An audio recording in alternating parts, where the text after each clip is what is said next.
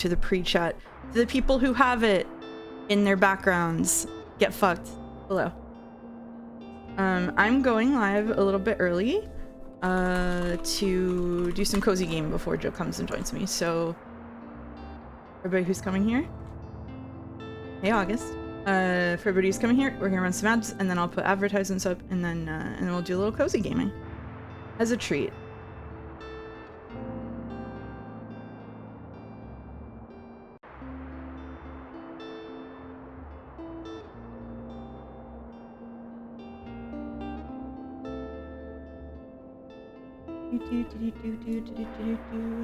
Hello, Ravine. Nice to see you.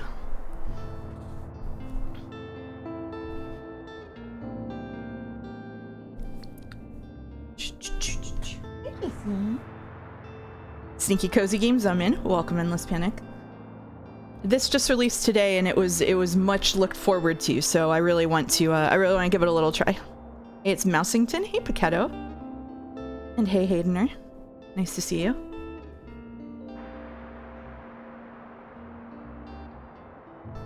I figured it would be a bit silly to like just hang out for like 10 minutes doing not much before Joe came, so I figured I'd start a little early so we can get like half an hour, 45 minutes of cozy gaming and give it a shot and see if we want to stream it or if I just want to play it on my own in the future. Hey, Luna Panda.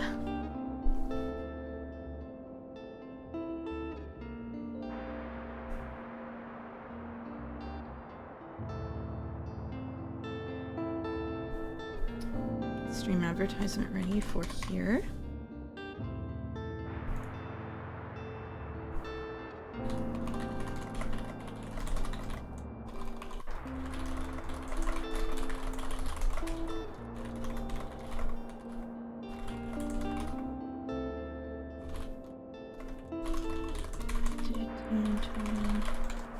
Very chill right now. This looks super cozy. I know. Hey, Q. Hey, Winged Pearl. Hey, chat. So this just came out today. So I'm gonna give the ad break another minute to roll, and then I will talk a little bit, and get it started.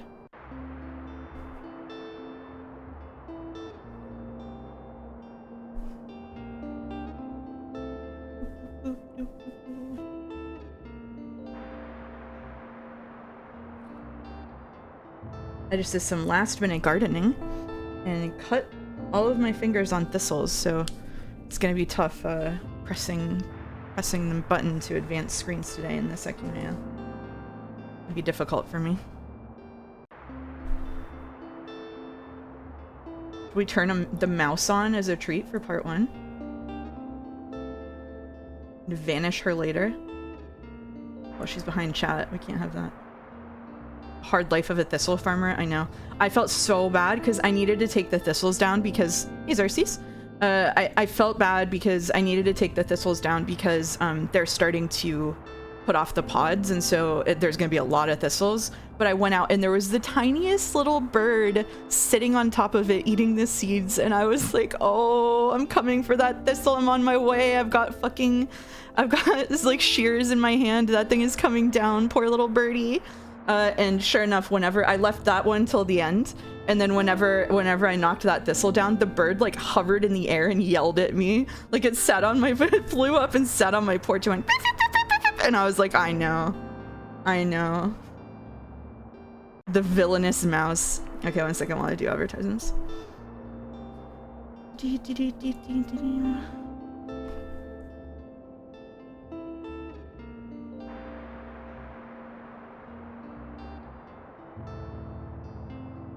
This action will have consequences. Yeah, the bird crew is coming to get me next time. I'm gonna go out there tomorrow on my trip, and my mom's gonna be in the car while the birds just dive bomb. Hello, double jumper. Okay, so now that I put my ads out, Joe is gonna have to go eat for a little bit before we start the Sekimeiya. So I wanted to try out this Sekimeiya in about half an hour. I wanted to try this out while he goes and gets food because I don't want to just sit around and do nothing for like 10 minutes. That sounded boring. So this came out today. It is a much anticipated cozy game that a lot of people were excited for in certain circles, like me and the 30 people who diligently wait for games like this. So I love the demo of this. Yeah, it's really good.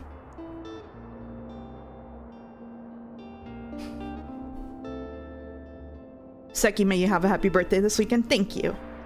What if I want large books? Probably have to play large bookshop then. Let's start. Let's give it a shot. Excuse me. Seki full spoilers. I'm having bolognese. Nice. Do you have to hunt books in the wild to sell them? I don't think so. Whoops. It's doing text. I've packed up my things, leaving everything behind. For quiet life by the sea.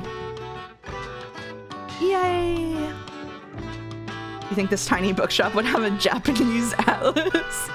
Absolutely. And if not, we'll make sure it does. Tiny bookshop. Waterfront Square, Monday, 1st of summer. I would move across the country to pursue the bookshop life of my dreams. Same. Whoa. Okay, A to open. I'm pressing A. Oh. A. Oh, okay. What do we have in the shop? We have 3 crime books, 3 drama, 10 fact books, 4 fantasy books, 3 classics, 7 kids, and 10 travel. So we've got a lady in the shop. Tilda says, my, what a sight. You must be the new bookseller. I've heard so much about you. What? How? I know we're selling fantasy slop. We don't know if it's hold on, we're stocking 0 science fiction. Maybe that gets unlocked later. Where are the visual novels? Oh no. Oh, don't worry, I have my sources. Anyway, welcome to our quaint little town. I'm glad you decided to stop by. I thought you might need someone to show you the ropes around here. Oh god, I probably swallowed like spores from all those thistles.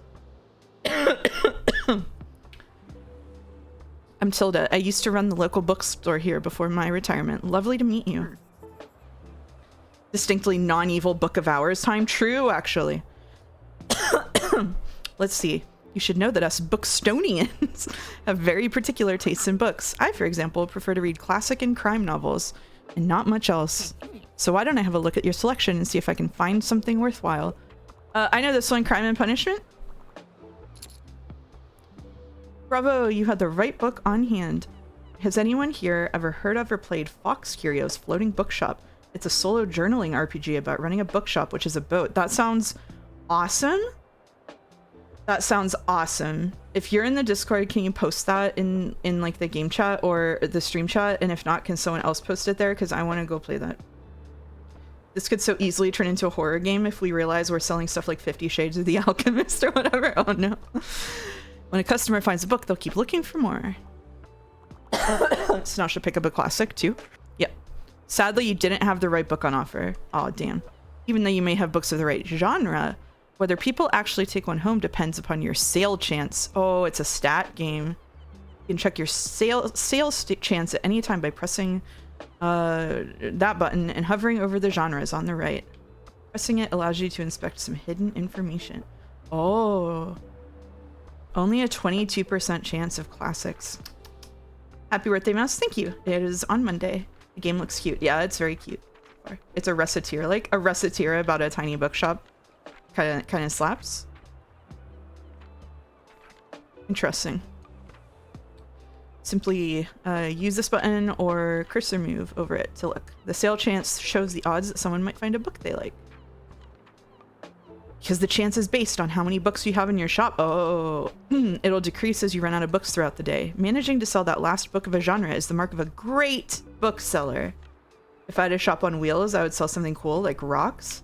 That does sound pretty cool. Then you could drag it around and pick up good rocks. Oh, Simple says you're good and I hope your stream is too. Now I get back to work. Thank you, Simple. I think you're quite good too. Close the tooltip mode. Press this. Okay. Done with the tooltip mode.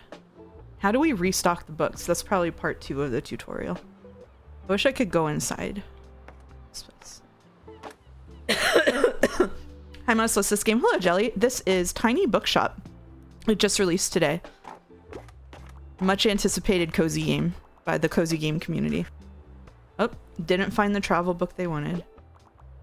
Oh, wow, your latency is good? Yeah, it's pretty good right now. Might get worse later. Dinosaurs and other prehistoric life. I loved the film adaptation. Nice. So we can look all over. Oh, we can look all over the place. Cool. What's this? Coastal wildlife of Buxton Bay. Most of the board is taken up with illustrations of the marine animals native to the local bay. You recognize a moon jellyfish with 4 purple circles. You remember seeing a stranded one at Far Beach before. Their delicate tentacles are used to catch prey such as plankton, but are harmless to humans. You also see an image of a herring gull in flight. It has a characteristically bright orange spot on its otherwise yellow bill. Remember this for the quiz later. These scavengers can seem menacing to humans, but they are trying to adjust to the increasing urbanization of their habitats. They are incredibly intelligent. For example, researchers have observed them shoplifting books, presumably using them to nest in. Lastly, there's a group of small gray acorn barnacles pictured, shown to look different above and below the water surface. Were you aware that the hard bumps often found on rocks and boats are actually the shells of small arthropods? An acorn barnacle's legs poke out from the top once the tide comes in to catch plankton out of the water. Fascinating creatures. It feels like you've gained a whole new appreciation for coastal critters today. I really have. Seagulls confirmed eagle, but we knew that. Yeah, seagulls are only good when they're crying. Hi there. You're the bookseller, right? I see you already talked to Tilda. Did she know everything about you already? Yeah, she does that. Told me all about the review before I'd even started my job there. Oh, I'm talking about the Buxtonbury Review. It's the local paper. Yeah, I sort of write for them. My name's Fern Estrada. Glad to meet you. Your arrival is kind of the only interesting thing that's happened around here in a while, so you'll have to excuse my nosiness, but it's sort of my job to write about you now. How about you help me out by answering a few of my questions, and I'll give you a free subscription in return. Nice. You might appreciate the events calendar, and people often sell used books in the classifieds. Right, so for the record, what made you come to Buxtonbury? Needed an escape, searching for where I belong. Wanted an adventure. I'm gonna have a mild existential crisis about these choices. And go with searching for where I belong. Hello streamer, hello Chap. Hello Tep. Tep, I feel like I haven't talked to you in a while. Greetings, greetings. Oh wow, I kind of feel the same way. I hope it works out for you. Okay, and what's your first impression of the town so far?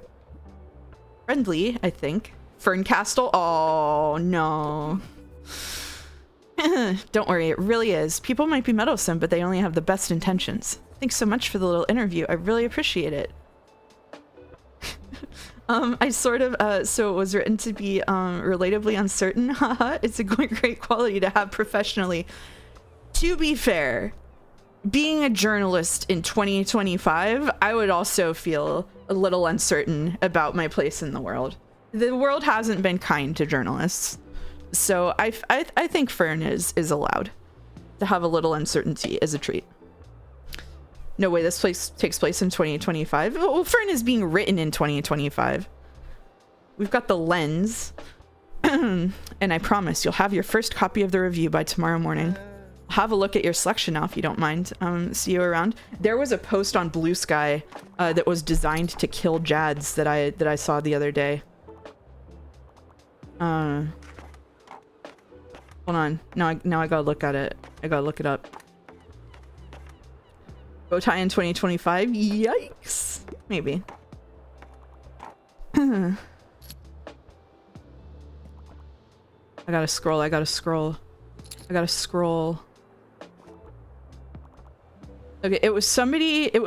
I don't think I'm gonna be able to find it. It was somebody posting their it was somebody posting like their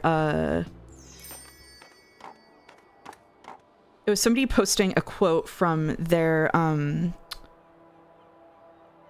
like dissertation, and the quote was something like that everybody in this, it was when everybody was arguing about whether video games are art or whatever, and somebody posted a quote from their dissertation that was like people in like discourse right now are really preoccupied with what figuring out whether X is Y, like figuring out whether a game is a Souls-like, or games are art, or a visual novel is a game, or like all of these arguments that preoccupy like 90% of people in Jads' time, as far as I can tell. And the assertion of the dissertation was basically that is a completely useless argument to have, and what you should ask is, what happens if we look at X through the lens of Y, which is basically like, what happens if we consider a visual novel as a game? What happens if we consider Expedition 33 as a JRPG? Like, what can we learn by looking at X through the lens of Y instead of trying to assert whether something is objectively in a category? It lets you look at if you consider a thing to be part of a category, what does that tell you about it? And what does that tell you about the category? Instead of just like beating your heads together for something that there's no actual answer to, basically. That would kill Jads for sure. Yeah. No. If I can't fill out my meticulously made spreadsheet with exact info. Yeah, I don't know why people think we need to figure out what a roguelike is, considering we've already got a perfectly fine qualia of it's like Rogue. Yeah, exactly. Me when I ask if Umineko is feminist literature and Umiden beats me to death with rocks. Yeah, I mean, it's like, what if we look at Umineko through a feminist lens? This is like the job of English majors, right? Like, this isn't new. It's what if we look at Umineko through a feminist lens? What if we look at Umineko through a capitalist, like an anti-capitalist lens? Another question that produces interesting results. You know. Putting things in boxes can be a useful tool, but then getting mad when things don't fit cleanly into those made-up boxes causes so many problems. Yeah, I mean, I think that the assertion here is you can put something into a box and check out what it looks like in that box and then pick it up and move it out. And, you know, once you put it in the box doesn't mean that it is, like, prescriptively in that box and can't go anywhere else. What if we didn't look at Umineko and instead pretended it ended after episode 7? I think that there's things in episode 8 that I enjoy. It's too bad that being an English major is cringe now. I'm so sick of STEM bros. I'm a proud English major. Okay, anyway, we're playing a cozy game. We're not doing an English professor stream. This is what happens when I play a game with books in it. You put a book in front of me and I go back to being an English professor. That's what happens. Bookstonbury Review, filled with articles, events, and items for sale. Thanks, Fern. Bookstonbury Review reports on the goings-on around town. You can check today and tomorrow's weather, and keep an eye out for upcoming events. Here you can see the money in your pocket, all the books you own both in your stuff and in storage. Looks like they're running a little low. In the classified section, you can acquire used books to replenish your stocks. That's fun. Let's give it a try. Press A to buy. This should come in handy. Maintaining a good stock of books is an important part of any book selling. Oh, it's gotcha. Book gotcha. Okay. I'm also a proud English major. I have a degree that lets me talk in paragraphs, so no one's allowed to get mad at me because I'm in debt for it. I have a degree that lets me talk in paragraphs, but I spent the last 20 years baking so much irony into how I communicate. Now I only talk in lowercase, and then occasionally I'll drag out like 5 paragraphs, and no one's allowed to be mad at me because I'm in debt for it. Creating a button for a stream point redeem that pops up a sign that reads danger English major in vicinity. That's actually a good idea. I will add a point redeem with that if someone makes that sign. I will do it, actually. I'm into it. It'd be really cheap, and it'd be like a 30-second, not even a 30, it's just like a 10-second flash at the top of the screen. You're in irony debt constantly. It's like sleep debt, and I'm never making it back.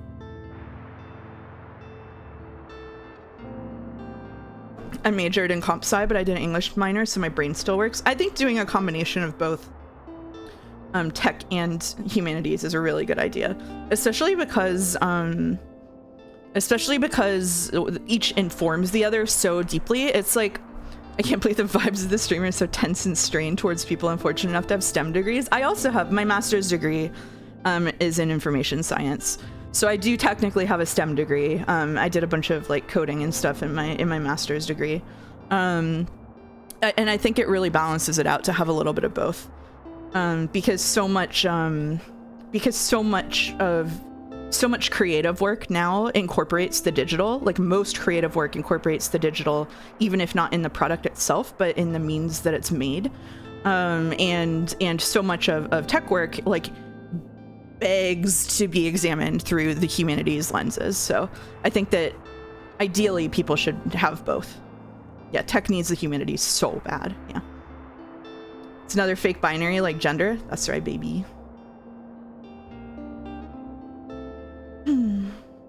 As a comp sci engineer that's specializing in embedded, I think it's a waste not to enjoy the arts and to disregard the humanity that comes with it. I think so too.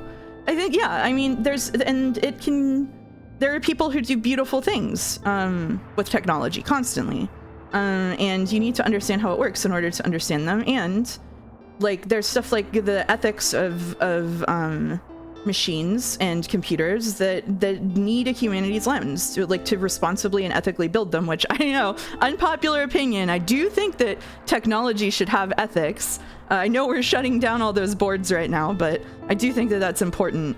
I think that it's vital to have that kind of critical thinking behind tech. Yeah. A lot of fundamental comp sci stuff was developed by Noam Chomsky, who did it for linguistics reasons. Yeah, stuff like that is awesome. If you considered that not analyzing your tech work is very profitable, sorry, I'm an analyst, I'm disregarding this. Stella is a perfect mix. Lemonade, thank you. All right, well, we're gaming. I forgot we're gaming. The class, see, I was like, oh, we can't just like sit around and talk for 10 minutes and then look what we're doing. Hey, no misinformation there. We're not shutting them all down. Some of them are instead chaired by the CEOs of major ethics flouting corporations. That's a great point, Jumple. Thank you. Thank you. Why am I laughing? Why am I laughing? Oh, it's very warm in here. Okay. Gaming. The classified section will sometimes have other bits and bobs. Let's pick up this lonely cactus. Okay. We laugh so that we do not cry, and laugh because the alternative is bleak. That's fair, yeah. Cactus, a bit prickly, but has a heart of gold. Plus 2% to drama seal chance. Plus 2% danger. Why is there danger in this game? Can we understand what danger stat is, please? Let's get... Which part of this game has communicated danger? Let's give this lovely new cactus a... Does it put them in danger of like bumping into it and then you get a penalty? Tap left trigger to open your item bar. From here you can open the newspaper and customize your bookshop, amongst other things. Press Y to customize your bookshop. Oh, nice. Okay. Your inventory, you can select and place items in your bookshop, pick up an item, and put... Oh, you've got like spots. I see. Nice, you got a boost. Some items can increase your sale chance for certain genres or change the effectiveness of other items. Please explain danger. Watch out though, sometimes this comes at the expense of another genre. Equipping some items will also increase your daily expenses, so keep that in mind. Select an item and press select to see what it does. To remove an item, simply select it and press X. You can decorate inside or outside your shop, just press... Oh! Okay. Press right trigger to manage your inventory by different oh man, Final Fantasy wishes. Try selecting the paints category to begin painting your paint.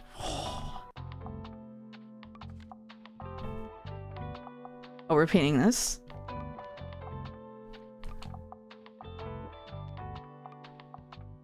Okay, what, how do I... Okay. How did I paint? Oh, I just forgot how to paint. Oh man. Okay. All right. Oh my god, I got so many things. It's wild the aesthetics you get when a game has them designed in mind. I know, right? Okay, we can put this out here. Sorry, but I'd like to decorate my house the more immersive way by placing stuff on makeshift walls than removing the walls or whatever the hell. You're so right for this. Can I hang this on the... Oh, I can hang it out here. Oh, that's cute. Okay, what the hell was the paint button?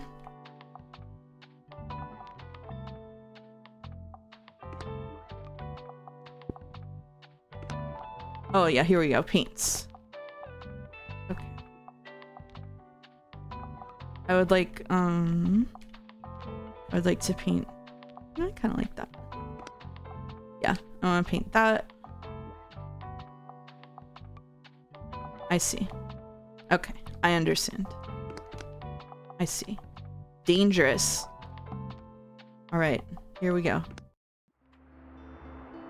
It's a very scary cactus, so horror books sell more. That makes so much sense. Red to hide the blood from all the danger. Should we danger max? Welcome to Buxtonbury. Each day you can pick a location to visit on the map. Going to location has a travel cost, which is based on your daily expenses as well as parking fees for the location. You'll unlock more locations as you go. For now, let's pick the waterfront square again. Okay, yay. These are the books in your storage. Use left button and right button to select a genre to start stocking your shelves. Left trigger or D-pad and A to place the selected genre into your shelf. Hold A while moving it to place multiple books. Nice, this book is now in your shop. Stocking more books of a genre increases the odds of people finding a book they will like within that genre. Book the sale chance by pressing this. You can remove books from your shelf with X. Let's fill up the shelves. No need to leave any empty space.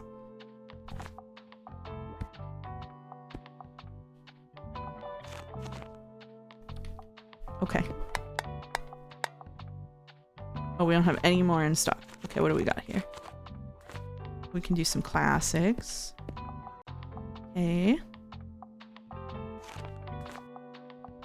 Do a drama book. Seems good. Your shelves are ready. Let's go set up shop. Or keep adjusting your selection. Nah, let's go. Full send. Alright.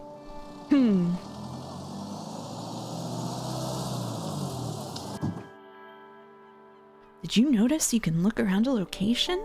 Move your cursor to the edge of screen and your view will follow. You can interact with things by navigating to them with your cursor and pressing A. Let's pick up this buoy. Wow. You can just pick stuff up off the ground. That's so cool. Oh.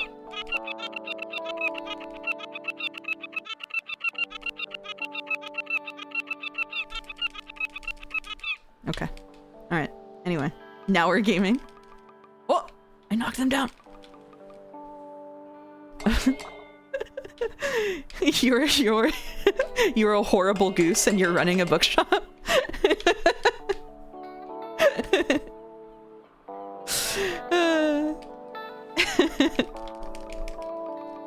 Yay. Alright. Now that's taken care of. Oh yeah, we didn't look through this last time. Seems like the telescope is out of order right now. Best check back later. Fine. Danger went up. Seagull crying. None left alive. My goodness. Does anyone know a horrible goose? I only know very nice ones. I'm pretty sure one of my little brothers got chased by a goose. I think it was in Colonial Williamsburg when we were really young. And there was a goose hanging out in a parking lot. I just remember a goose chasing my brother while he screamed. I don't even know which brother that was. Did your little brother deserve it though? Depends which one of them it was. I'm just kidding. I'm just kidding. Bookstore on Wheels is making me feel nostalgic about the grade school book fairs. Oh man, do you remember going to Pizza Hut? Did you have this? You went to Pizza Hut and you got a free pizza if you read enough books? Yep. Okay, it's wheelchair accessible? True.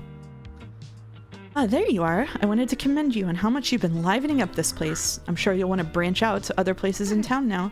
My friend Mary owns a very successful cafe in the town center. If I call her up and get her to give you a parking space, you could get quite a few visitors. But I want to stay here. Good call. Yes, I know, dear. You can always trust me on these sorts of things. It's decided then. Maybe out by the Cafe Liberté as soon as you can. This is French too? Yay! Wait. The flags. Wait. Wait, where was this game made? Where was this game made? Wait a minute.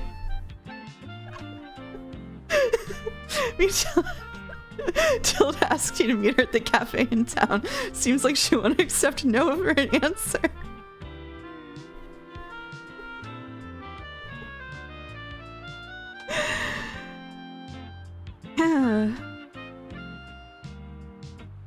Sorry, I'm just checking something.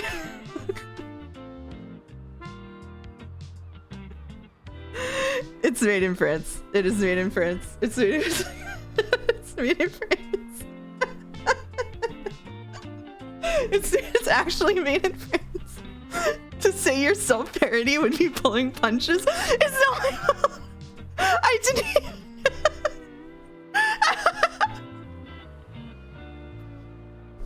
Mouse's natural magnetism to French. Sorry. That should have gotten me so bad. I didn't even notice the flags. Alright. Oh, and while we're on the topic of showing your face, I heard our dear Walter was quite impressed with your wagon. He's one of the local fishers. Why don't you go over there and introduce yourself? He should be back from his recent catch just now. Mute the game and pull up the Expedition 33 main menu theme right now.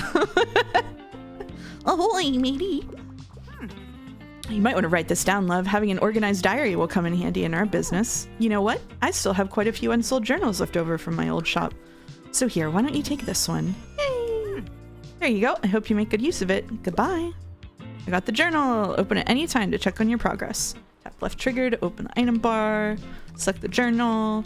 You can track which genres you sold the most of. Useful for adjusting your selection.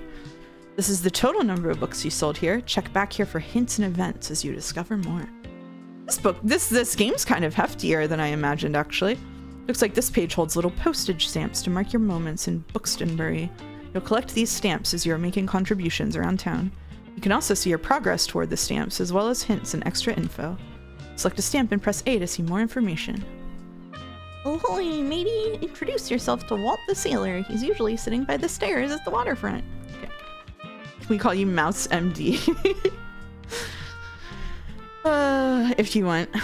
Press right trigger to quickly cycle through the different chapters of the journal. Nice. On this page, you can see the different items and effects currently affecting your bookshop.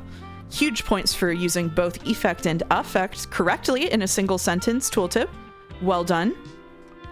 Make sure to use this page if you're ever unsure what something does, or when you're trying to create the most optimized bookshop. Who would ever try to optimize a cozy game? That's crazy. The calendar gives you an overview of what's happened and what will happen this season. Check back frequently if you're ever unsure what's going on around town. Choose these to navigate the days. Press A if you want to inspect the entries. Press B to return the calendar section once you're done inspecting. Interesting. Weekly flea market. And a summer wow, there's seasonal events and everything. Do you think this game has Claire de Lune in it? Oh my god. I suddenly had 1,000-yard stare as I remembered how many times 100 line played Claire de Lune. I think someone told me that and I just forgot it because it was so funny. Okay, let's see. All right, can we talk to Walter? Ahoy there, kiddo. How's it going? Yay. Looks like you got a sturdy vessel there. I got some old items lying around which I thought you might like. See if any of it is to your liking. Oh. We've got a globe, a buoy, and and a tattling trout. Oh, we're saving out for big mouth Billy Bass for sure. My friends tell me you've got some decent cargo on board too. They've been specially enjoying your travel and classic novels. Guess I have to be careful or I might be outsold by you. Why don't we make a bet? If you can make 20 sales to my buddies, I'll admit defeat. Okay. Ho ho, I'm looking forward to a little competition, kiddo. Good luck. I hope that Big Mouth Billy Bass actually sings songs. It would be really good.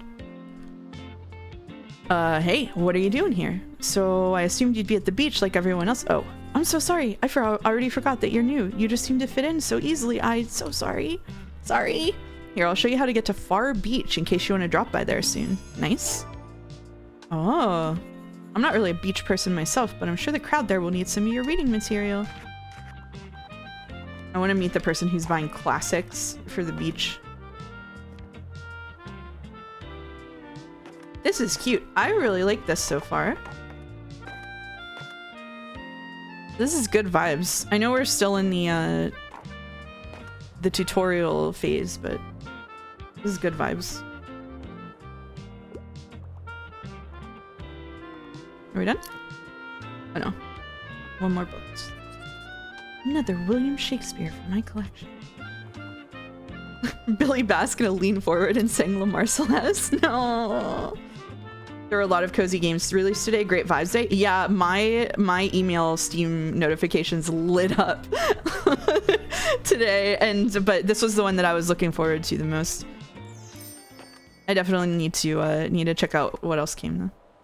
Oh, an interesting perspective. You're not like a person, you just sort of exist. Yeah, I mean, I think we are a person technically, but perspective-wise, we're just kind of wandering lonely as a cloud. All right, I've just listened to Claire de Lune again, and it's a very, oh yeah, I've heard that before, but I will forget it again immediately song to me. It's a good book, or a good song. I'm gonna imagine you're that dog in the bottom right. Yeah, that's fine. You can if you want. Looks like some items have been discounted a little. Now might be a good time to buy them. Although you could wait longer and risk someone else buying them first. Items in the seasonal section have a much slower turnover, so there's no need to hurry. But be sure to snatch them up before the season ends. Interesting. Maybe valuable? Used book lot, everything must go. Grandma's old books, old childhood favorites. Maybe valuable? Maybe valuable? Used book lot? I kind of want to gamble on the used book lot. Everything must go. Oh, yeah. That's good. Love it.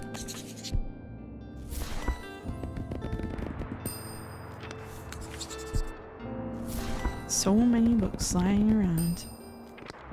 It's pretty decent.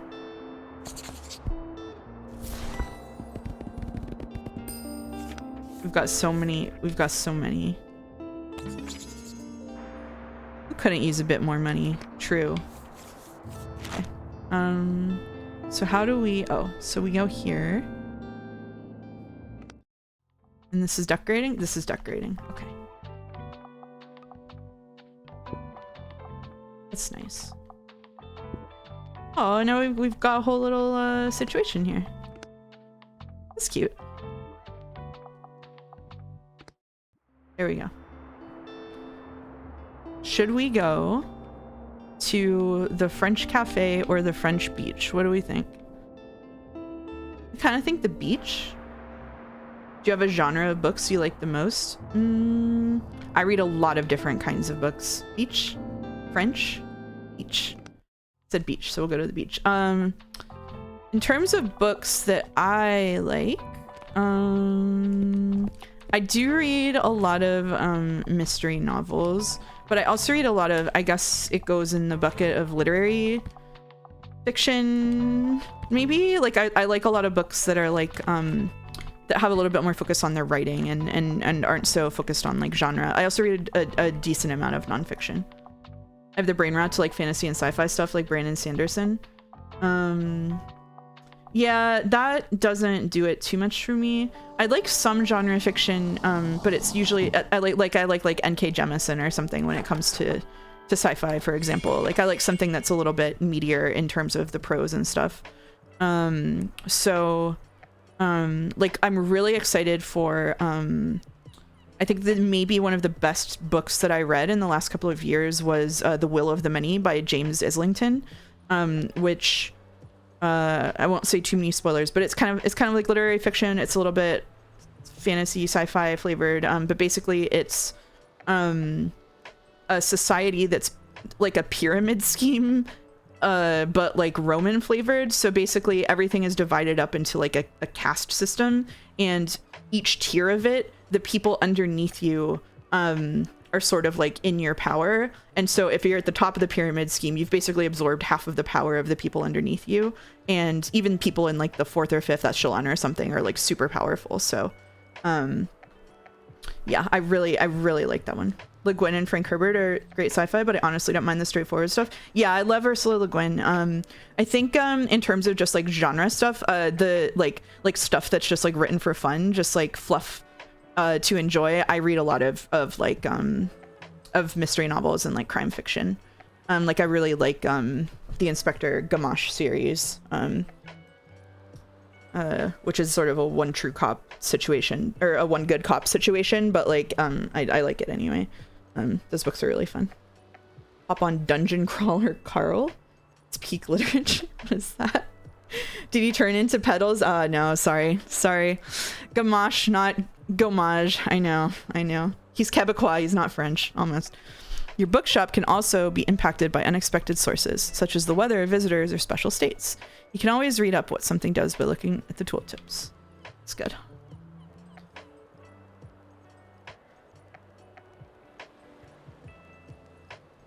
It'd be rough to run a bookshop as a dog, but I'm sure you can find lots of folks with a wonderful tale. Sorry, Sarah, I just saw that. +2 to you. I'm impacted by danger. Oh no. Yo-ho, how's it going? It's going pretty well. How about for you? Excuse me, could I get a book, please? Listen closely to people's requests and try to pick up on what kind of book they're looking for. I'm looking for a book featuring folklore, and I tend to read lesser known works. Pay attention to how certain parts of the requests are worded. Some things can be optional, while others are really important. People also leave some of their likes and dislikes unsaid, so make sure to put yourself in their shoes. Some requests might also be harder to fulfill than others. You can check the difficulty stars here to gauge how many books in your shelf are a good fit for your customer. Quests usually get more difficult as your stock dwindles throughout the day. Hi, No More Moons Mushroom Trips. Hello. We are going to be reading the Sekimeiya. We're doing a Sekimeiya makeup stream today because I won't be here this weekend. I'm just doing this until Joe is done streaming Expedition 33 and goes and gets a snack. So we're just doing a little bit of Tiny Bookshop, which released today, and so far is really cool and a lot deeper than I was expecting it to be gameplay-wise. Requests get more difficult as your stock dwindles throughout the day. Here you can see important info about the book, including a short description. The short description, publication date, genre, author, and page count can all be helpful to inform your decision. Do you think this book is a good match? Once you found a match, try recommending it to them. Okay, so we're looking for a book featuring folklore with lesser known works.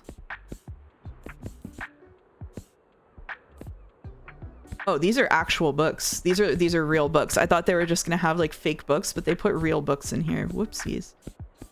12 beautiful and poetic short stories for children, including talking animals, monarchs, fairies, beasts, and magical worlds. Okay, this is maybe a contender, but I used to love Edith Nesbit when I was a kid, by the way. Does the customer ever unintentionally lie? Kind of like how a lot of customers have no clue what they actually want. It'd be pretty funny if they went that hard. This game actually just rocks. I know. Yeah, these are just some real ass books. That's really fun. I don't think that we should give them it.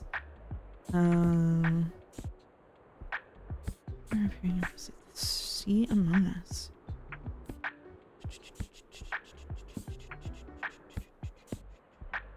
Whoa, The Haunting. Shirley Jackson is such a good writer.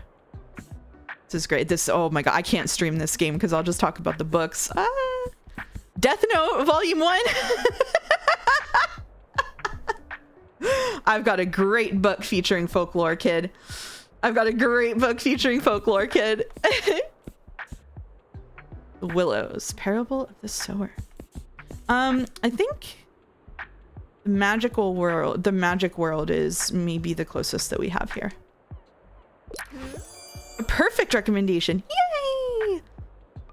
Yippee! E33 fans incoming. All right. Thank you, August. I'll buy this one and keep shopping. Thanks for coming. What? I'm already 8 3/4. I'm too old for kids' books, but all right. I'll check it out, I guess. Thanks for letting me read here, by the way. My name is Harper. I'm gonna be back soon. Okay, bye. Wow, your customers just became inspired. This happens whenever you successfully recommend a book and increase the sale chance across all genres for a short while. Yippee! Back to the Seki mines? Soon, yeah. Soon. We get a few minutes.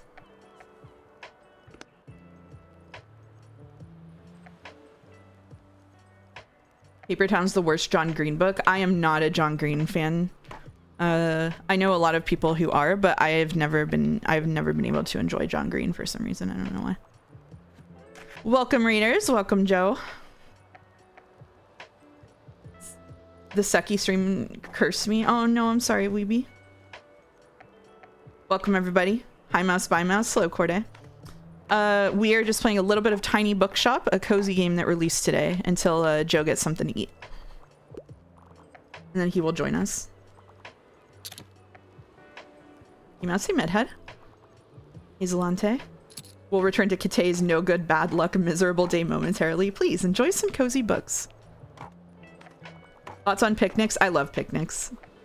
I'm gonna be honest. I love picnics. Please help me out here. Sometimes people ask for help if they can't find what they're looking for. Press Y to help them. They won't help forever. Maybe you notice some books can show up across different genres. This doesn't impact how a customer perceives the book. But you can use it to recommend books in a genre where your customer might not have been looking. Oh, so it does let you recommend books that they don't know they might want. Okay. So it needs to be suitable for an 8-year-old, but I'm not a fan of romance. Do you have anything like the Lorax? So like something environmental. Dragon Ball Lorax. Volume 1. Hey, welcome. Hey. How's it going? It's going okay. Going okay? It's going okay.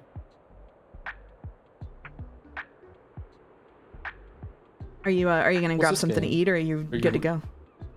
I'm gonna go in just a second. What is this gonna? Do you run a bookshop, or you just yeah, visit a bookshop? you run a bookshop. So this is Tiny Bookshop. It just released today. I've been waiting for it. You basically run a little bookshop, and people come and shop there, and you decorate it, and you recommend what is actually real books. I discovered. That's what we just found out. They're real books. They're real books, yeah, in all sorts of different genres. So people come in and ask for stuff, and you give them book recommendations, and then you decorate, and it's pretty chill. Is that legal? Well, it's there's no actual it doesn't have any actual excerpts. It just has their information, so it's kind of like free advertising. Oh, that's cool. All right, I'll be back in a couple minutes. I'm gonna go take Gatsby out, grab a drink, and eat a protein bar. All right, see you soon. Sweet. Yay! Death Note has the intellectual depth suitable for an 8-year-old. Go with that. Hey, watch out. Death Note is one of like 3 anime that I like. Be careful. Yeah, it probably does fall under fair use. Okay.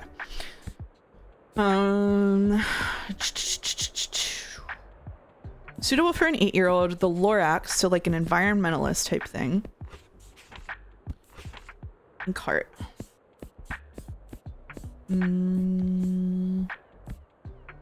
Let's see. See around us. Maybe not. Probably not The Handmaid's Tale. The Parable of the Sower. Oh, no. No. All of the House of Usher. The Woman in White. I feel like, unfortunately, Howell and... maybe not Allen Ginsberg. Hold on. Is it because L is Death Note Psy? I mean, you have your cause and effect wrong. Probably no Sylvia Plath. I wonder if... the Magic World is actually maybe... The Magic World actually might be the best suited thing we had for this one too, but oh hell yeah, Tiny Bookshop. Hey, Dalmic.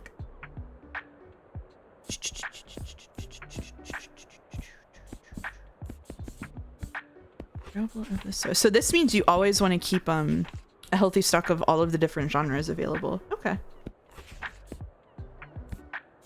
Liking Death Note for L is just so fair. Thank you. I really appreciate it. Maybe Artemis Fowl. Is Artemis Fowl Lorax coded? Magic World and Dragon Ball are the most kid-friendly, I feel like. I think maybe the Magic World clears here, too. Is Artemis Fowl environmentalist? I never read it. Only my little brother did. Or, like, I read one and I didn't. It's not environmentalist, not the first book. Maybe we go with, maybe we go with this. Capitalism Ho. Yeah, this is a bookshop reciteer. Like, let's try Magic World for this one as well. Yippee! All right. Edith Nesbit is quite like the most Lorax coded thing on that shelf, probably, having read her when I was a kid. So the elves are environmentalists, but they're antagonists of the first book. Oh no. I need some help. Okay. What do we get? Shh, honey, we're talking to the bookseller right now. I'd like a book with some mystery. It wouldn't hurt if it had a thrilling, gripping plot. And I love that whodunits are having a comeback. Didn't we have one right here? Violets are blue. James Patterson. In this thrilling and bloody case, Detective Alex Cross investigates another macabre murder with undeniable signs of vampires while being haunted by someone from his past. Or we could give her The Haunting of Hill House, which would be badass. I think I want to give her The Haunting of Hill House over Have you read many books? I have read many books. I think I'm going to give her The Haunting of Hill House. This looks perfectly mysterious. It is, baby. Bookshop can get bigger as the catalog. Yeah, we can buy more bookcases to put in there, I think. There's room for maybe 3. I didn't know The Haunting of Hill House was based on the book. Yep, it's by Shirley Jackson, who is like one of the best American writers of that time period. Shirley Jackson also more famously maybe wrote The Lottery, the short story that's used in English classes everywhere. For those who don't know, I was an English professor in my former life. I taught classes that crossed over both games and books. So I actually taught a class in which we played Disco Elysium and read The Lottery. just for context. Is she the one who wrote We Have Always Lived in the Castle? I think so, yeah. I'm pretty sure, yeah. Prove it. Give us a fact about literature. Did you know Shakespeare is responsible for coining over 1,200 words? Some of them are just like tense, like word tenses. You know what I mean? But he used words in a unique way over 1,000 times. Coining. Egg? Egg soon. Egg when Joe gets back. Before you were reincarnated into a PNG mouse. Yeah, if you stay an English professor long enough, you become a VTuber. I'm sorry. Big reader, huh? Read for us right now then. You could just read Disco Elysium by reading Germinal. Oh, interesting assertion. Oh, they have a coffee machine? All right, we're gonna wait until stuff gets discounted. We have plenty of books. Kinda wanna go to the beach again. The vile and evil night owl, a specter of Mouse's past life. So true. All right. We are way low on kids' books. So let's stock up on those. We also need some travel books. And...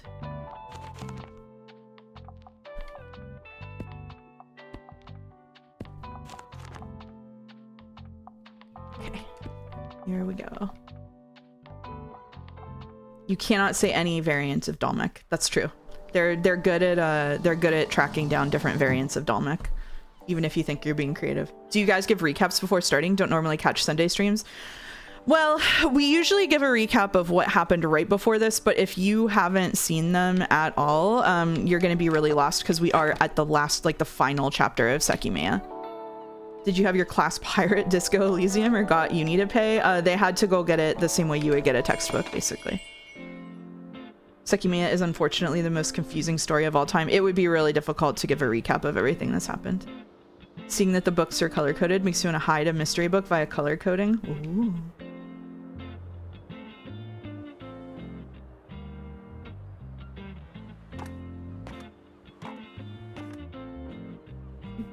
Ooh. Whoop, there's a new one. I'm 6 hours behind. How bad is that on a scale between Steins Gate to Death Note? 6 hours behind is, I would say, Cowboy Bebop. Need a hand over here. Shiny, we're talking to the bookseller right now. I want something easy, entertaining, and uncomplicated. I wouldn't say no to a good mystery. Do you have anything like The Hidden Staircase? Death Note Volume 1. Death Note Volume... A Good Girl's Guide to Murder. Monster, Volume 1. Damn, my brother said I should watch this one. I have to say see you later, Space Cowboy, and have a nice stream. Thank you, Pilsifer. I hope you have a good time. My brother really, he says he likes Monster. I think maybe this would be okay. A Good Girl's Guide to Murder.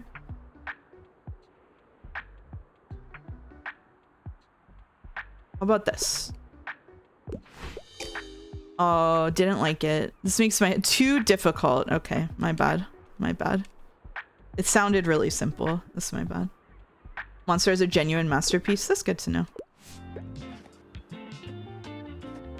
If you could try to convince me to buy this game. I don't really stream to convince people to buy stuff, but if you play Tiny Bookshop, you get to run a bookshop and talk to people about books, which to me is a peak lifestyle. So if that's peak lifestyle to you, I can recommend it. And if it's not, that's okay too.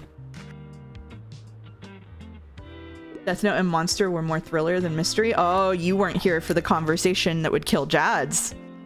That's how I know that.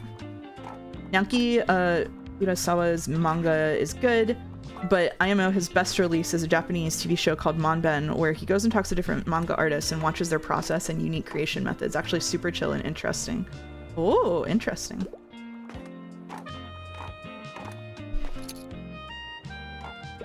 Scarab, the conversation that would kill Jads that you were not here for was it is supremely unuseful to argue whether something fits into a category, and instead it would be more useful to say what happens if we examine Monster through the lens of a thriller versus that of horror, instead of trying to decide whether it's more one than the other. This is one weird trick to kill Jads on his feet. What should I pick? I'm partial to a good fantasy novel, and I like going on epic adventures in my reading. However, horror stories can sometimes be a bit too much for me. Ooh. Epic adventure. I reject your hypothetical and substitute my own. It's okay. The sea around us. Ooh. Martian Chronicles. Labels are kind of suck. Yeah, pretty much. Pretty much. Give that woman some Brandon Sanders and send her on the way. I play games for escapism. My day-to-day life is already like this game. That's why I love depressing games that make me sad. Damn, I wish that was me. Damn, I wish that was me. Okay, a fantasy novel and epic adventures. What color is fantasy? Purple is fantasy. We have the Napoleon of Notting Hill. Carmelia, the lesbian vampire story you didn't know you needed. Ooh, The Handmaid's Tale. Not exactly an epic adventure. And the Martian Chronicles. Don't know. Don't know if any of these qualify as an epic adventure. Maybe one of the classics? Owl and Other Poems. Oh, we have Around the World in 80 Days. That could work, right? I think this game is about books. Yeah. Oh, yeah. George Washington Machine is saying Around the World in 80 Days might not be a bad choice. You're right. Yeah. Let's do Around the World in 80 Days. Oh, you managed to surprise them with an unexpected pick. Good job. Good job. Have you ever read The Scarlet Pimpernel? No, actually. Yay. Try this one and keep on shopping. Yippee. Hey, you look like you're good at picking up stuffs. My mom told me we have to go home, but I don't have all my shells yet. Shells? So do they have to like oh, hello. pick the spread of books that you have here, or do they just give them to you? You pick the genre of books that you have, and they assign you like random books in that genre. So you don't pick like the exact books that you have on the shelves. You have to fulfill their requests from like what you have. Is it possible for someone to come in and ask you for a book that you don't have? Like a perfect match for it? Yeah, it is. Yeah. So you try to be a little creative with it, basically. Joe's a bit quiet. You are a bit quiet, actually. Okay. Let me see if I can turn myself up in settings. Nope, I'm as max as I can be. Can you turn me up? Or am I 200% already? I could turn you up a little. I'm afraid it'll make you a little bit robotic. Hold on one second. Oh. Let me just check.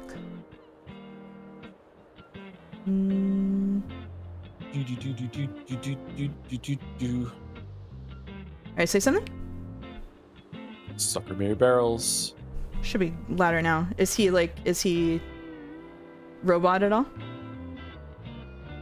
Sorry to caps, but I'm invested in the bookcases. Uh-oh.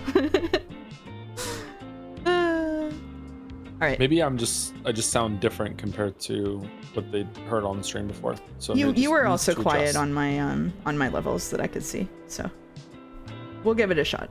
We'll give it a shot. Okay. Sorry, chat. We're gonna close the book game. Yeah. You also might talk louder when you're reading out loud. Yeah. It's true. This seems more interesting than Sekimeiya. Unfortunately, we would be wasting Joe's time because he can't actually play it. So let's change the stream category. We don't want that.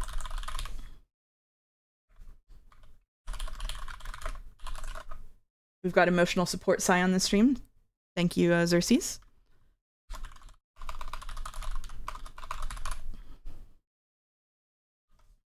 How are you feeling about Expedition 33? It's pretty good. Yeah. I didn't like the last fight that I did today, but yeah, it's pretty good. I wasn't there. I didn't see what you did. It was the chromatic goblin that you can only parry, and it just keeps having turn after turn after turn after turn. Yeah. Oh. Kind of irritating. That is a little irritating, yeah. I'm woefully behind on Seki Sunday. Alright, see you later, Haydener. What if you dodge him? Does he wear out himself out if you dodge, or you have to do the counterattacks? I don't know. I didn't fight that enemy, I think. Dominic says, alrighty, now that Joe's here, I have an important question for both of our illustrious streamer hosts. What could this be? Uh-oh. What could this be?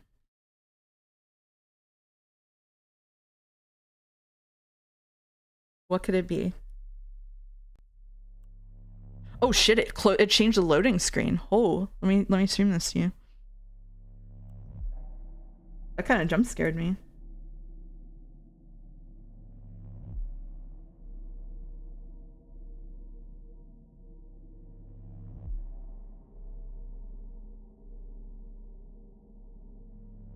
Can you see it? It's loading. Yeah, it says not sharing, but okay, let me try again. It's just I can see it on your stream. I have the stream up, and it's like a maze. yeah, it's a maze. A glass I guess. maze that has been spun. Yeah. Ooh. It doesn't want to load on. Let's try this. I'm gonna have to disconnect and reconnect. 1 second. For no reason at all, how many peaches do you think you can buy for 40 euros? That's 64 CAD or 46 US. In Europe?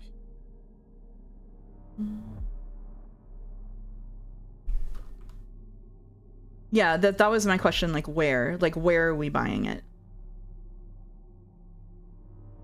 It's not gonna help me. Wherever your heart desires.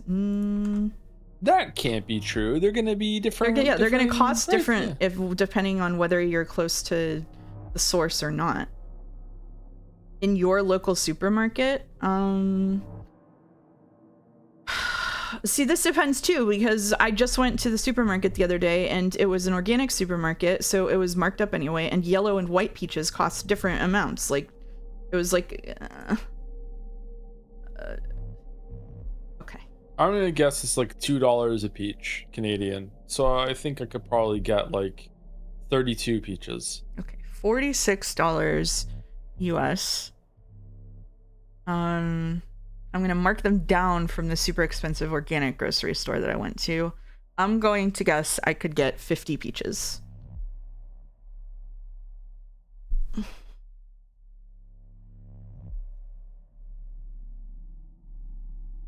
Error 2015. Stream failed to start. Now, suppose hypothetically we had a mutual acquaintance who had the answer to this question based on real experience. Hold on, I'm gonna drop in. I'm gonna drop and rejoin. Okay, I'm back. Oh shit.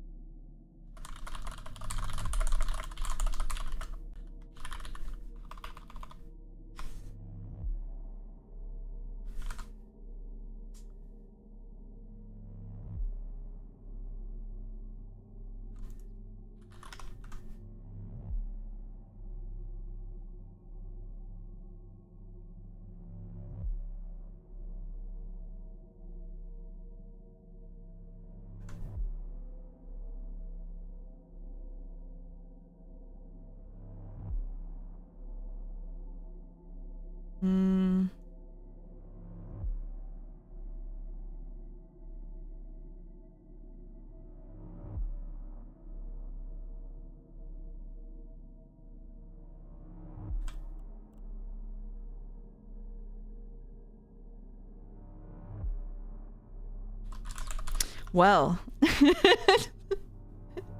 Mouse, maybe good news I got uncursed for now. Well, the bad news is that Joe and I can't start a Discord call together.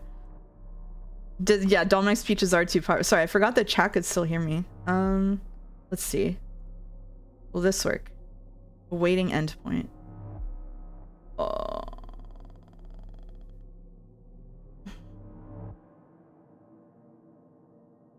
There's a full-on Discord voice outage. Oh, no. Okay, well.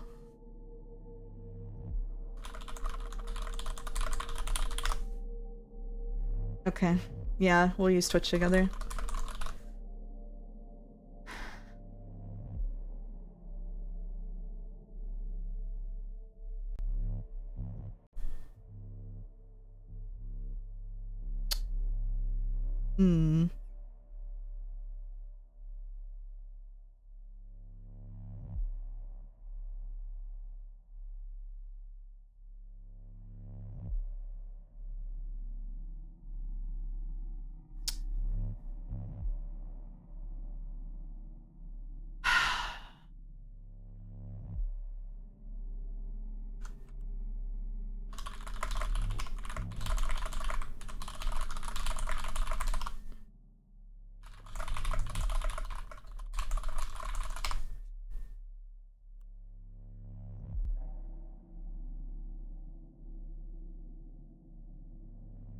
Sorry, chat. Trying to do like 1 or 2 things at once is really difficult right now. It showed you were collabing with yourself for a sec on Twitch. What's better than one of me? Oh shit. All right, let me one second.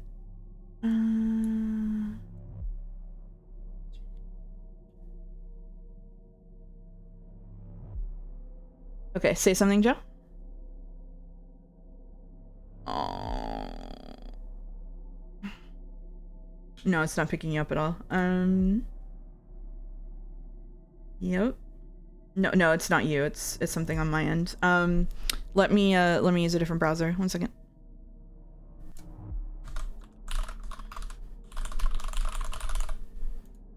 Sorry, everybody. No thank you, Discord.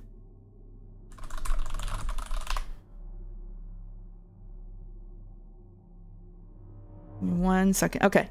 I'm back. Can you hear me? Okay. And now try doing this.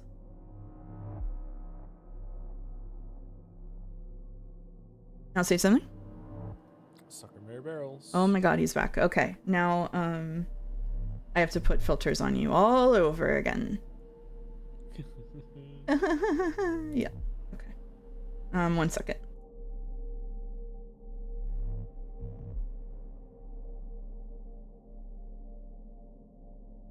Maybe I don't have to put filters on you all over again. See something? Nope.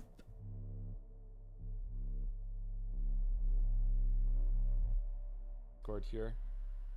Yeah, I don't know what to do about that. Okay. We can hear him now. Oh, it's better now. Okay. Let me put. He's tiny. Yeah, he's you can copy filters, can I? I don't know how to do that. I turned myself up on the amp, but I'm too small to get out of the chair to reach it. Oh my god. I can't, it's too far away. If only I could get over there and turn the dial. I'm so little, I'm so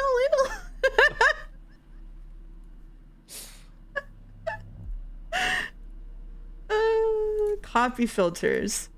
Paste filters. All right, talk now. Hello. There he is. Okay.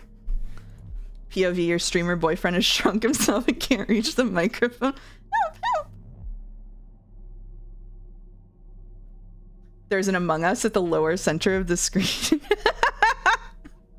There is. Oh. Okay. The only thing about doing this is that it won't have music, unfortunately for you.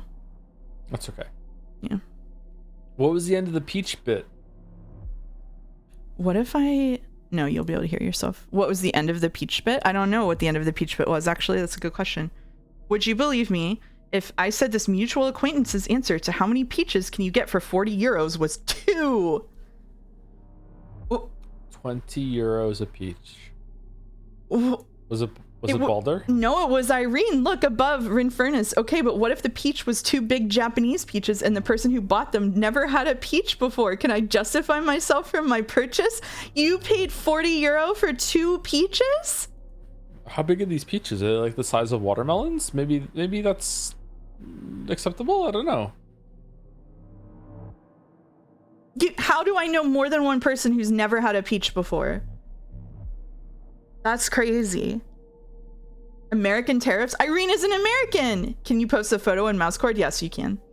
You can, yeah. Gotta go to Mousecord if you want to see the peaches. You can post it in stream chat. Peaches. Millions of peaches for me. Or if you're Irene, 2 peaches for 40 fucking euros. Holy shit. Okay, but what if it's the peach the Okami goddess is in? Oh. Anderson JPH, invited by Anderson JPH. What? You just invited yourself over? Whoa.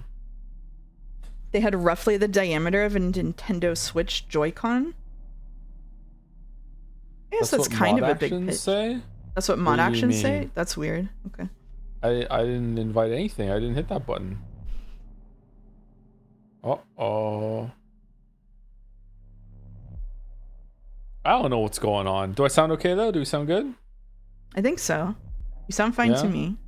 Let's do some reading. I want to read Sekimeiya. I didn't do any of my homework, by the way. I also didn't do any homework. So if you weren't here last time, we're in the final chapter of Sekimeiya, which is, of course, the quiz.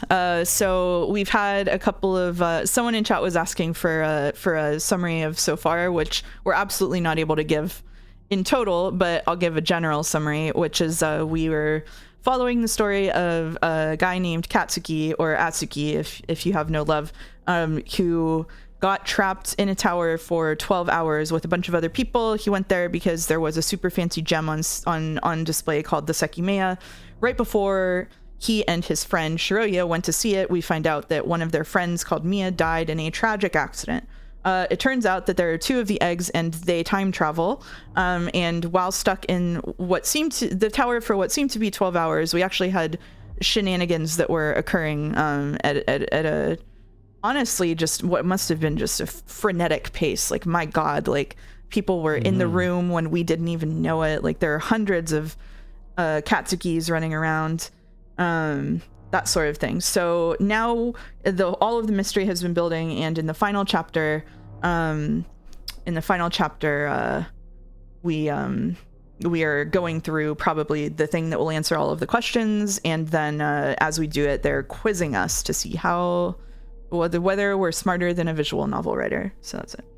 Sorry, I wanted to say hi to Gyoko-tan. We're not. Yeah, we're not at all. Been lurking here since the second stream, posting because I wanted to wish you good luck on the test today. Pico waits, thank you. So yeah, that's so we're undergoing the quiz. So yeah. I don't even remember the question. Well, the question was, right, we ended on a question because we thought that was a good reason. That was a good thing to do for some reason. Oh, what? So he saw the Sekimeiya hit the floor next to the event room, and he said it doesn't make sense that they touched it and it fell when they disappeared. And then the options were because they would have come back here after appearing in the past, because the Sekimeiya shouldn't have worked, because of its color, or because the Sekimeiya would have teleported. I think it's either A or C. Or it could be B because he knows that there are multiple now. Right? Is the question trying to is the question, what does Katsuki not understand about the Sekimeiya that we do? I think so. Yeah, it's like, what does Katsuki think is the reason that the Sekimeiya, that they couldn't have teleported, basically. I believe. I have no idea if it necessarily means that what he's saying is true. I do not know. That's the problem, right? Like, we have to figure out what was different here. What is behavior he was not expecting here? I think they actually did teleport. But it looks different from what he's expecting. And then whenever we pick it, like, he'll reason his way past it and be like, oh, that's what's different. You know what I mean? It's framed really weirdly. I really don't necessarily understand what they're asking here. I don't understand it either. Yeah. Should we just pick one at random? Like, this is the same Sekimeiya that he thinks he found in the cabinet, right?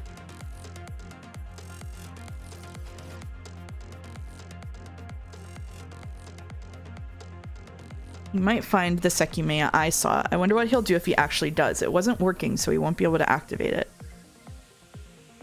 Wait, and then they say, wait, did Kate find a Sekimeiya in hallway B?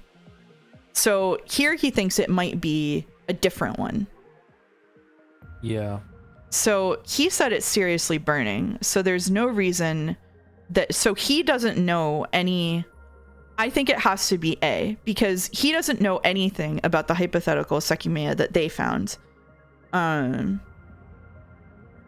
he assumes that it's the same one. Does this Katsuki know about going to the future yet? I don't think he does he? I don't think he does, no.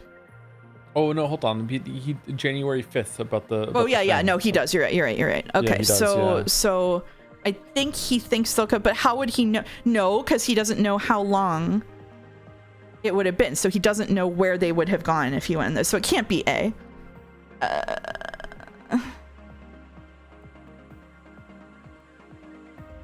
Because Sekimeiya would have teleported. It's definitely not D. So it's B or C. Yeah, it's B or C.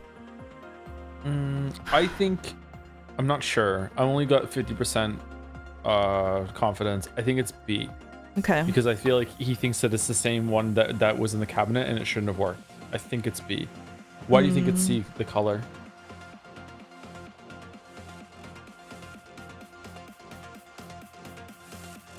I'm not sure. I agree that it's probably B or C, but this question is framed so strangely that I've been wrong more than I've been right so far, so maybe you should go color. No, I think we can go B. Sorry, before I do, thank you for Gaussian Storm for resubbing. Not gonna hang out for Seki Mary Barrels because I'm behind on VODs, but have a good stream. Thank you. You're not here to hear it, but thank you. Someday you'll hear it. Thank you, Jamo211 for cheering 100 bits with Yes We Scran. Okay. Yes, we scran. And thank you, Haunted Curio, for resubbing with literally my first Sekimeiya stream. You might want to go. you might want to go.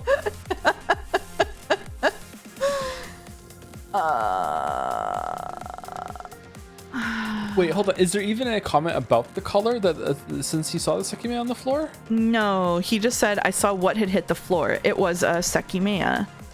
What just happened? Did they touch it so it fell and they disappeared? That doesn't make sense though. Because of its color, yeah. So he saw it, but he didn't comment on the color. Okay, so when they picked it up, they said it was hot. So yeah. So that would mean that the color would be the same. It sounds like it's repeating B to me, that it's the color that it would be like, because you looked at it earlier, it's the wrong color. But now I'm thinking that maybe this is a test to see what should the Sekimeiya look like, and maybe the future one looks different after it's used. Yeah. So I don't know. I don't know either. Like on vibes alone, I think it's the color one, like because it seems like they would be most likely to use to like jump scare us, basically. You know what I mean? Like if they were gonna try to get our asses, it seems like it would be the color. I think the next line is gonna be, yeah, it shouldn't have worked, but it did. So what have I gotten wrong? Or it should be, well, the color is wrong, but it still did work. Exactly. So therefore, there's something about the color. Yeah. So like, what is it? What is it gonna be? I think. Let's go color. It's yes. We love to make things based on predicting writing choices. Okay. So do you want to take narration? Sure, I can take narration. Yeah. Okay. It's a little smaller on my screen than usual though, so bear with me. Oh, I'm sorry. Can I make it bigger with control? No, I can't. I can't at all. Okay. Can you pop it out? Screen share volume. No, I can't do that. It won't let me pop it out now. It's okay. I can still read it. It's just a little smaller. That's all. Okay. It's color. It's white. Oh God, where's the window? Okay. If they had touched it, it would be gray. I approached it while scanning the area around me. Then I felt it through my sleeve. Oh, they want to know if you want to know when the Discord outage is fixed so that you can hear the music. Sure. It's probably good to switch back afterwards. Yeah. The music is pretty banger. Okay, thank you, Weeby. Damn, it's super hot. Just like Tay said, there's no way they activated it. Wait, what? They had to have been going to the event room, so I opened its door. Somebody else activated the other Sekimeiya and teleported them before they could use that one. Oh, how the fuck were we supposed to figure that out? When did this happen? I don't know. When I did, I hit something on the other side. It was the Sekimeiya. It was the corpse. In the event room?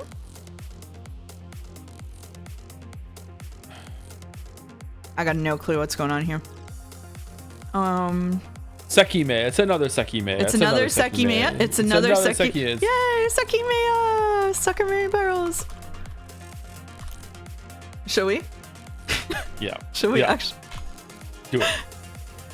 It was not another. Yay! It was another Sekimeiya. It was another Sekimeiya. However, it was powered off. Okay, so someone did use the one in the event room and teleported them all. That's really funny. Oh, what? What happened? They touched this one instead?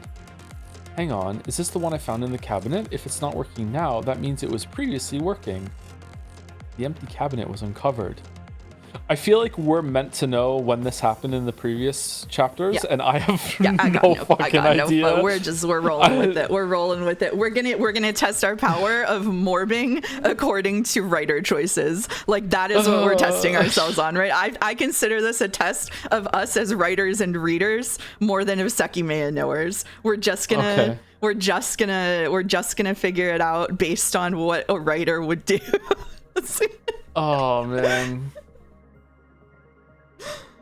The amount of people that have probably teleported in time travel to the future and not even known it at this point is crazy. Yeah, Outson is like, oh god, people getting teleported by random nearby Sekimeiya. Yeah, if you get teleported to the future, you literally don't even know. So like at this point, it's just like the document is just a fool's errand. Like just, hopefully they'll tell us at the end what happened and they'll make the document for me. Oh, that's why the lights were off, so they couldn't see that the smoke had been cleaned. Yeah. That's why. Fuck. Shit, you're right. Oh god damn it. That's why the lights were off. Because otherwise, it was a month later they cleaned the smoke. I went to room A1. Inside the same cabinet from before, a third Sekimeiya rested. So this one's fake. This is the fake one. This one's fake. This one's fake. The Sekimeiya. Oh, but you know what though? That what just happened confirmed something that I thought had to be true, which is that you cannot take another Sekimeiya with you when you travel, even if you're holding it. Yep. Okay. Yep. All right. Yep. Cool. Yep. Unless it's the fake one. What the hell? There are 3 of them? I felt it through my sleeve as well. As I expected, it was cold. So this one doesn't work? Hatched Sekimeiya. Frowning, I went back to the event room. 2 functional Sekimeiya were on the floor, close to each other. A vague idea had formed in my head during the hours I'd been waiting. Was I right? Could you mark a Sekimeiya with a Sharpie? Whoa. There's post-it notes in those offices upstairs, I bet. You don't have to write directly on it. You can just Sekimeiya post-it note. F for future, P for past. There we go. That's it. Where was everyone? If they had traveled through time, where were they? Touch both Sekis at the same time. I think that's what happened to the person who got stuck in the door and split open by the door, which was crazy, by the way. Yeah, that is crazy. Wait, I have to see if I can find them. This is critical. Focused on my thoughts, I walked through the crystal floor.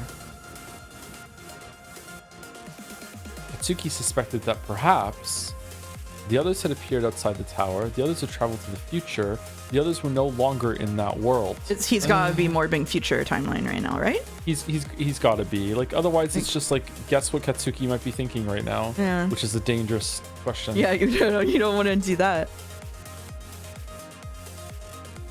I think it has to be the future. Yeah, I agree.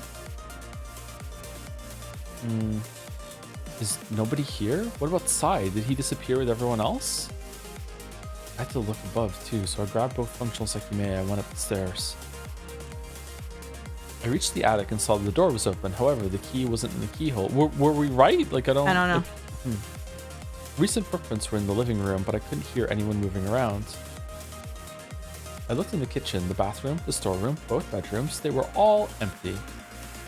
I don't think the people who were in hallway B are currently here. I sat on the sofa. The Sekimeiya I'd seen weren't there anymore, likely because they were the same ones I was holding. Oh. This world, it's clearly not the one I started in. Many things are happening differently. He's finally realized the timelines. So we were wrong? Yeah, he finally realized the timelines. We did have to guess what he was thinking. That question wasn't fair. That's okay. Whatever. It's fun. We're engaged. We're so engaged. We're having so much fun. Okay. All right. I thought that maybe the past changed at some point. This would have led to the countless deviations I've noticed.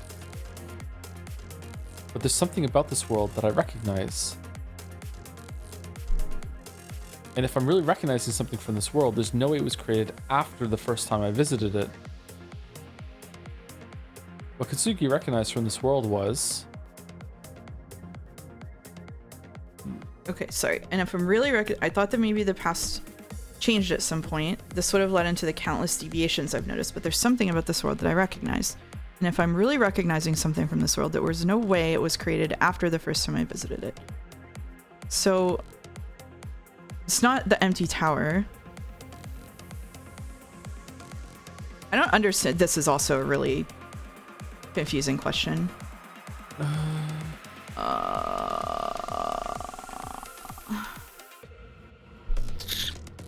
Wait, which Katsuki is this? This Katsuki. This is original Katsuki. Yeah, right? This is timeline 1 Katsuki, which is not the first Katsuki to enter the tower.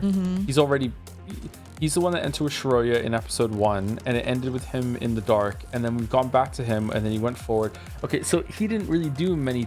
Did he do many fucking, like...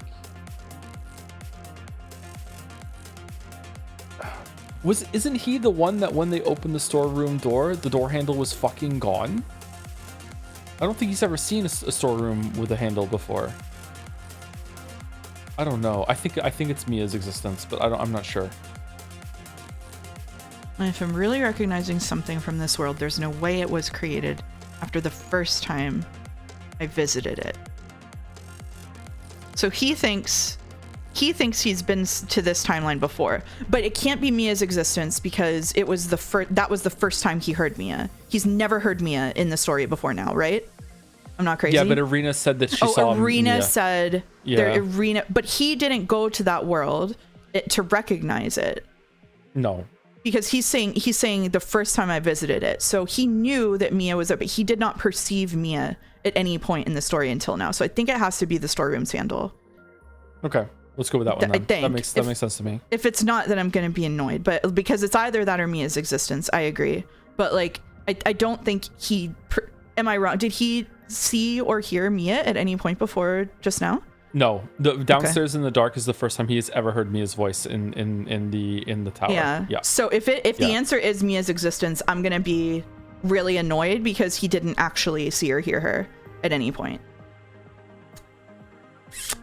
Now I'm second guessing myself. I think it could be either of them, but like you make a good argument. I would say that he could get himself there by saying, well, I must have been in some sort of timeline when Mia was present because there's no way Irina would have faked that or whatever, and someone else saw her too, right? But like that he didn't see her himself, so that's true. So that means he would he think that Mia visited his timeline instead of him visiting Mia's timeline? Would he go there?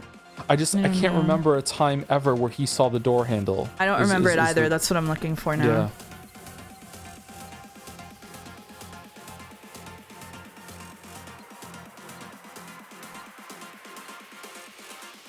I'm gonna go pass out. Good luck on spinning the glass like again.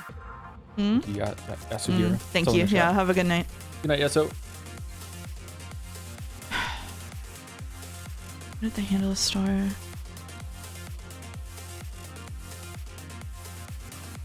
Narratively, he just heard Mia for the first time since she died. Yeah. So his mind would be on Mia, right?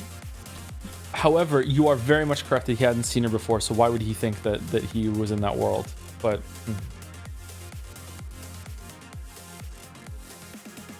it would be classic Katsuki to be like, oh, I just heard my dead friend's voice for the first time. Let me go think about a door handle. He didn't see the handle in episode 1, and I don't, so it might, now I think it might be Mia's existence because he didn't see the handle on the door. Oh, are we both wrong? Is it the empty tower? Has he ever been in the tower by himself? Is this the Katsuki that was alone by himself for a long time at some point? I don't think so, right? I don't think he's ever been here by himself.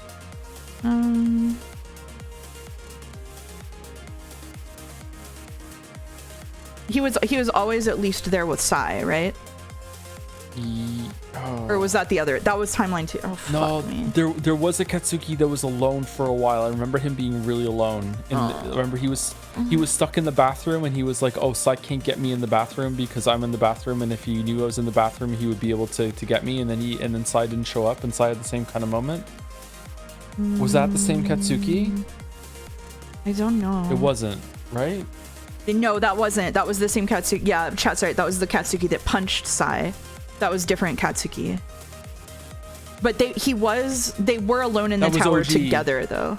Yeah, that was timeline 3 Katsuki, the first timeline. Yeah, that was timeline 2 Katsuki. Yeah, so I think that's the only Katsuki that's been alone. I don't think it's 3. Mia? I think it's 1. But I'm scared. That's really annoying. I don't know why we're scared. Like it's not like we just guessed randomly at the last question. Should we go with Mia? Yeah, I guess so. I don't think he saw the Storm's handle. I don't remember seeing the Storm's handle. I don't remember it. Or is it like the Storm's handle is there? Well, I'm mad. What I recognized from that world was Mia's existence. Fuck, he did not fucking see. Okay, whatever. Yeah, okay. He heard her voice. What I heard was her voice. I can't doubt that. But did he? Okay, whatever. What about before? When that happened, everyone was there. In other words, Sumari, Mia's existence wasn't something anyone found strange, not even my past self. That was a very heartfelt Sumari. Yeah, they're always heartfelt. A while ago, Irina claimed she saw Mia, but her reaction to that was appropriate. She said she didn't think Mia had been in the tower before. However, the same thing didn't occur shortly after that. Of course, I'm assuming Mia's in on it as well. Not gonna keep trying to clear your name? I suppose it'd be futile with how obvious it is that this is your doing. Okay, I'll ask. How'd you know about Mia? What? She's been here the whole time. That's it. Ignore him from now on. He can't get out of the corner he's backed himself into. Sai and Akaro acted as if Mia's existence was normal. And that's not all. Akaro disappeared after that point, and when he appeared with different clothes after 9, he said he hadn't been present at the last time I'd seen him. In addition, Sai's attitude at that time was different from how he behaved afterward. So when did that happen? When did Mia's existence become normal for the world? Oh, Lord Almighty. When Irina touched the Sekimeiya in the event room, when Katsuki touched the Sekimeiya in room B6, or when Katsuki touched the Sekimeiya in the staff room. It was when he touched it in the staff room, right? This is like we could find it if we looked it up, but it's like annoying. Wait, what is it asking? Is it asking when did Mia first appear? He's asking when did he enter the world that Mia exists in. He's asking when did he go to timeline 2. So when Irina touched the Sekimeiya in the event room is when she didn't disappear, right? But everybody else, but Sai disappeared. Which meant that they all traveled and Sai didn't. When Katsuki touched the Sekimeiya in room B6, or when Katsuki touched the Sekimeiya in the staff room. You could poll chat. Oh my god.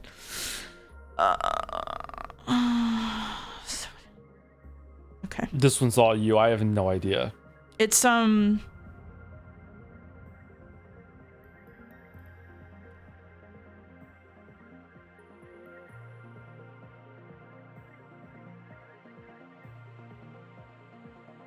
okay. So it started right here.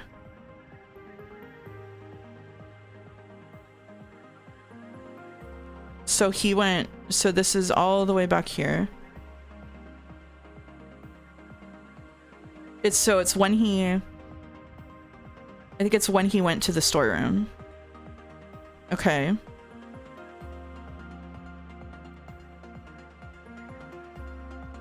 Was he even in the staff room?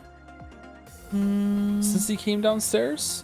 Not sure. So, sorry, hold on. So what it's asking is, how did he get into right now? How did he get to the timeline where Mia's normal? Okay. Yes. So he went upstairs with Shiroya. Shiroya was ahead of him, right? And she was caught in the radius of Naomi using the Sekimeiya.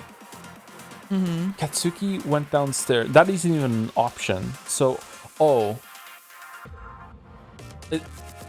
is it when he used the Sekimeiya with Shiroya and they didn't move? And that was in B6, right?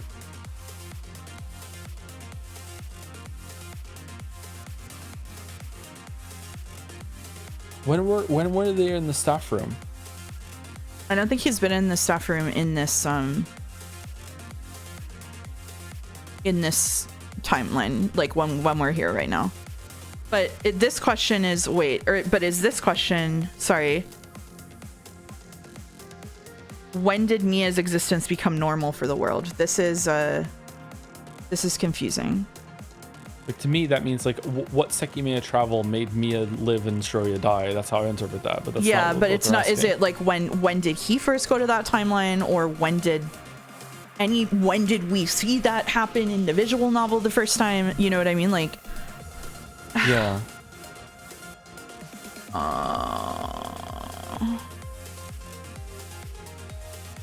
Arena touched the Sekimeiya in the event room after seeing Mia, right? I don't remember.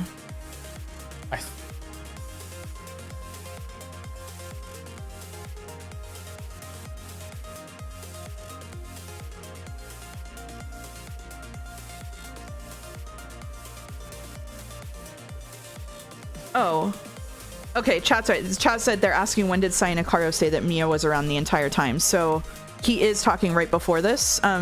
When he appeared with different clothes after 9 was when they were like up in the room, remember? And they both said that the Sekimeiya was. So we need to be looking.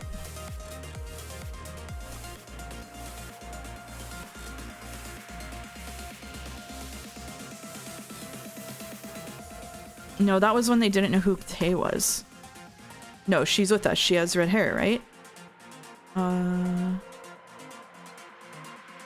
assuming Mia's in on it as well. So this is the part where that happened. Arena and Isla have been here the whole time, but not you. So he was talking to the other Akaro and Sai here.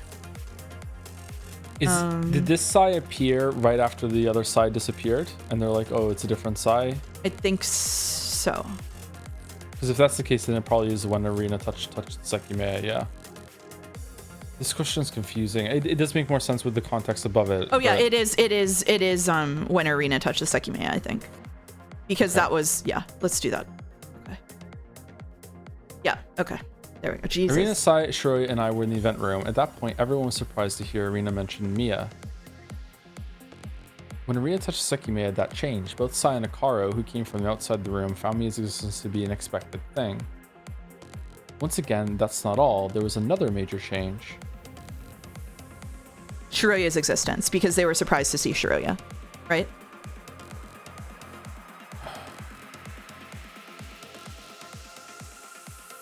I think it's that. They were like, what the fuck? Yeah, they were like, when did this girl get here? Can I see? Sorry. You're okay. Yeah, what's this? They said, what's this girl doing here? Okay. And then Akaro said, aren't you dead? Is it asking from their perspective? Because I guess it has to be that. There's no other answer that makes sense. Yeah, I think it has to be that, because the Katei's existence thing happened later, because Katei does exist in that timeline. So in like that world, I guess we'll call it a world. They're calling it a world. So Katei does exist in that world. So they weren't confused about Katei. They were only confused about Shiroya. So I think it's I guess it has to be that then, yeah. These question framings are really weird. Okay, whatever. Yes, okay. It was Shiroya's existence. Sai and Akaro were shocked at that when they saw her, and perfectly in line with that, I haven't seen her here. They say Discord's back. Do you want to swap her or swap it break? Let's swap right now. I think the music's good. We can come back onto this, right? Yeah, we can come back onto this.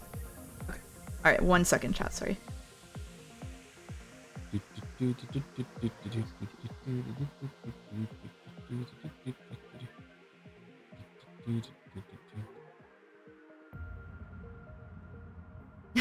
He's back. Okay. All right.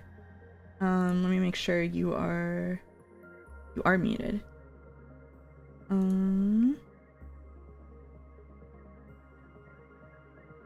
Shit. Okay, I muted myself on the browser. Do you want to keep the browser open just in case we need to go back to it? I already closed it. It's okay. We can just pop it back up if we need it. Okay. Now let's try. We broke all of I can't believe we broke all of Discord voice by trying to stream the Sekimeiya. Sekimeiya is that powerful. Oh, it's doing the same thing. It's doing the same thing. Discord voice might be working, but streaming is still not working there.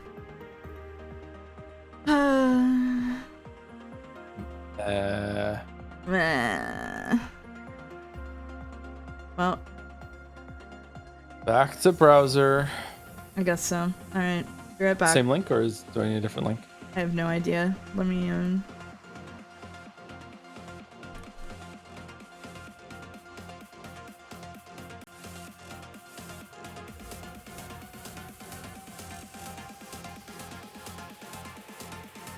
Need a new one. Yeah, I'll give you.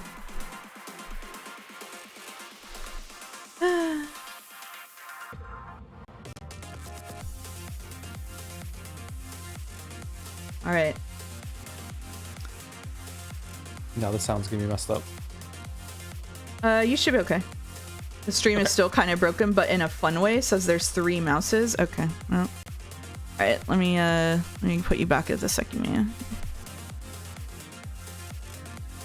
All right. All good? Yep, all good. Alrighty.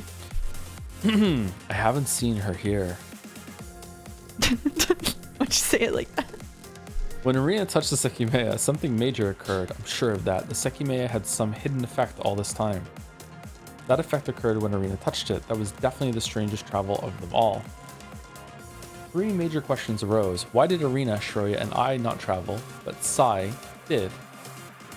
Why did the Sekimeiya teleport instantly back to its cabinet? Why was the range bigger than it should have been?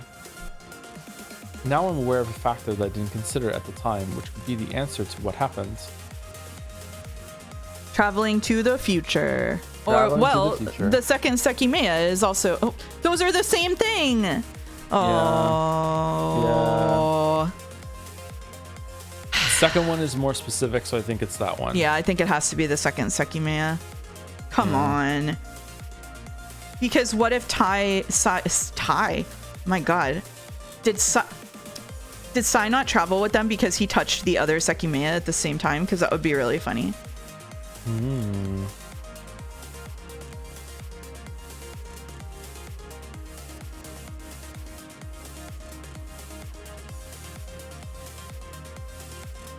I mean, I think it's the second Sekimeiya because of the teleporting too.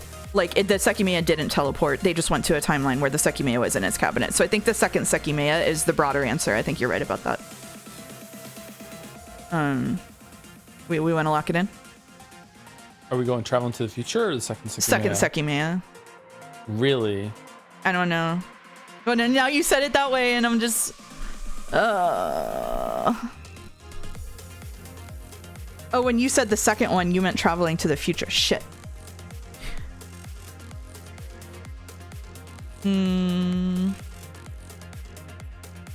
What would the range being bigger than it should have been be explained by traveling to the future? I see, that's the part that's tripping me up. I Yeah. don't know. So basically at that time they thought that they were going to travel to the past when Sekimeiya was touched, because they didn't know that there was a future traveling Sekimeiya. Yeah. So when they touched it, they all jumped to the future, whereas the Sekimeiya would just be like, back to its cabinet. They just jumped to a point in the future where the Sekimeiya was already in its cabinet. Yeah. But so that's what happened. So B and C are correct for both of those. Yeah. But B or C does not answer why was the range bigger than it should have been. Yeah, we don't know what the range thing is about. Yeah.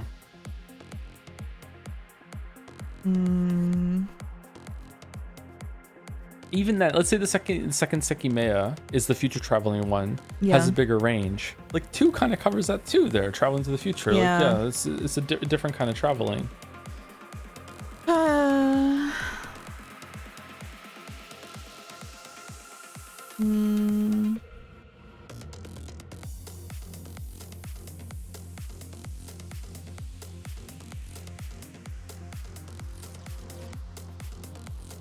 Did Arena still have the Seki after that happened? No, it didn't. They said it teleported to the cabinet. So that was when they said like she was holding it and she's like, oh, it teleported to the cabinet. So she didn't have it.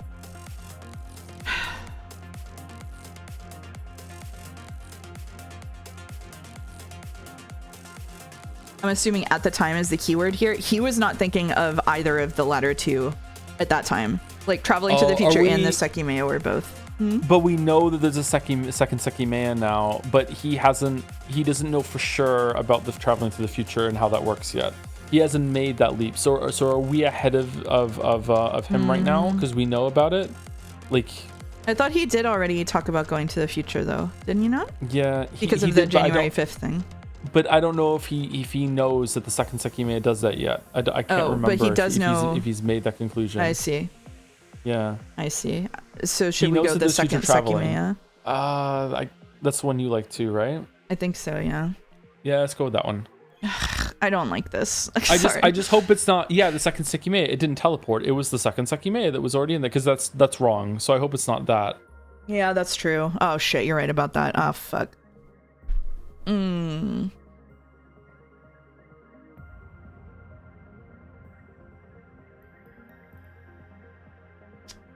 Now I'm backtracking. Oh.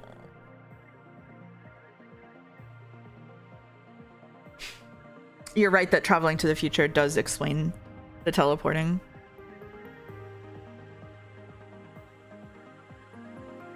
I hate this. Like, which part? The questions are so like odd. Like, yeah. The framing is just like, I get that they're framing it, like I understand the attempt to frame it in a way that like is narratively cohesive, you know, like it's like, oh, like we're gonna like make it part of the storytelling, like from the perspective of Katsuki, and it's like, okay, but thinking from the perspective of Katsuki fucking sucks. I got into let's not say an argument. I got into a strong opinion posting situation in the Seki thread, in which I was like, I think it has to do with the fact that you and I had to read all of his monologues out loud for the whole time, especially you. Mostly you had to read his monologues out loud. It's like, he's so fucking stupid, because what you're doing is they're spitballing you with like a whole bunch of different concepts and then like hiding some real ones in there. And then like following his train of thought, and it's supposed to be like building up Katsuki as like the guy who will figure this out at the end. But because we had to sit through meticulously reading every damn one of those stupid inner monologues out loud, he seems like the dumbest guy in the world. And so now to try to like be like, oh, how would Katsuki solve this, is like, he wouldn't, because he's dumb. Like Mouse, are you ready? Are you braced for the moment that's coming later when he does for the third time? If I just think hard enough, I can make my future self do something, and it works. And then he says to himself, "That's why the past two didn't work, because I already had locked this one in, and this is why." Are you ready for that to happen? Are you ready for that to happen? I don't want it to happen. I don't want it to happen. I don't want it to happen.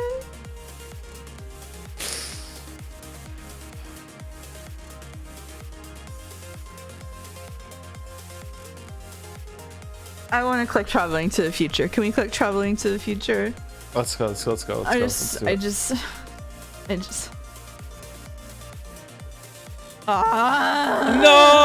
I don't believe traveling to the future is the answer to those questions. Fuck, it's the second. No, fuck off.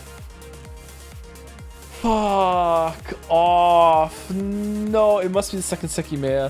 Before we're going to touch Sekimeiya, we enter the event room. Shuri and I were confused to see the Sekimeiya in the cabinet. In my case, it was because I've recently hidden it, specifically in a locker in the staff room.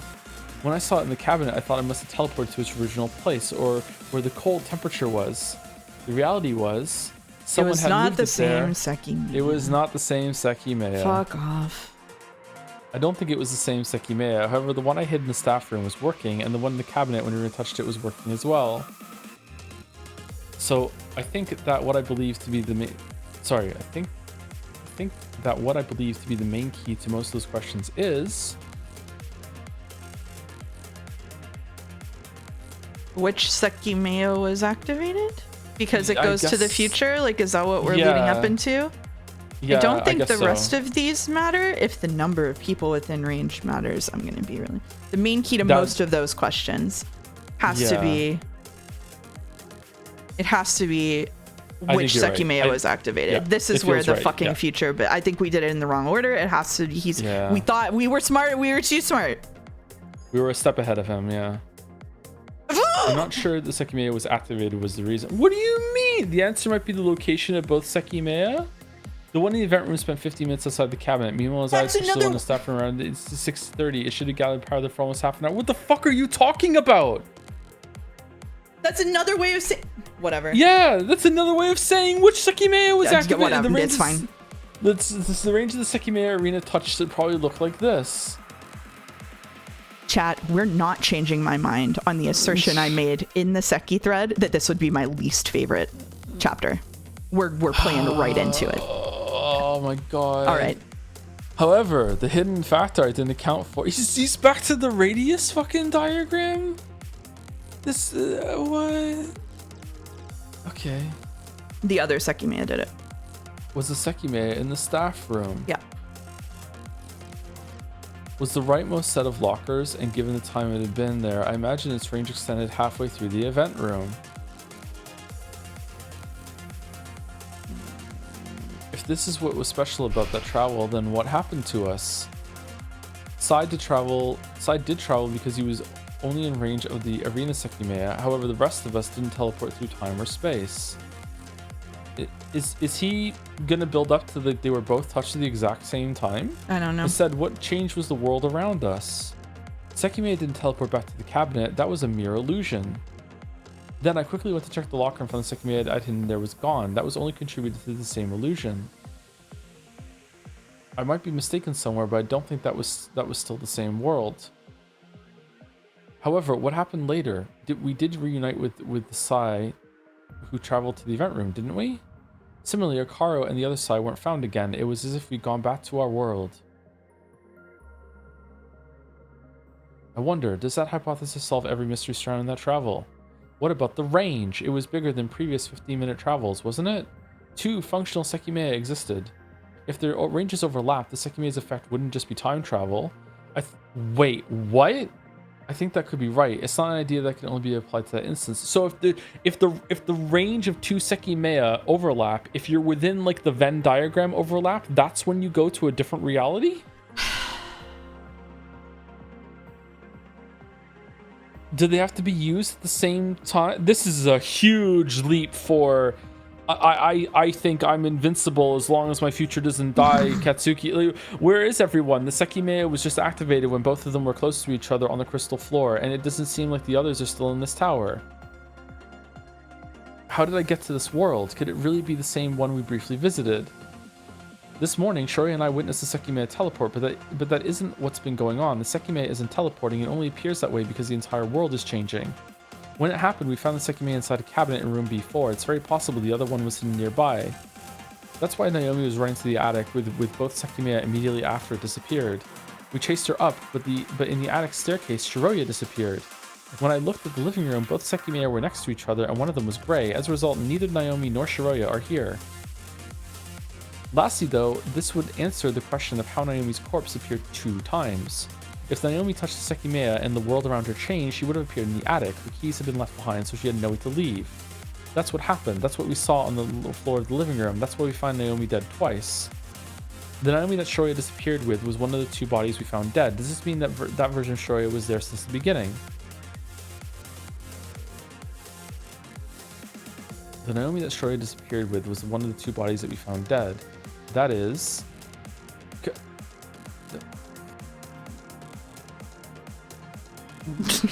I don't know. I'm checked out. I'm out of it. I'm out.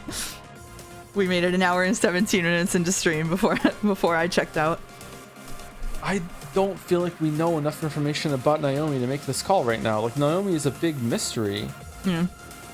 Like one of Naomi's isn't even fucking dead, my weeb. Like, what are we talking about?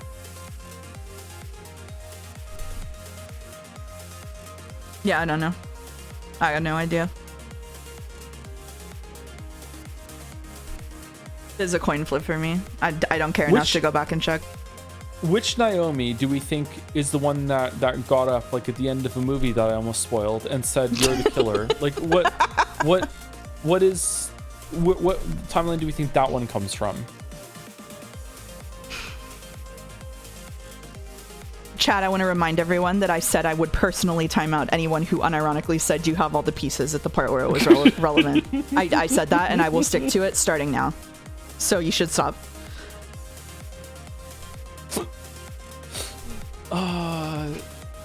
Can I see what he said again just before this? Then when the story disappears, when the two bodies we found dead. That's the Sekimeiya retreated in the attic. There's enough plans to know where to leave that. That's what happened. That's when we saw it on the floor of the living room. That's why we found. Can't you leave via the elevator? You could. I think you only need the key to get up there with the elevator. Yeah. I think you can leave without it. I'm not sure.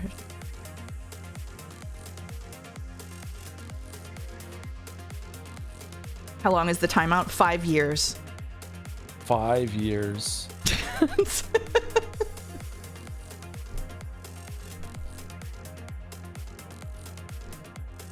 The knowing that we the Shreya found us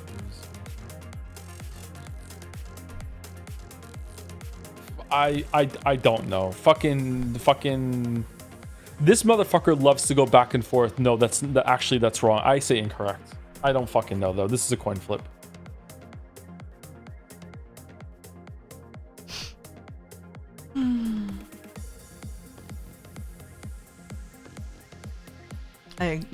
But then they're gonna fake us out and do a yes, that's right one, you know, because that's right. Channeling Ryukishi. Maybe go correct then. Do you want to flip the coin?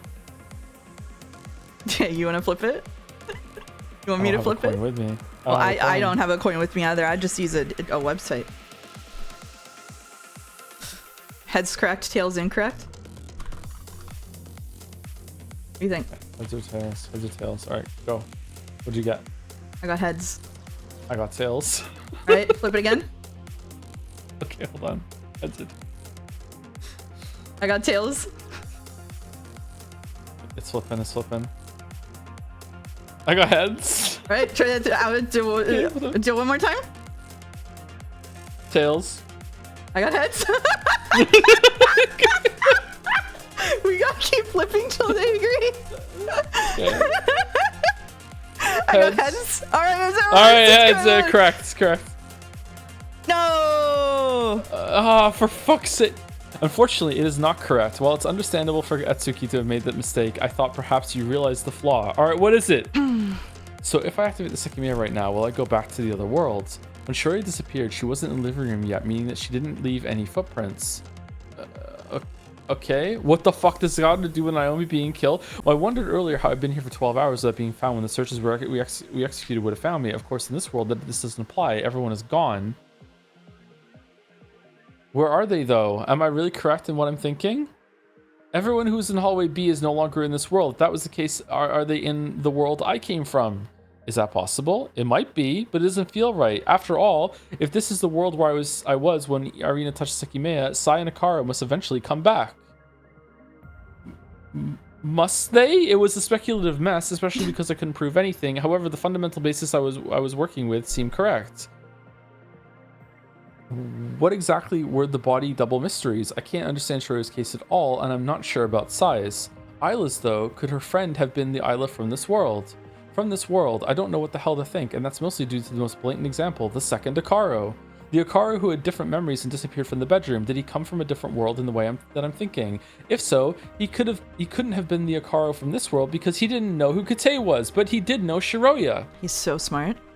Now, what have you been thinking all this time? Do you have your own answers? Who yes the fuck or no? is talking to us? This First is the off, creator. What is the explanation behind that Akaro? There are 3 timelines.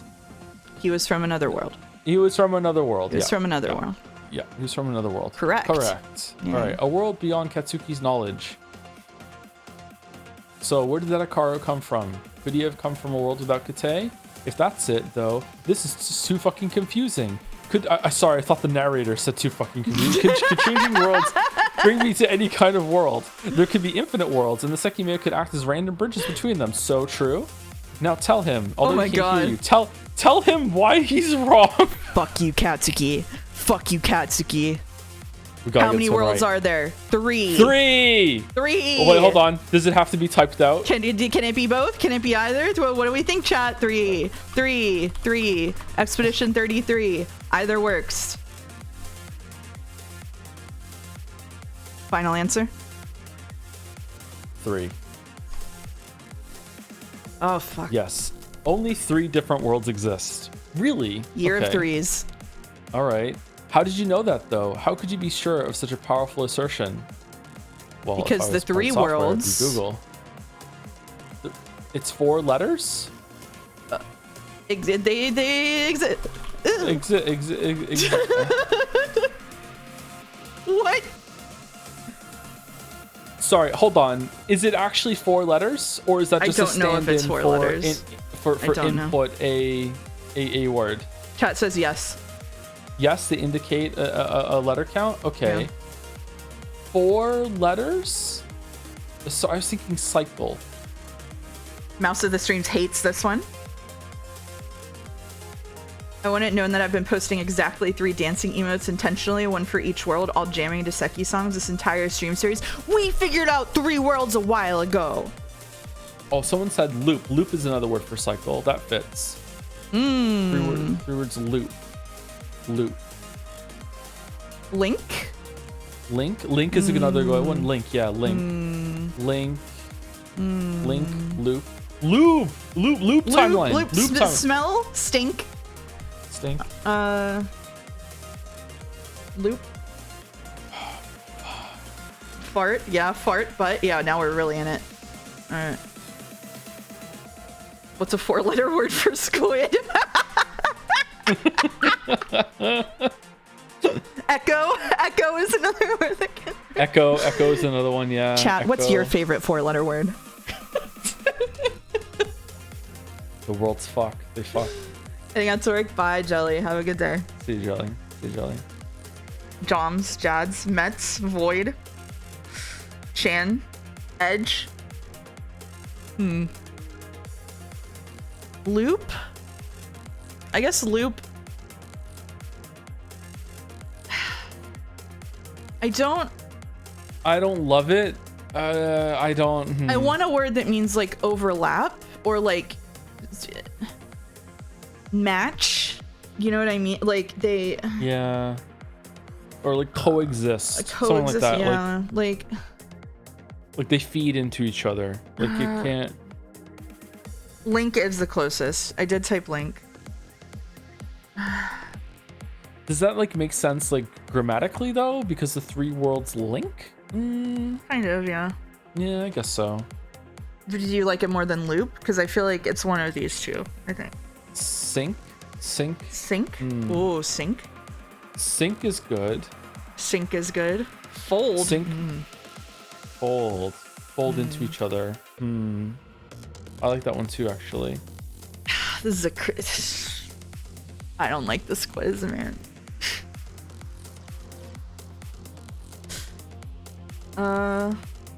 Link, loop, sync.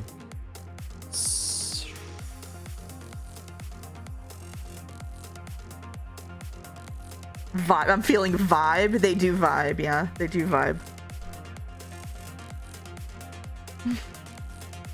I don't know. This is my worst nightmare. I like Link. I think go Link. I like Link. That's my favorite. What's your favorite? Link. Link. Why is it proven that there are not infinite worlds? Why can't a 4th one exist? Should I let go of the part of you that just wants to try hard the quiz? Some of it's bullshit, just vibe. I'm sorry. Have you ever watched a stream from either of us before? Ever? Sorry. I don't. Do you think either of us is the type of person who can follow that instruction? No offense, Joe.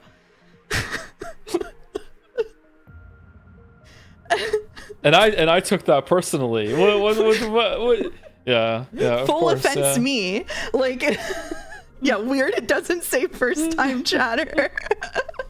That's one of my favorite bits, by the way. Yeah, I love like that bit. so much. Okay, do you want me to take over reading till break since you've been... Sure, go for it. Okay. Why is it proven that there are not infinite worlds? Why can't a fourth one exist? Oh, fuck off. No! No! Fuck you! It is because the three worlds loop, that is the essential core of the universe you've witnessed. Through the Sekimeiya, the link... Oh? The link between three worlds looped. It says link in the answer. Okay, are they both accepted then? It'll count as correct? Okay, I don't know. Okay, all right. Peak and spun also all work. Okay. All right. Backing off. Channel redeem for 1,000,000 points. That's half-assed this puzzle. I do that shit for free. The three sides of the mountain spun around, leading to a single peak. Oh, I see. That's what all of these, that's what all of these four-letter verbs, nouns are. Within eggs interlinked, within eggs. Okay. It is a fucking triangle. God fuck. But that doesn't answer all the questions, does it? Why only three worlds? Katsuki correctly figured out the Sekimeiya's core secret. In each world, 2 Sekimeiya existed. When one was activated, the active range sent anyone encompassed it through time. However, if both ranges overlapped, whoever found themselves present within both were not transported through time and space, but through worlds. Oh my god. This effect is called a world switch, although the full extent of the name might not make a lot of sense to you yet. Like everything about the Sekimeiya, the world switch had many secrets of its own. Of course, you may have figured some of them out with the tools that you were given.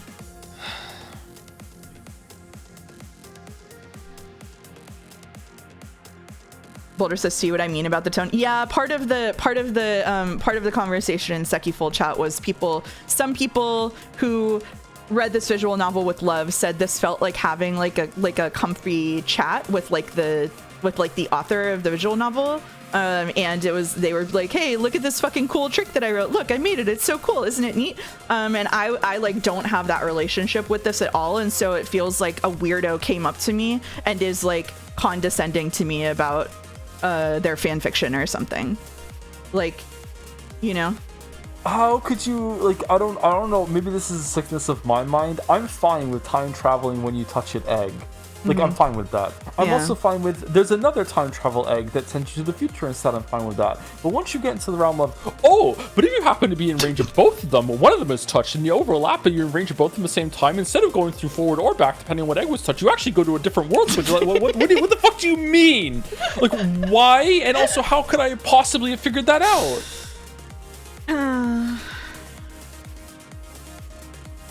You just have to notice. You just have to notice.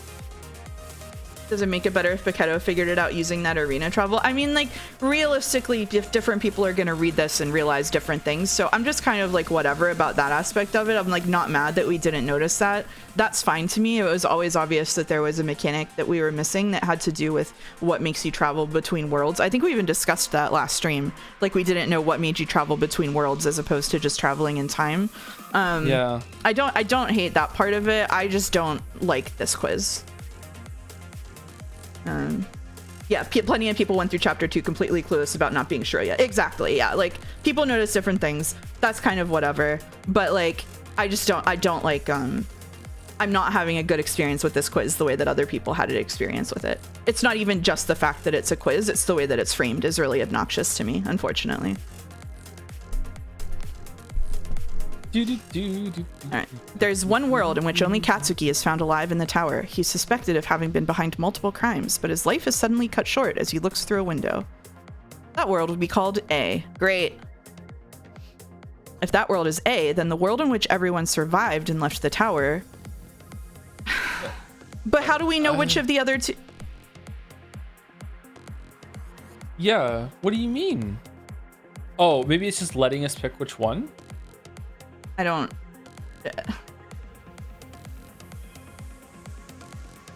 Yeah, this is B. It's or is it coming sequentially? I don't know. So this is originally... There's a world in which only Katsuki is found alive in the tower. So he's in Mia's world right now. So that makes Mia's world World A. The world in which everyone survived and left the tower is not Shiroya's world that she went to in Shiroya City, or like I don't know because the last ending, the bad endings aren't canon, so I don't know. The world in which everyone survived and left the tower. If they all traveled...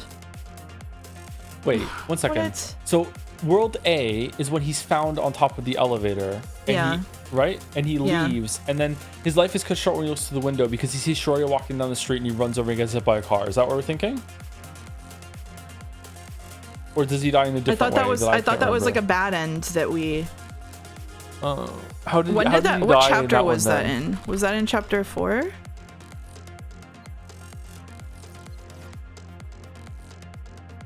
What chapter was that in? It was in 3? Okay. Alright. No, did he even look out a window in that one? Wasn't he just walking down the street and suddenly just bolted across the street to get to her? Oh, Maybe it was wasn't even when he looking looked out the window and a third of people disappeared. It was that weird bullshit.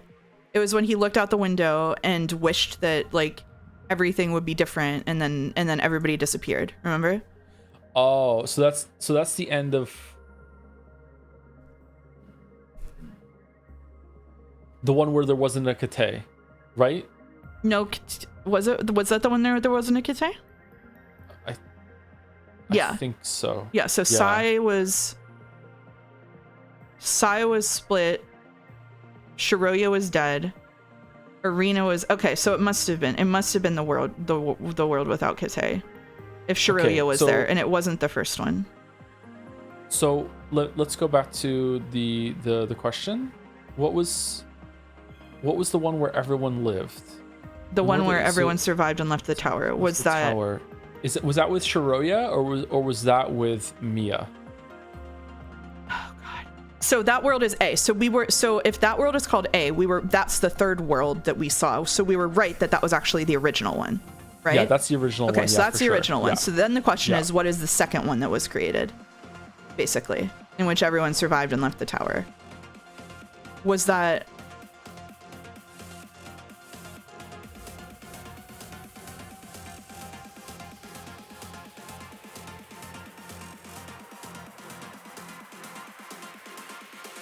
When did we see...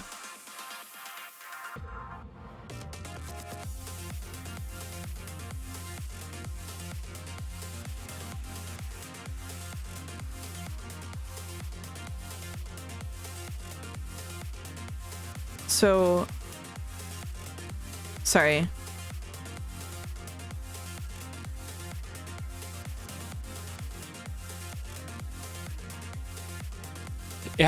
Four of them are dead in Mia's timeline, or at least the. So wait, what did it say about the newspaper and her getting? We don't even see them get out in the first timeline. No, we don't. They don't get out in the first timeline. In episode 1. But a bunch of people die in both episode 1 and 2. Maybe it's from different timelines. Episode 2, what the fuck happened? Doesn't Mia die at the end of episode 2? Remember, we were like, holy shit, that we thought we were really surprised how many people died at the end of episode 2? I'm looking at that now. It was when No, nobody died because it turned out that even Naomi was still alive. You're the murderer. Because Kate, Sai, Akaro, Arena, Ayla, Katsuki, and Mia are all here. So it was Mia's timeline where everybody was alive. Okay, so do you think it's going backwards? Do you think episode 3 is timeline A, which is the first timeline, episode 2 is timeline B, which is the middle one, and episode 1 is timeline 3, which is the last one? Or maybe? I still don't really understand the question, like the difference between B and C. Like, I guess it's asking us which of those timelines came next in the loop or whatever. Yeah, so how did the loop happen? Do we think it was okay? So they originally went in and Mia was dead, right? So Shiraya was alive, Mia's dead. Yeah. At the end of that loop, someone goes back in time and saves Mia, but Shiraya dies. So Shiraya is dead and now Mia's alive. And then after that, someone goes back again another time and tries to save Shiraya this time, and then maybe Mia's alive this time too, but we just never saw her. Or like, what do you think? That could be possible. They could have thought she died and she didn't actually. Yeah, it seems like kind of a trick question to just make you pick B in the next sequence. I don't know. I would go with B at this point, but I've been wrong a lot today. So No, it's okay. It's okay. You were also right a couple of times, and we picked the other one. So I think we'll go with your instinct and go B, because this is like the most weirdly framed question so far. I also think that if it is C, that means there's no other timelines we can do, and that means Shoroya is dead forever, and there's no way they would keep Shoroya dead forever. Like, it's like Shoroya is the one that's going to survive Edamia and Shoroya.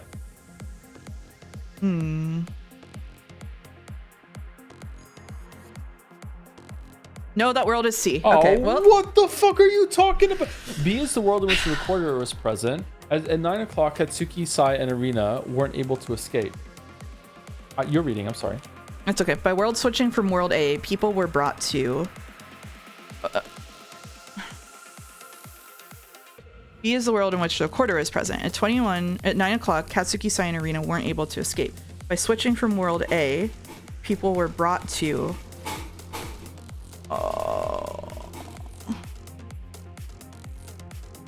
World. Is it C? I'm so confused by this. Sorry.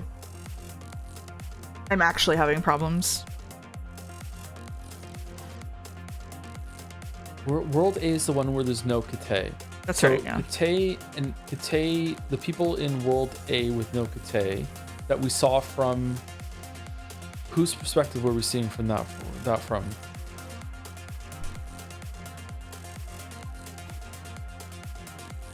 Was that Shoroya's? Yeah, it was Shoroya again.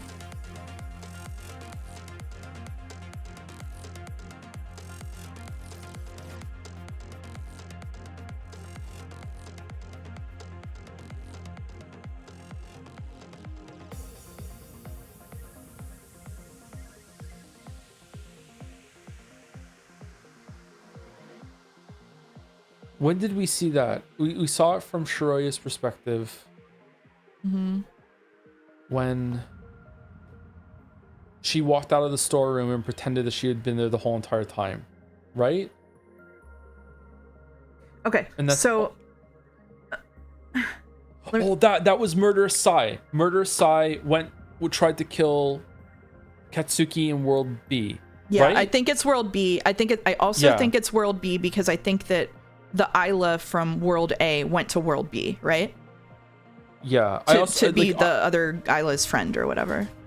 So hold on, let's make absolutely sure, because then we can be mad if this is wrong because it's broken. Oh no. So okay. so Sai at the end of World A was trying to kill Katsuki for sure, right? Yes. Yeah. And that was with the knife. So then it definitely World B. Definitely World B. Definitely. I hope this is true. I don't want to have the mystery is broken argument. I'm tired. Oh god, thank fuck. Okay, all right. Yes, this is the way the world's loop. You've seen. Sorry, I'm tired and I've been packing all day. You've seen a few instances of full loops. Mia's group went from their own world C to world A. From world A, they went to world B, and then from world B, they went back to world C. Shoroya, after traveling from January 5th to December 15th, went from World B to World C with Katsuki. In the attic, she went, oh my god, this is the hallways all over again. She went from World C to World A with Naomi, and she finally returned alone to World B. The order is A, B, C, A. Okay, sorry, can I just look at this for a little while? Yeah. Okay. What determines what world you go to? Is that just the order that the loop is in, I guess?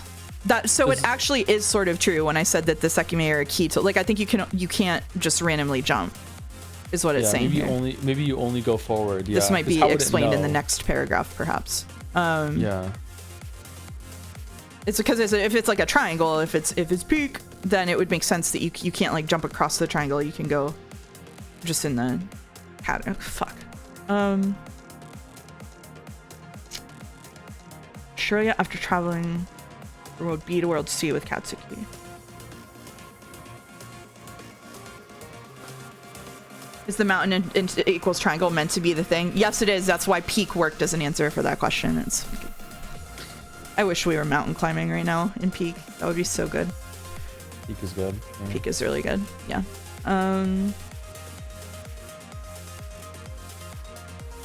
Okay, yeah, this makes sense to me now that I stared at it. Shoroya, after traveling from January 5th to December 15th. went from World B to World C. Katsuki. In the attic, she went from World C to World A with Naomi, and she finally returned to World B. Okay, so... Oh, Naomi's last name is Kapka. Naomi's last name is Cabca. Oh, that's so mean. Damn. Oh. That is a weird last name, yeah. Oh.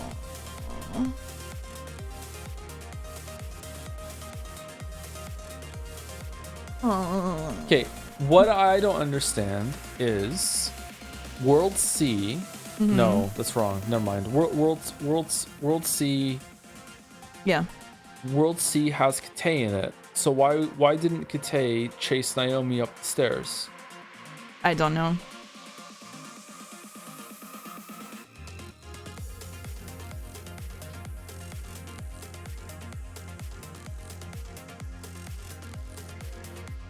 I do not know.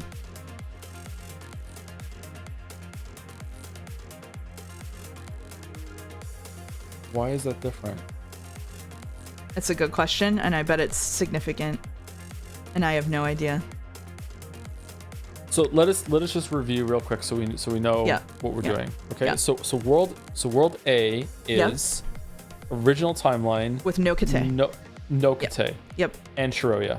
Okay, you know what? Should we pull up the document and take notes? Let's actually, let's okay. pull the document. Yeah. So that's world A. Yeah. Okay, so let me go over here, and I'm not setting this up to stream or anything. I'm just gonna okay. So this is currently marked as timeline 3. We're going to call it World A. And then World B is chapters 1 and then later 3. Okay. Yeah, World B is Kate trapped in the tower with Shiroya. Okay. Right? Okay. Yeah. And then World C is Mia. Okay. So let's just sorry, I'm just putting this in order. So okay, so in World A, chapter 3, or whatever chapter it was in. So in World A, Kate wasn't in the tower. The handle, well, we found out the door handle thing didn't matter. Okay, so Kate wasn't in the tower. What was the endings of the different ones? Only Katsuki. This was the one where Katsuki was alive in the tower. We haven't seen the ending to World A. No, yes, we have. There was one world in which only Katsuki is found alive in the tower. Is World A the end with the elevator? Sorry, I'm getting A mixed up with 1. Totally fine. We haven't seen we haven't seen the ending. We haven't seen the ending of episode 1, that is which correct, is World B. That's correct. Yeah. Yeah. Okay. So we haven't seen the ending of World B. Okay. Okay. And then in World C, everyone is found alive. Alive and safe. Even Naomi stands up and calls someone a murderer. Okay. All right. Okay. All right.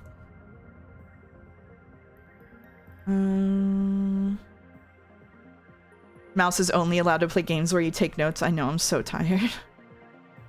All right. Okay. So we have World A. What else can we put about these worlds?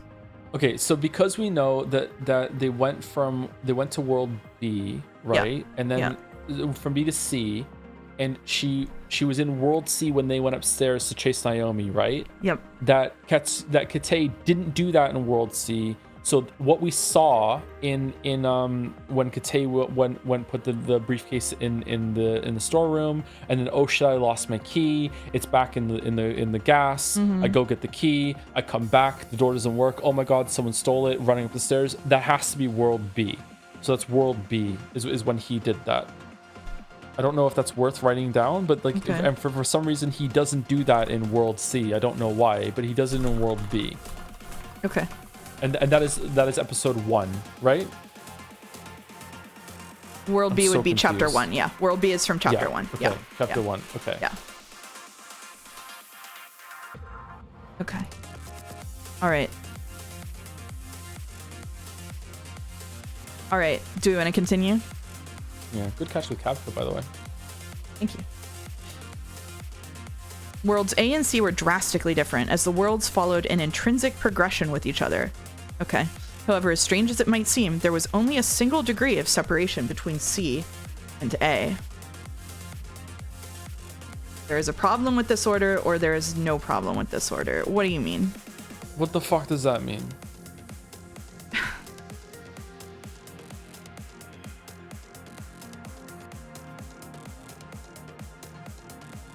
But why?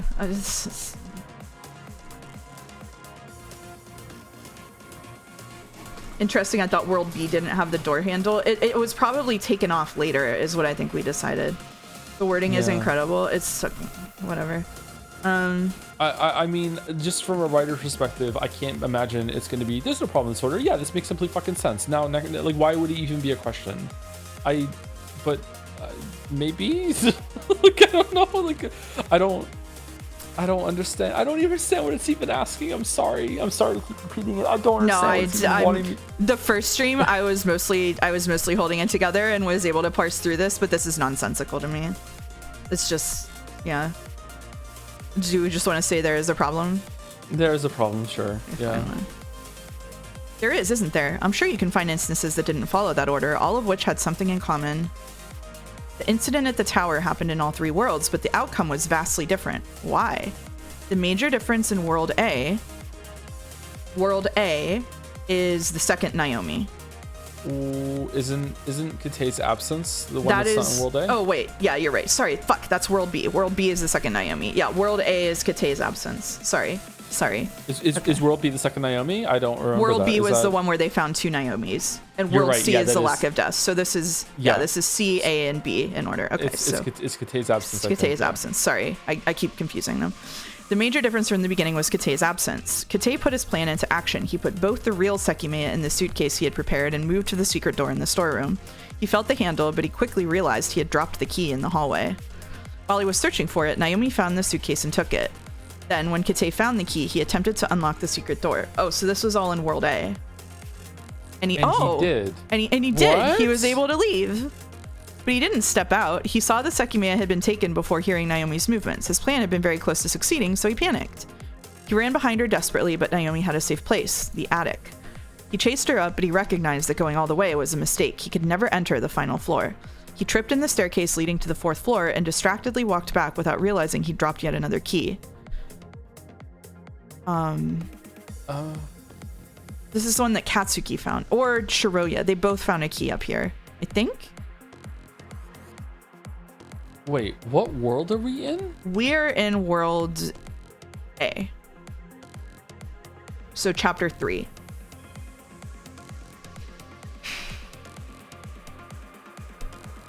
I think it's the security room. I think they found the security room's key here, but I don't remember, and I don't want to search for it. I think they did too, but like that implies that very early on in the story, they had already world jumped. Like really, before they even did their first building search, they already world jumped. Is that right? Maybe. I don't know. Should we? The Sekimeiya are upstairs in the attic. Yeah. So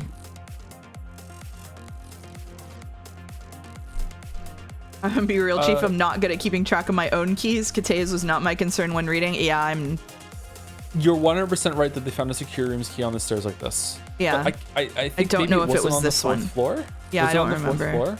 I don't remember. Just go for it. I think it's that. Yeah. Or vibes. Yeah. Yep. The security rooms. Yep. You remember that Katsuki found it there, but that didn't happen in World A, did it? That was in World C. You might know who found the key in World A. It was Akaro. Although many things are different, Katsuki only came across it in World C because Kate had been staring at the floor and he wasn't there in World A. His mind threatening to collapse in on itself, Kate realized his only option was to escape from the building as quickly as possible. He left for the storeroom before the others woke up. Outside, he was fast enough to meet up with everyone else who'd evacuated. He knew the floor 2 cameras had recorded him, but he was confident he could take care of that at 9. Meanwhile, in World C, everything happened similarly. However, when Kate attempted to unlock the storeroom door, he couldn't. Something prevented him from doing so. Like in World A, he heard Naomi's movements and chased her up, dropping the key in the same staircase. So what about World B? What happened to the security room key in that world? Wasn't that the one where Katsuki was like, let's not tell them that we found it?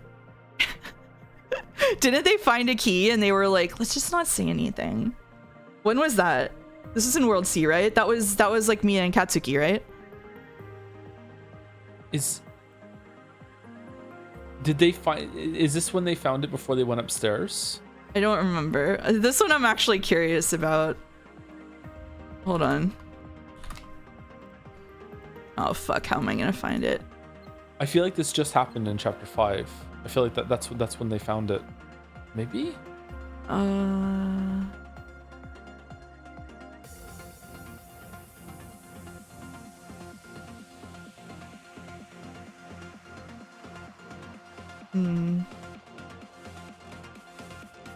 Yeah, I'm not sure. So B is 2, 1, A is 3, and C is C is 2. Fucking hell, I'm so confused. It's okay. Oh my god. So 1 is B. It's B C A. B C A. 1 is B. 2 is C. So 3 is A. Kate didn't drop it. Yeah, he just unlocked the security room, right? Wait, what happened in? He didn't drop it? World B. World B is the chapter 1 world. Oh my god, I keep having to remind myself. So what is security room key? No filter by name. He's had the security room key. I think he just has it, yeah. I think he just has it. I don't think he dropped it. Or did he immediately realize he dropped it? It's either A or B. I mean, it's either 1 or 2. He would just picked it up, right? That's yeah. That makes me think it can't be either of them, and therefore it is 3. But he had it. It has to be one of them, right? Because he did have it.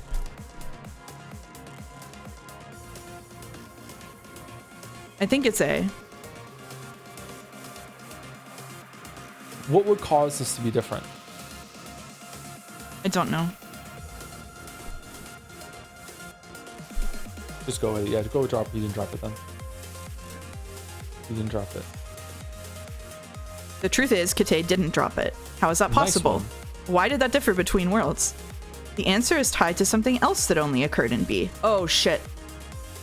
The call with Surupo was afterward, right? The alarms effects. It has to be the handles removal, right? Because World B was different. Because A didn't have the handle removed and World B did. I think it's the handles removal, right?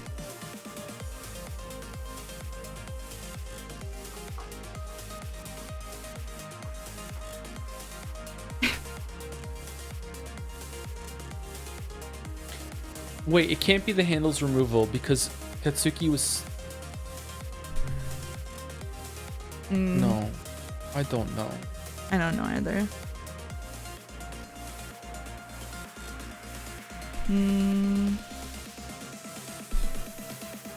You're doing really well, thanks, man.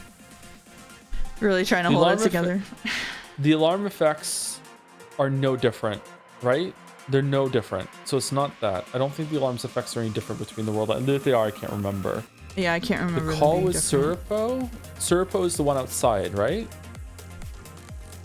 Yeah, Surupo was the cop who was outside, but they had to open the room before that happened. That happened. It has to be number 1 then. It has to be number 1. Yeah, it has to be the handles removal. Unless the alarm's effects were different and we just didn't notice, like. Oh.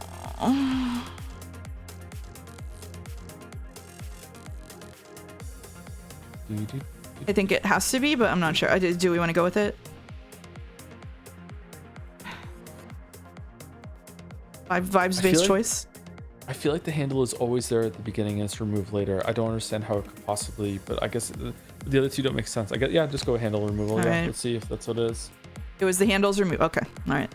In World B, Kate went to the secret door ready to leave. However, he immediately felt it with his hand. The handle wasn't there. He couldn't believe it. He had been outsmarted. Speechless, he froze in place. Oh yeah, because I guess when he went there and the handle was gone, then he was like, well, I just have to go pretend to be a fucking security guard now. And so he wasn't like crawling around like a weirdo or whatever.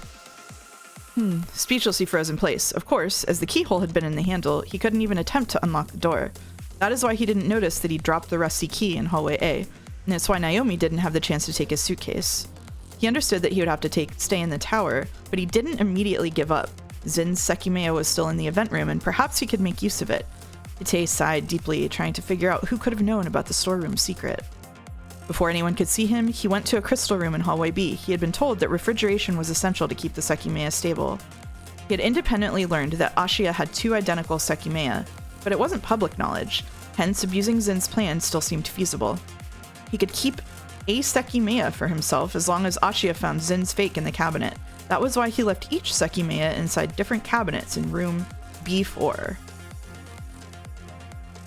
He came to the conclusion... Why was the handle there then when Why was the handle there then when Katsuki went downstairs? Because I think he was in a different... He was actually in the Mia world, right? He was in World C when that happened, right? Because he heard Mia from in there, right?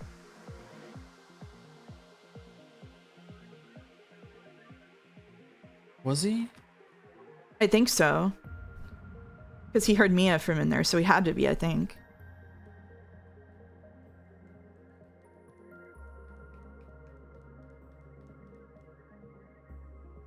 Then how did Naomi have the suitcase with the Sekimeiya upstairs then? I do not know.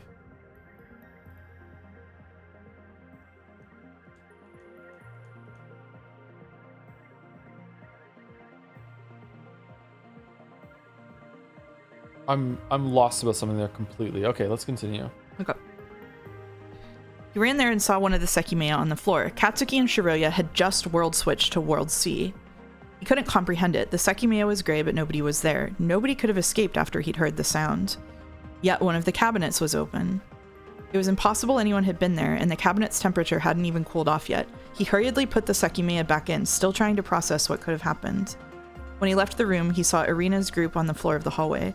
She was moving slightly, so Kate felt trapped. He didn't want her to wake up and see him leaving. Slowly he walked over and crouched beside the 3 incapacitated people.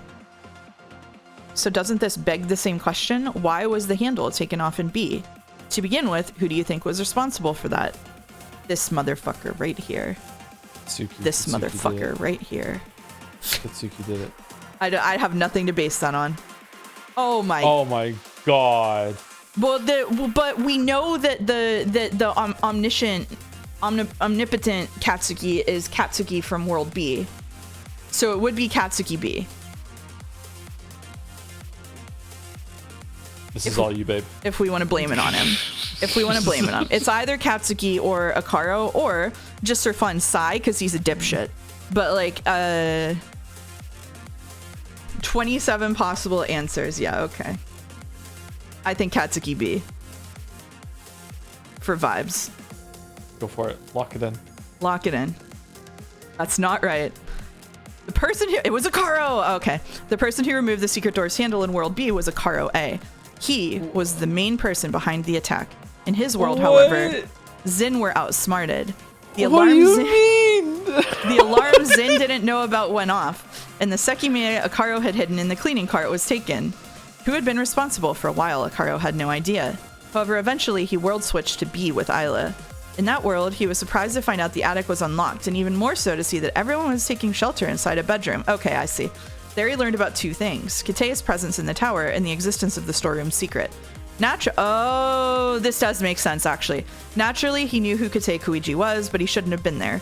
Akaro had suspected someone from Ashiya had hindered their plan, so he was internally taken aback when he heard details about that world's events. I understand. So, Katsuki, fucking around with these timelines, is going to try to save Shiroya and Miya, but Akaro is also going to try to make his heist go off correctly. So that's why he's responsible for the fuckery with the handles. And this is the scene we saw when he came in and was like, who the fuck is Kate? So Akaro had a chance to leave and instead took the handle off the door. Yep. Because so they're he could gonna have left at any point. Because they're gonna kill him if he doesn't like make this robbery go off, right? They were threatening him. I'm not following how Akaro had a chance to do this. I guess he went back in time with the Sekimeiya at some point. Yeah, it has to be that he went back in time with this. Like Akaro was like disappearing for giant swaths of time and like very clearly disoriented and all kinds of shit. So like he very clearly was fucking like it really. I think I made a joke at one point that there was like like 3 different groups of people here fucking around with the Sekimeiya for their own purposes, and that's actually true. We're gonna find out. Katsuki did a bunch of shit to try to save Shiroya and Miya. Akaro did a bunch of shit to try to make his heist go off. Kate, who the fuck knows, and Arena is gonna try to save Isla. Right? So, like, we do have everybody in the tower using the Sekimeiya for their own fucking bullshit. Mm-hmm. Yeah. Shall we continue? Let's continue. All right. Let's continue. Soon, that Akaro traveled to the past and appeared on the 24th of November. You remember what Shiroya thought, don't you? Yeah, I really love remembering what Shiroya thinks.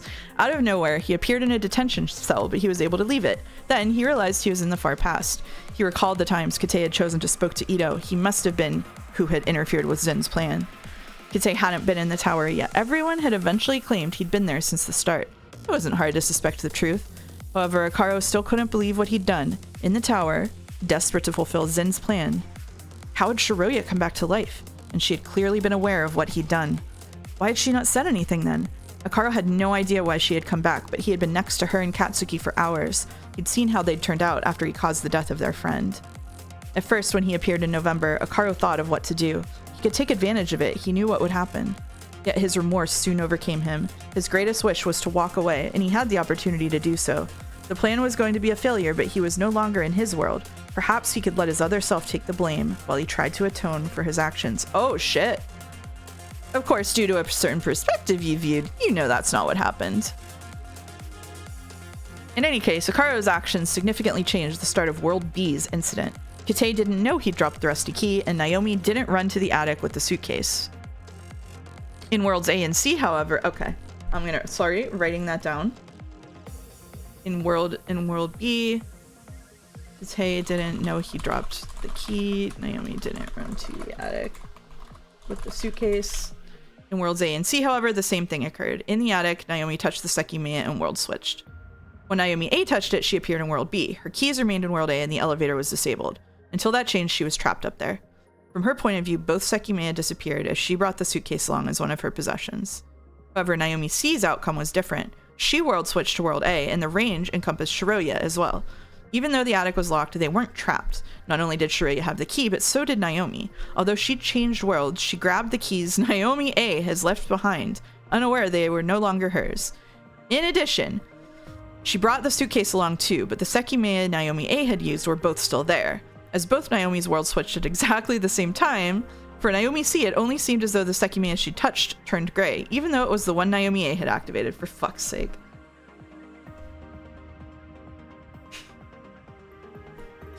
Instinctively, what she did was touch the other Sekimeiya, unable to believe her finger had changed a gem's color. When she did, she traveled through time. Since one of the Sekimeiya was powered off, there was no world switch. Oh, Jesus. So they have to both be able to be powered? active. Oh. Now they're going to ask if she went forward or back. Although these beginning sequences evolved into drastically different days, some of the differences between worlds came from before the 15th. Isla's friend only existed in World B. In the other worlds, Isla hadn't been assured everything would go smoothly. Nobody had told her she'd be able to touch the Sekimeiya, hence her mood was more dampened, and Arena's was lighter. Sai sniffed out that something would occur on the day of the events. However, only in World B was he certain. He had read a forum thread. Oh, Sai's fucking posting! He had read a forum thread that foretold what would unfold in the tower. In that world, he was much more active from the start. Oh, shit! He's posting! He's a Redditor! In World A, Akaro couldn't... So, sorry, just taking... Okay, in World B, Isla's friend exists, and Sai reads Vaisude's posts. Okay. In World A, Akaro couldn't see Kate as his enemy, so his attitude toward the others was rougher and sterner. In addition, the article detailing his escape from prison only existed in World B.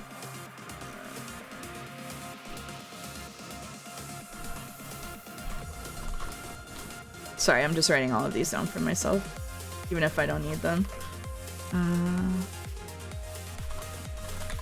Okay. In World C, Kate's Sekimeiya were taken by Naomi. So his priorities were very different.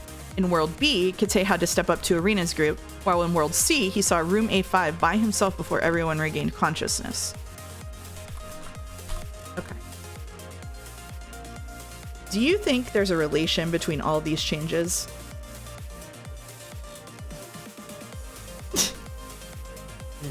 I mean, I think B is the 2 is the answer here, but yeah, I think that's because Isla's friend is from another world. Right? Vice Today's post is from another world. Yeah. Akaro escaping from prison is from another world. Yeah. That's it. They were caused by someone from another world. Up to the 24th of November, all the worlds were identical. You might be familiar with the many worlds interpretation. According to it, every choice splits the world, leading into infinite worlds, which are infinitely different. In these 3 worlds, the initial difference came in November of 2011, and it was caused due to someone who had world switched from another world. In other words, Sumari, there was no change that wasn't influenced by another world. If 0 world switches had occurred, each of the 3 worlds would have remained identical. Only they caused reality to differ. It was the world switches that shaped this maze, a maze whose walls could be broken. Do we want to take a break? sure, we should take a break now, yeah. Okay. We can try swapping back to Discord over break too, because a fix has been implemented again, if you want. Okay. We'll be back in a little while, chat. I'm having a lot of trouble following this, by the way. Like, there's a lot going on here. Yeah. It is a bit, that's why I'm taking notes on it. It's a bit funky. All right, we'll be right back. Okay, we're muted. You okay?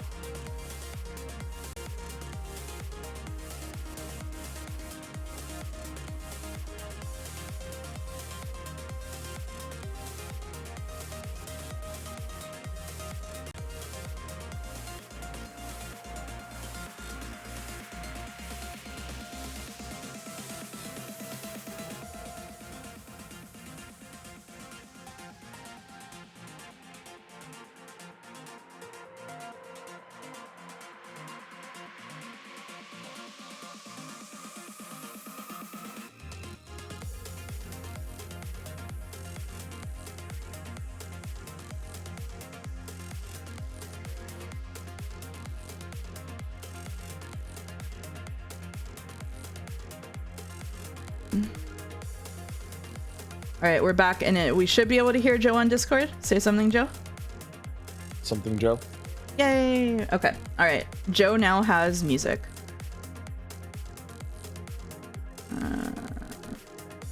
Thank you. Well, while I was gone, thank you, Terraflop, for giving out 10 community gift subs. Thank you very much, Terraflop, to, let's see, The Perception. I don't know how to say that name. IRL Agan. Pyramid X, it's Kiwi VT. Menthols, A3Q1, Dakito 1208, a fancy question mark, Roll Dodge, and Slice 919. Thank you. Thank you. Live Something Joe reaction. Something Joe.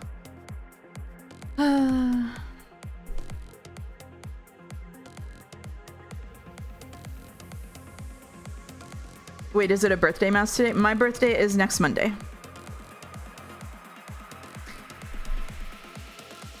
They say Sekimeiya has no characters, but the drops of characterization we get are part of the World Switch logic puzzle. Man, Seki fullers don't want to hear my opinions right now. That's... Uh-oh. Uh-oh. We're gonna exist in the world where I'm more critical of this than you are again, I think. And you know why? Because you made it through Danganronpa and I couldn't stand it for more than 5 minutes. That's why. Danganronpa's pretty bad. It is pretty bad. That's why. It's a fun concept, though. I really like the concept of Danganronpa, but it's pretty bad. Yeah. It's miles better than World's Defense Force 100 line. Yeah. You haven't even read that. Don't have to. You don't have to. They're gonna kill you for this take.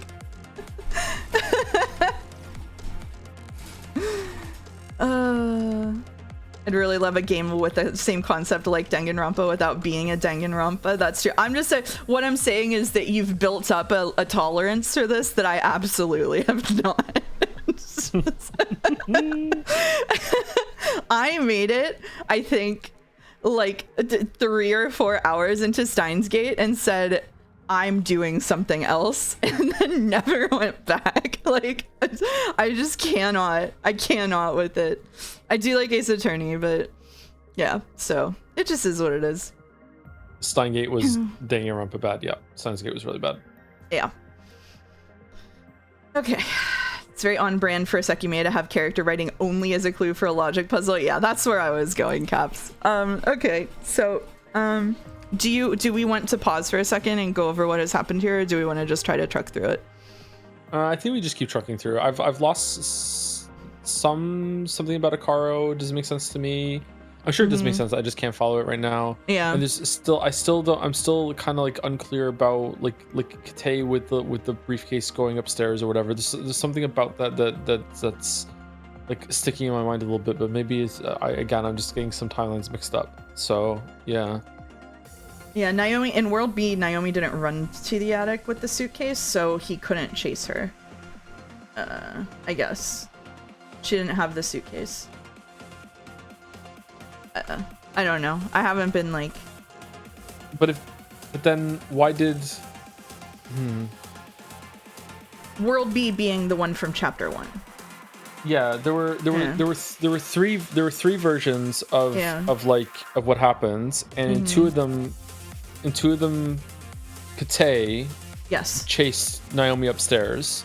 Yeah. But in one of them he didn't. But yeah. That's also the one where she didn't have the briefcase. But then how did she hit the button to teleport Shiroya upstairs? And who were they hearing when they chased her up then? I'm confused about that. So that happened in World A and C. So in World A and C is where Naomi hit the Sekimeiya. She didn't do it in World B. She didn't go to the attic with the suitcase in World B. Basically, Katesi was actually chasing Katsuki and Shiroya up the stairs, thinking they were Naomi, and gave up on floor 4, and gave up. And then when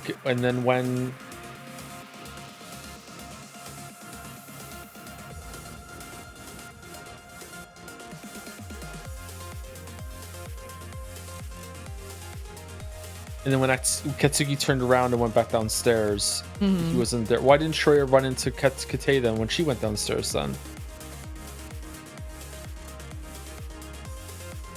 I don't know. Someone knows, but I don't know. Sorry. This part is like impossible for me to hold in my head. I have a really hard time visualizing stuff like this. When you world line jump, do you not time travel?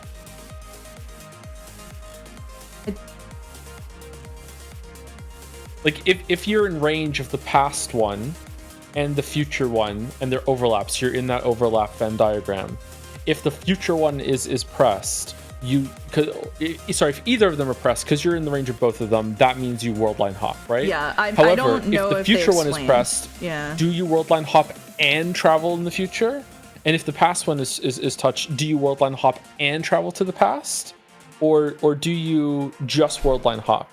And if that's the case, does like the power of both Sekimeiya get set? No, because we just found out that that's not the case because Naomi was able to chain them together. I think you just world line hop because that's what happened with the thing with Arena. Whenever that happened, they didn't time travel at all. They just world hopped. I think that was the point that was making. I'm pretty sure. I think you just switch. Yeah. I think you just switch. Yeah. But does the person who touched the Sekimeiya but isn't in range of both, do they time travel, and the people that are within it? Yeah, I think it's them and whoever's in the range that are in the shared range. So if Sai touched the future Sekimeiya, and Katsuki and Shiroya were in range of both of them, but Sai wasn't. Sai would stay in the world line he's currently in, but go forward in time. Meanwhile, Shiroya and Katsuki would world line hop. Yeah, that's why Sai was the only one to disappear, because he was not in range of both of them. He was only in the range of the one that Arena touched. So when Arena touched it, the people around her who were in range of both world hopped, but since Sai wasn't, he time traveled, and that's why he disappeared from their perspective. Two different things happened there, depending on what range they were in.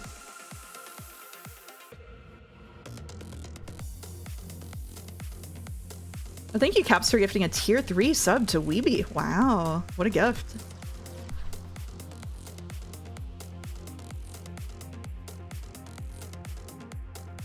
Which is confusing as shit, by the way.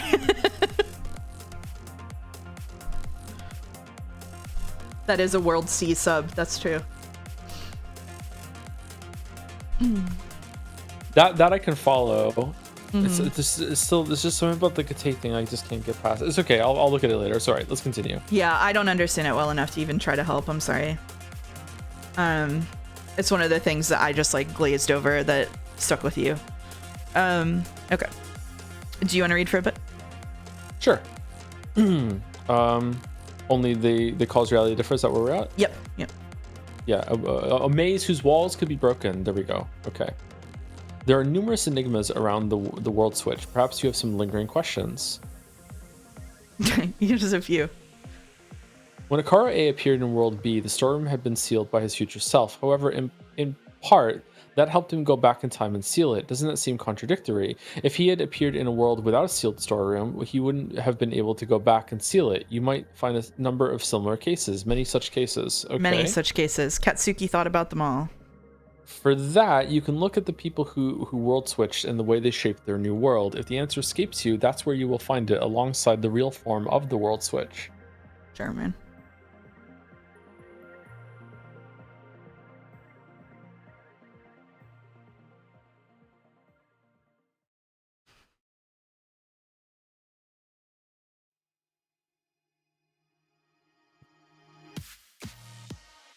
I couldn't just think that infinite worlds existed. After all, it was possible I was going back and forth between two. The first time, Arena had brought us to a different world, but we had eventually returned. When we later traveled back to that morning, Shiroya and I had changed worlds, but I suspected that we'd appeared in the same one again. That was why thinking that infinite worlds existed was a bit of a leap. I looked at both Sekimeiya. If I touched one, would the world around me really change? What about the range, the replicated location, and the time traveled, and all that nonsense? I stepped into the kitchen. Can the refrigerator act like the cold cabinet? I opened it and put my hand inside. While it was cold, the temperature didn't seem as low as the Sekimeiya's cabinet. The freezer, there was a regulation mechanism inside, so I changed it to the coldest setting. I shut a Sekimeiya inside the refrigerator for a few seconds. When I took it out, I felt it through my shirt. It did work. It was pretty hot before, but now it's not. What? Second? As long as I keep a Sekimeiya in here, I might not be encompassed within 2 ranges. I wasn't confident the concept of range I was working with was correct though. I put both Sekimeiya inside to hopefully reset them. A few seconds later, I took one out and set it on the countertop. Theoretically, it should begin to gather energy now, so I'll travel a short distance if I touch it soon.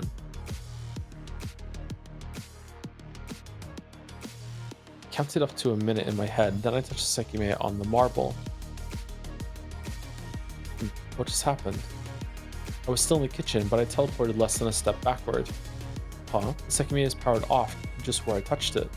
Does that mean I traveled to the future? I think I only went a few seconds through time, but there's no past self of mine here. The Sekimeiya was gray, indicating that I was at a point after my travel. Surprised, I realized I really had traveled forward in time. Why is he a step backward then? I thought when you travel forward, you don't move, or was that just world line? That was our theory. That was our theory, but it's probably the case that was actually world hopping. Okay. Yeah. What was the difference? Why didn't I travel to the past? I think now we get into the shit about the planet moving. Right? That would make him be a step difference. If he had just gotten that wrong and he traveled a second back in time, would he have blown himself up? I don't know. Maybe. Like he just teleported inside himself and blew himself up. Like did he almost kill himself just there if he had picked the wrong Sekimeiya? What the fuck? Jesus. Oh god, now I'm remembering the time this story took some time to talk about the speed at which the planet rotates or whatever. Yeah, that's what I was alluding to.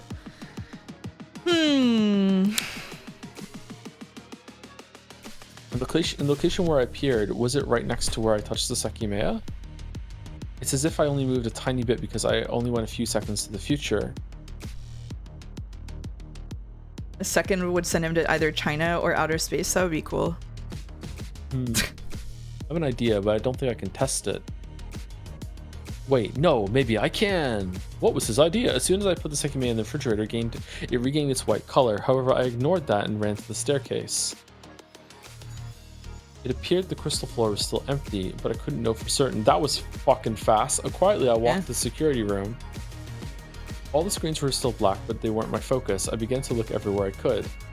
Sai said he found the voice recorder here, but perhaps he hasn't yet. I might be able to get it in this world. And I did. Behind one of the monitors on the wall, I found the device that had been an eyeless purse. When I pressed the record button, a line appeared on the screen. Above it, numbers began to count the recorded seconds. There was no saved recording this time, so he's found a timer. That wasn't strange. After all, the recorder and eyeless purse had to have traveled from the future, while the one in the security room was the original one.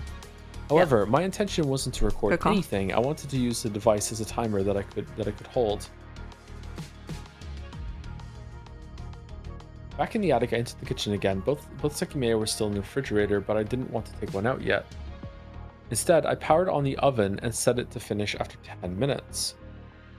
But then at the same time that the oven began to count down, I pressed the record button. Immediately, the seconds began to count up on the device's screen. This is exactly what I meant about not being able to believe that he's doing this, because he spent like 25 hours of us reading, just drawing conclusions and not testing any of them in any real way. And suddenly motherfucker is like double checking his presumptions about how time works. Like, fuck off, get out. Yeah.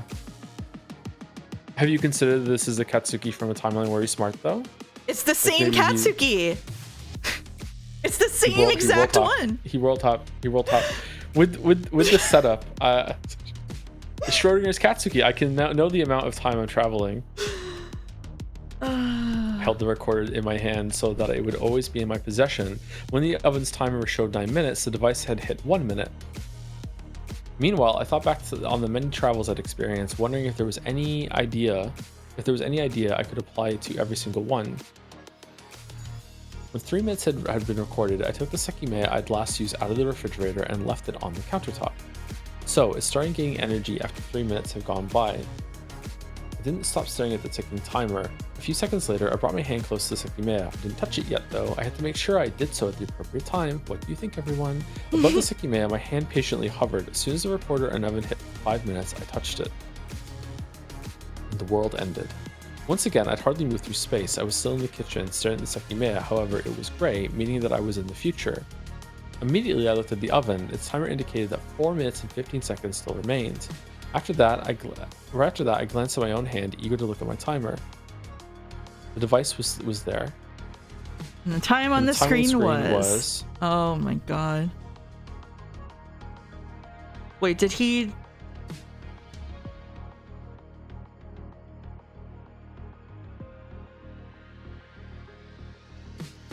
Okay, so there has to be like multiple answers here because a few seconds could be like what, Yeah. 3 or 5? As soon as the recorder in the oven hit 5 minutes, I touched it. So he touched it as... Okay. So he touched it as it hit 5 minutes. Hardly moved through space. But it says that 4 minutes and 15 seconds still remained. Oh my god. And the recorder is moving backwards. So if nothing had happened, the recorder would say 5 minutes and 45 seconds, basically. Yeah. Okay. But if he was like, if he did travel through time and now the timer are in sync, this question is basically asking,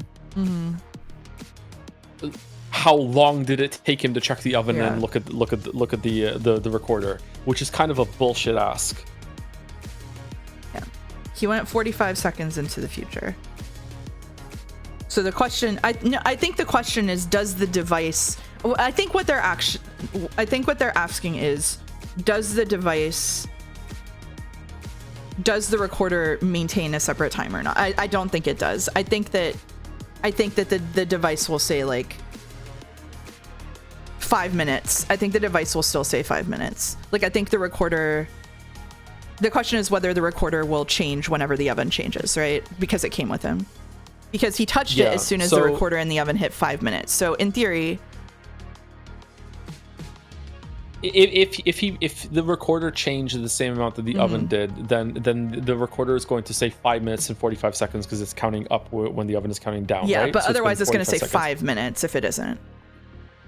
5 minutes plus however long it takes him to look at the oven and look at the thing, which I don't know if that's what the question is asking. It might just be 5 minutes. I think it would just be 5 minutes. I think it's like, I think this is acting as a proxy for Size Watch to find out whether Size Watch is reliably keeping time based on all of those jumps, and I think that the answer is no, and it's 5 minutes here, basically.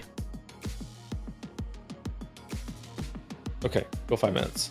Yeah, that's what I think.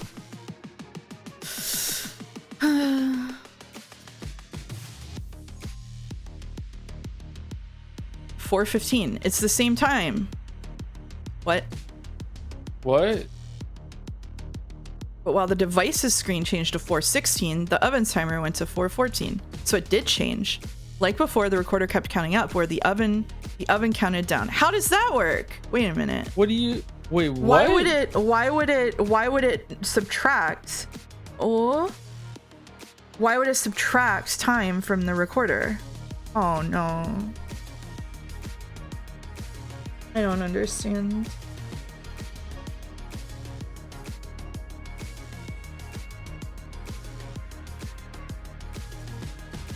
Wait, what? 4:15 is the same time, but while the device's screen changed to 4:16, the oven's timer went to 4:14. Like before, the recorder kept counting up, whereas the oven counted down.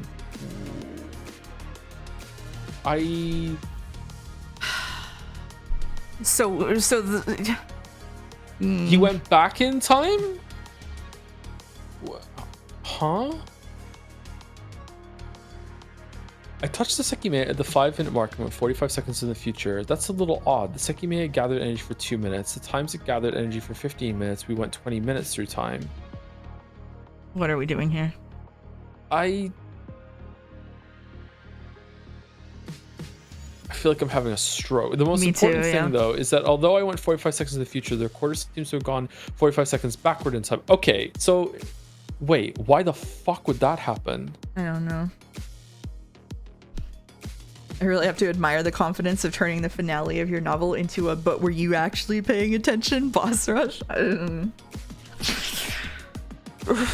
have no idea what's going on. I have zero idea what's going on. I think this is going to be the thing linked to like the stuff that they take with them or keep or whatever. Why would the recorder go back in time? I don't know. Okay, I'm really eager to see what it's gonna say right now. Okay, let's see. Yeah, me too. That must mean that the replicated location was from 45 seconds before I touched the Sekimeiya. What the fuck does that mean, Katsuki? That left me thinking, but the train of thought was interrupted by the Sekimeiya. It turned white a few seconds after my reappearance.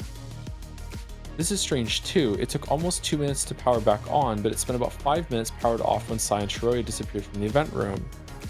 I had to do it again. I turned off the oven and erased the recording. Next, I set the oven to 5 minutes and pressed the device's record button at the same time. I left the Sekimeiya in the refrigerator until 2 minutes had elapsed, then 30 seconds later, when the recorder displayed 2:30, I touched the gem again. The immediate result was the same. I appeared in the kitchen, pretty much where I'd already been standing. I looked at both timers at once. The two of them showed 2:21, yet the device's timer kept ticking up while the ovens counted down. What the fuck? Again, I went 9 seconds to the future, but the location I appeared in was from 9 seconds before touching the Sekimeiya. Is this it? Does traveling to the future X amount of time replicate the location of in space you were at X amount of time in the... Oh, we theorized this, remember? This, it was yeah. like, yeah. We theorized this. What? Why is it doing it to the recorder? What about traveling back, though? I've gone to the future 3 times in a row.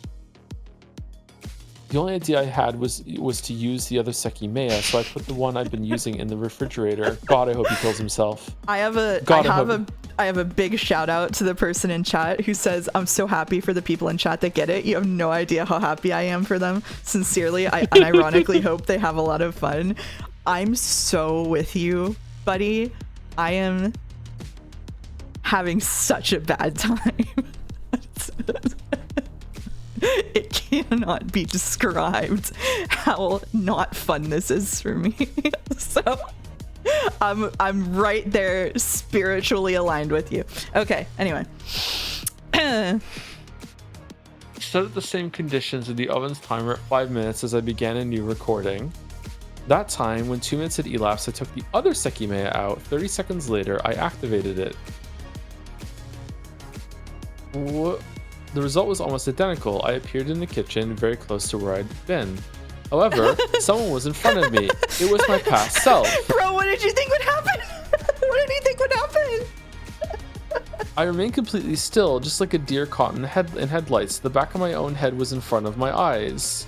Legit question, because I can't remember what was happening. Does he not have more important things to be doing right now than solving this mystery? He is alone in this tower. There is nobody else here. Until he figures out how the fuck this works, he can't get anything done. He's just here by himself. This is all he has to keep himself entertained. Like, he cannot do anything more important until he figures out how it works. Oh my god. Did dude almost just kill himself? But it Yes. didn't remain there for long. Quickly, my figure disappeared, revealing the powered-off Sekimeiya. Oh. I see. I just traveled through time, and the Sekimeiya's range was so small that it didn't pick me up again. It does seem like I went 9 seconds to the past. It's probably due to the Sekimeiya I used. This one makes you travel to the past, while the others send you to the future. The oven's timer was 2:25, so I hurried to look at the voice recorder as I thought about it.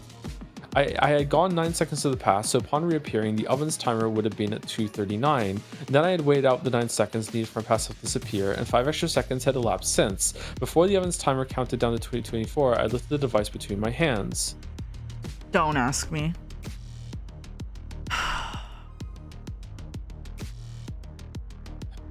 What if there's no time displayed and that's what's happened to Sai's watch that one time? It's not that, because there's 4 other options, but...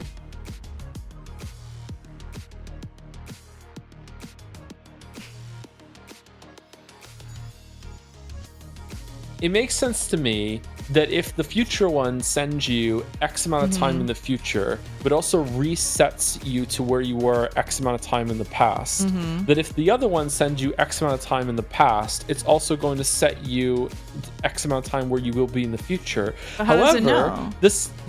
How does it know?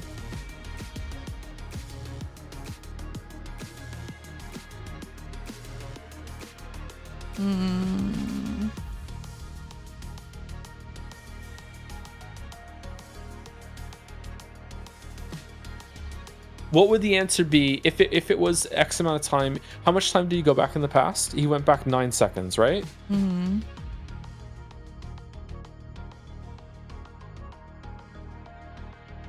Hold on. Evan's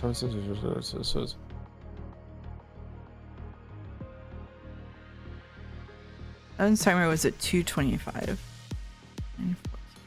I got 9 seconds to the past, so upon appearing, the oven's timer would have been 2:39. Okay, so 2:39, which means that when... So 2:53 would be if it's registered to a future location. It would have been at 2:53. Probably, I think. Right? No. What was it when he pressed it? It was 2:30. So he went... So he... It's been 9 seconds, so he went 9 seconds in the past. Yeah. And it ticks down, right? The oven ticks down and the recorder ticks up. And it ticks up. Yeah. So if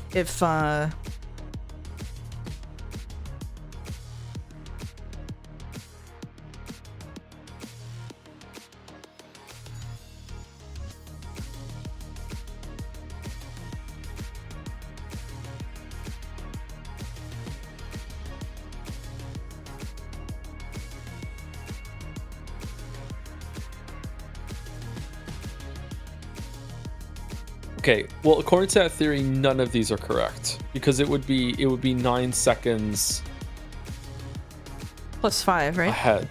Yeah, I thought it would be 9. Is it plus 5 as well? Well, then there were 5 extra seconds since it elapsed.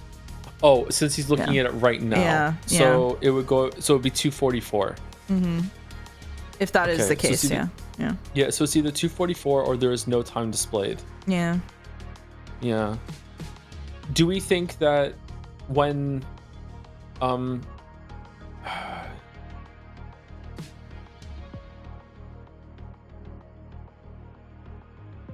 when Sai's watch fucked up, do we think that's an error out in the same way that this would be there's no time displayed, it's erroring out?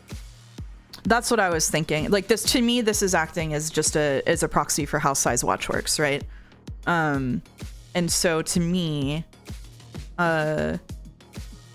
I don't know, like it's really weird. Like it's weird to like, it feels like no kind of time travel should be able to depend on what you can do in the future. And since now we know that it is loops and probably not what we talked about before, where there's like a thing in the future that it can rely upon, it seems more likely to me that there would be no time displayed, but I don't know exactly how it works. Is he taking the recorder with him? He is. I think you can take stuff when you time travel, but probably you can't take stuff when you world hop, maybe is how it works. I'm not sure.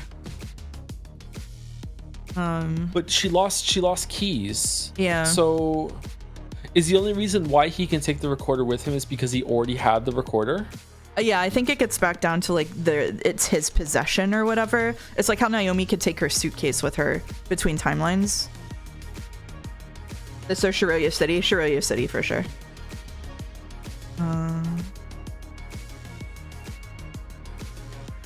It would be fucked if you just spawned in naked. That's true. Yeah, I think you take stuff if it's your possession. They said something like that pretty early. But her clothes changed. Her clothes did change, yeah. Don't know what's going on with the clothes.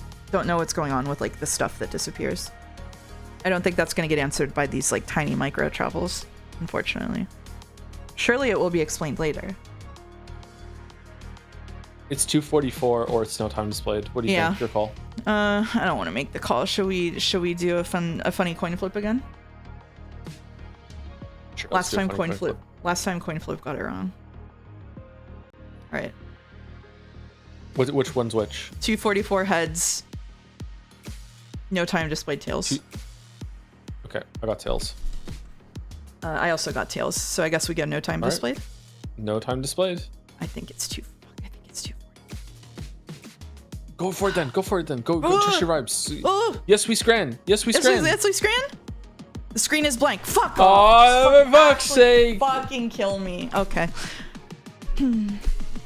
Go on. Screen is blank. What the hell? Why? I can't know where this location is from. Traveling 9 seconds to the future put me where I've been 9 seconds in the past. Wouldn't traveling to the past put me where I'd be 9 seconds in the future? And I'm still here, exactly where I appeared. But then why is the screen... Wait, no. It might make sense. Oh, God. Let's say the Sekimeiya is touched at time t. In this case, t is 230. X will refer to the amount of the travel time, which is 9 seconds. Let's assume that traveling X seconds to the past copies your state X seconds after touching the Sekimeiya. What would the time on the device be upon appearing?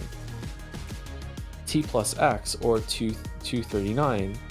Then 2x seconds would pass to reach the future state. That timer would read T plus 3x, or 257, but that contradicts the path's position. The timer at arrival would... I don't know. Why doesn't the other one contradict them with the future one? The timer at arrival would have to be T plus 3x. But nothing stops this from continuing. Another 2x seconds would be added. Okay, so this is how the watch got to like infinity or whatever. The recorder's time would add up infinitely, and eventually its battery would run out. Yeah. This can't make sense though. If the replicated location is one that occurs after touching the Sekimeiya, we would die. Just like with the recorder's time, my age would have increased by a few seconds repeatedly, making me die instantly upon traveling to the past. I wish. If the device aged in a loop until it ran out of batteries, its appearance would have changed too. It would have degraded, probably even disintegrated into nothing. However, isn't this what happened to Sai's watch? Not only to Sai, but to a Sai who I have to assume traveled to the past. When I saw him, he should have been in the attic, so he'd come from the future. Later, I learned his watch had stopped working again. If he appeared 5 seconds in the past, where he would have been 10 minutes after his appearance, the time on his watch would have been increased by 10 minutes infinitely, and the battery would have eventually stopped working. There's no way it would have lasted thousands of years, though, so what the hell?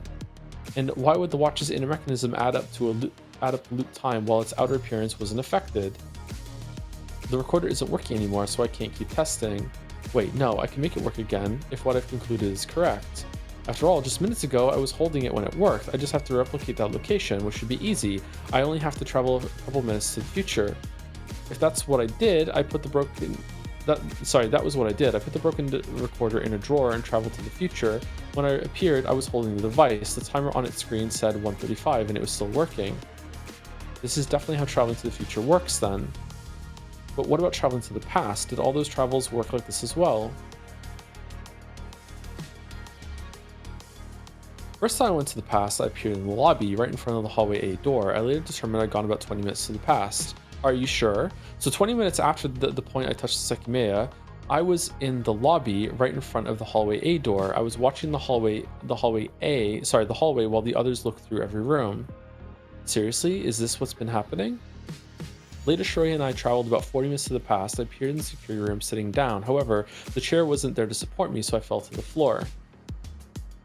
40 minutes after the time we touched the Sekimeiya, I really was in the security room looking at the computer. Saya had just run away from me. I even looked at the time. I was there from 12:18 to 12:31. Okay, we did kind of guess this, but in a kind of shitty, kind of like not sure way. Yeah. Even Shiroya, she said she'd appeared in the second floor offices when we reunited outside the security room. She'd just been searching for me through every floor, starting from the top. Both of us had just been in the locations we'd appeared. How the fuck could the Sekimeiya know that?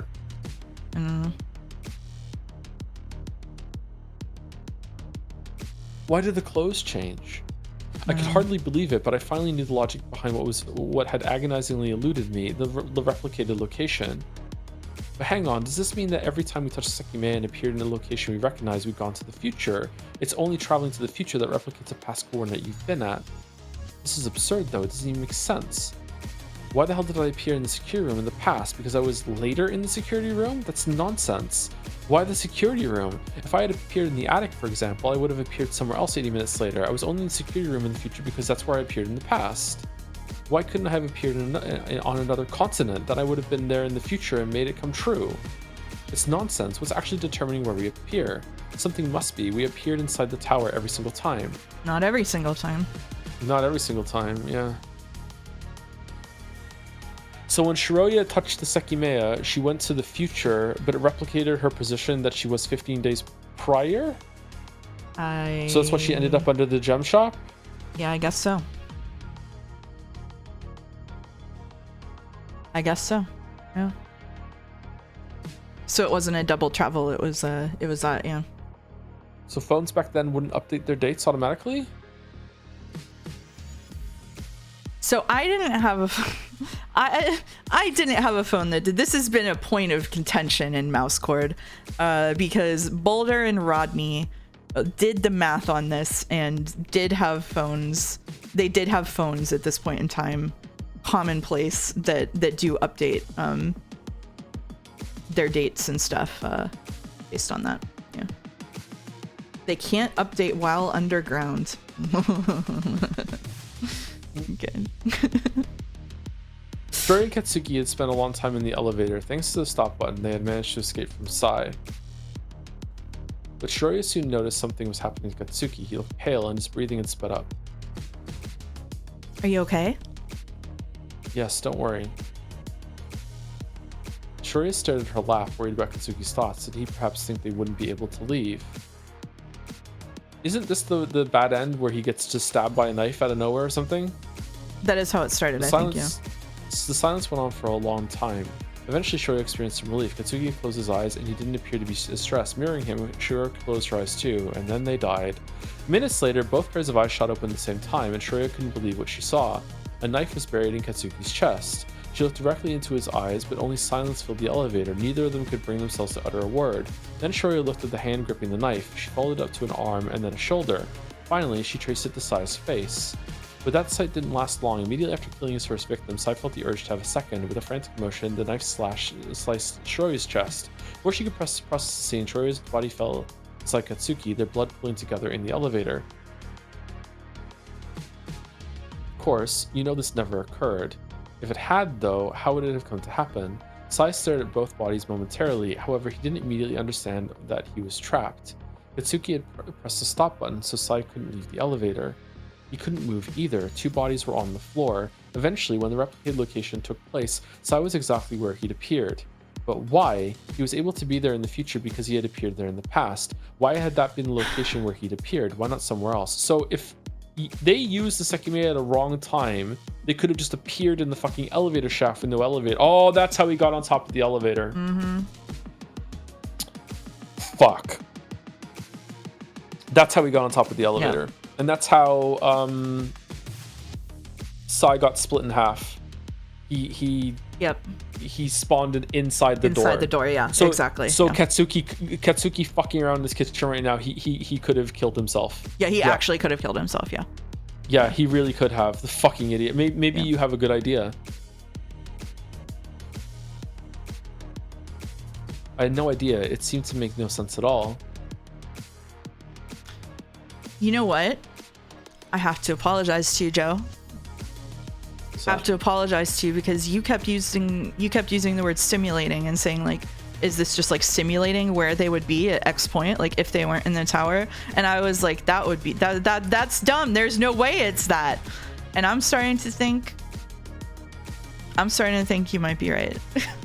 I don't know if that's right, but it's definitely the positions are there. I don't understand about anything to do with clothes and belongings though. That I'm fucking mystified. I don't know what the fuck that has to do with anything. Yeah. Because the way it operates feels like, sorry, go ahead. That's okay. Go ahead. It feels almost like save states in a video game, where you hop between them. With the key too. The key came back. So does that mean if the key came back, does that mean when he touched that he actually went to the future and he returned back upstairs when he had the key? Or What did he do? He had the key, right? He had the key. He flushed it down the toilet. Yeah. He then used the Sekimeiya, thought he was going to the past. And probably went to the future and had the key back, yeah. Oh, fucking hell. I missed the squid. I missed the squid.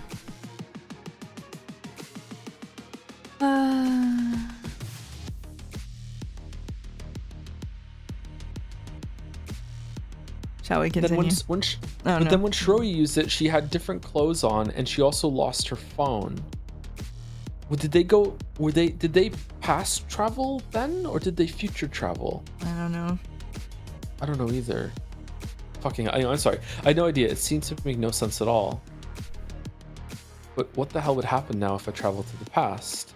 Let's say I travel 2 minutes back and appear in the kitchen. Will it be guaranteed that I'll be in the kitchen 4 minutes later? What if I don't want to? What if I decide to leave? Does the location where I appear force me to be somewhere in the future? That makes even less sense. I frowned, curious what would actually happen. I had never traveled with knowledge of how the replicated location worked, but it seemed like having that knowledge alone would break the rule. I would no longer replicate the location in the future through some weird unconscious fate. I mean, if I do appear in the kitchen, can I refuse to be there in the future? Can I risk doing that just out of curiosity? Do it.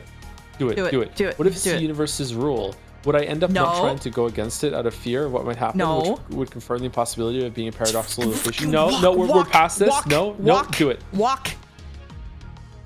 Do it. That's pretty similar to not attempting to change the past just in case it's not possible, but it can't be fought, can it? Yeah, it doesn't make sense. Why would I purposely be somewhere just because it's where I appeared in the past? I wonder, can I maybe take advantage of it? It doesn't seem fair that figuring out how it works would be a detriment if I intend to travel back. Until now, the rule has been consistent through mere fate, but it wouldn't be the same if I was aware of it as it happens. A way to put knowledge into practice, maybe as long as I have accurate knowledge. This is exactly How did Sai figure this out? Yeah, this is exactly Sai's thought before he split himself open with the door. You and I had the same thought, yeah. I put the Sekimeiya that had sent me to the past in the refrigerator. After I waited a bit, I took it back out.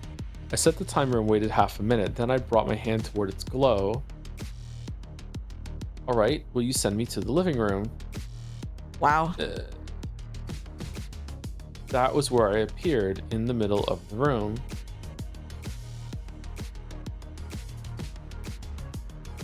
So I waited. I traveled 9 seconds to the past. So the only mandatory rule was that I have to be there after 18 seconds. But I didn't wait there because the universe had forced me to. I did it so that my request could be fulfilled. Leave! What happens if you leave? 18 seconds later, I was still... So did Sai say the universe, send me to the elevator because I'll stay there until it's done? Or did he calculate X amount of time I was in the elevator at the position that they were in right now? So therefore, if I wait until that moment, I can hit this one and travel back while going to the future. But if he went to the future, what the fuck did Sai do? I don't know what he did. That's crazy. What if he's on the wrong floor? He just risked it. He just YOLO'd himself into like a knife ambush in the elevator. Before touching the Sekimeiya, I had thought of what would happen. I had thought of that 18 seconds after appearing in the past, I would be in the living room. Of course, if that was the case, it implied I would appear in the living room, so it was what had happened. Then, to make it possible, I remained there, exactly where I imagined myself appearing. I see, so this is the opposite of useless. It's like the thought up loops that I came up with. No. As long as the loop is in my head before touching Sekimeiya, no. and as long as it can be executed, it will work. I can go anywhere I want. I as long as it can be executed. Didn't I just travel from the 5th of January to the 15th of December? I went 21 days into the past, and my knowledge of the replicated location came after the travel, but before the location is replicated in the future. What the hell happens now? I appeared in the lobby. Does that confirm that I'll be alive in the future? Doesn't this travel genuinely force me to be in the lobby on the day... I went 21 days to the past. 21 days after January 5th is Thursday, January 26th.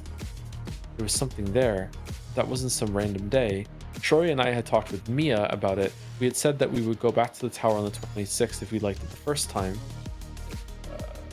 Mia had died because of the Sekimeiya. Without the Sekimeiya's existence, the explosion wouldn't have occurred, and Mia would have kept on living. Ashia had held an event in the tower every Thursday, and on January 26th, on Thursday, an event that grabbed her attention would take place. Do you want me to take over for a bit? Go for it, sure.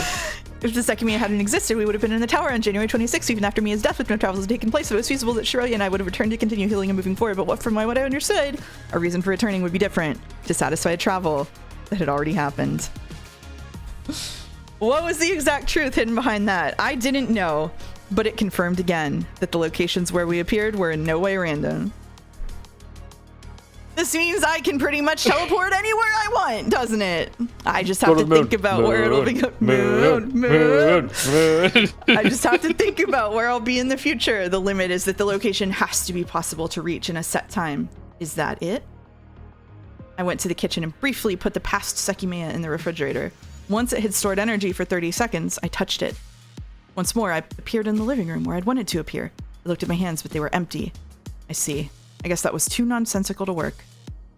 Before touching the Sekimeiya, I had thought I'd be in the living room with a chocolate bar in my hands. By appearing there with the chocolate, I would be able to have it in the future so that it could appear in the past. Dude thinks he could just make up matter? Like, just... In a world of pure imagination. Presumably that hadn't worked because I'm not Willy Funky Wonka and could never have obtained that chocolate in the span of those seconds. So I went back to the kitchen after I waited the proper amount of time. Maybe make a piano. Once again, I touched the past Sekimeiya after it had gathered energy for 30 seconds. After I appeared in the living room, I looked at my hands. I was holding a pen. Oh no. Oh no. I looked next to the television and saw the same pen. I see. This does work. Before touching the Sekimeiya, I thought that I would appear in the living room and that during those 18 seconds, I would go grab the pen. That was why I had appeared with it. However, I already had the pen. I didn't have to go get it. I could simply stay where I'd appeared so that I could appear with it. But the pen the first time! What do you mean? No, I don't know. No, I do not accept this. No, okay, all right. He's just a magician now. Okay. Hundreds of added keys. Okay, so remember when the story wants you to keep track of keys? Welcome to the world of infinite keys. Yeah, we're off the train right now. 18 seconds went by and I didn't step away from where I'd appeared. So even though I never obtained the pen myself, I was able to appear with it solely because I could have obtained it. I effectively duplicated the pen, but I can't spawn objects that don't exist, or I can't feasibly obtain before the future coordinate, like the chocolate. And this only happened because I thought of my actions before touching the Sekimeiya. It was a fascinating concept. And an incredibly strong one. Simply by having awareness of a single rule, the Sekimeiya had grown drastically more useful. What do you think, everyone? If I touch the past Sekimeiya while I'm holding the pen now, I'll appear with it in the past. However, that's possible only as long as I have it in the proportional future. So when I touch the Sekimeiya, if I either think that I'll let go of the pen before the time expires or otherwise wouldn't have it, I won't appear with it. I would be instantly annihilating the pen without having to actually get rid of it. Even though I should appear with it, I wouldn't. It was a fascinating concept from the author having written the concept. Yeah. This is what happened to the knife. This is what happened to the cleaning cart. Or this is what happened to Shiroya's phone. I think... Well, the cleaning cart is the only thing that's been annihilated. No, Shiroya's phone just disappeared. Right? When she came back into the tower. So she was thinking that she shouldn't have her phone when she came into the tower. Right?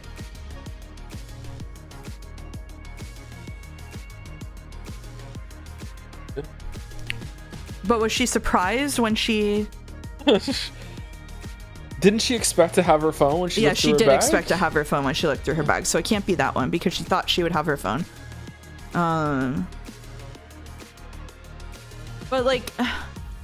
Why would the cleaning cart get destroyed?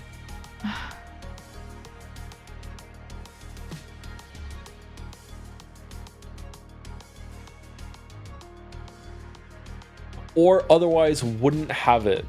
Maybe it is the phone.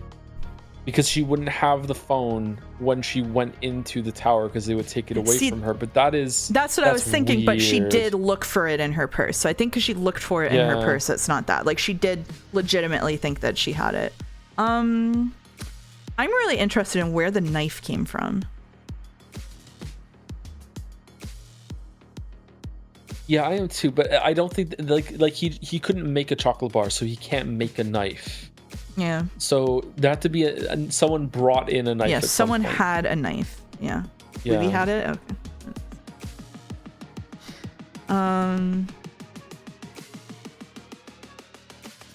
Cleaning cart? Maybe. I guess the cleaning cart did just fucking disappear into outer space, right? Like, it's one of those two. The part that tripped me up here is that otherwise wouldn't have it. That makes me think that maybe Shiroya's phone was taken away from her, so she's not allowed to have it. But so it kind of fits. But you're right. Like, but that Shiroya just appeared there via Sekimeiya. Therefore, like he just made a pen appear in his hand without even picking it up. So it seems to me that she would still be able to keep her phone if she thinks she should have her phone. Yeah. So like when she traveled under the building, even though she didn't have a clue how this fucking worked, she assumed she would have her phone when she got out and had it. And then when she went back in, she assumed she would have her phone and she didn't. Yeah, I think cleaning cart. I think it's cleaning cart. I think it's cleaning cart? I think it's cleaning cart. Okay. What do you think?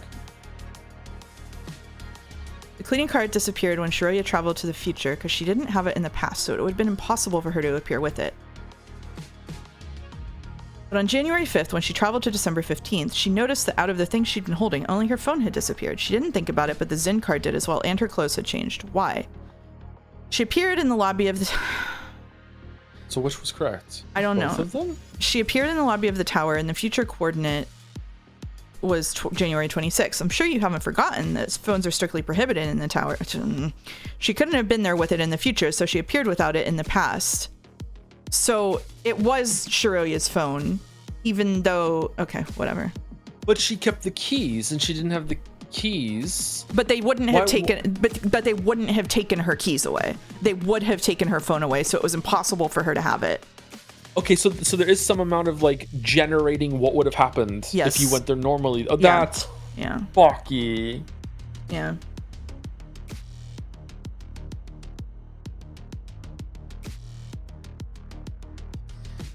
This is pretty insane. I can't believe the mechanics actually followed some rules. I was overwhelmed by the number of things I was learning, but I didn't... Yeah, thank you, Stan.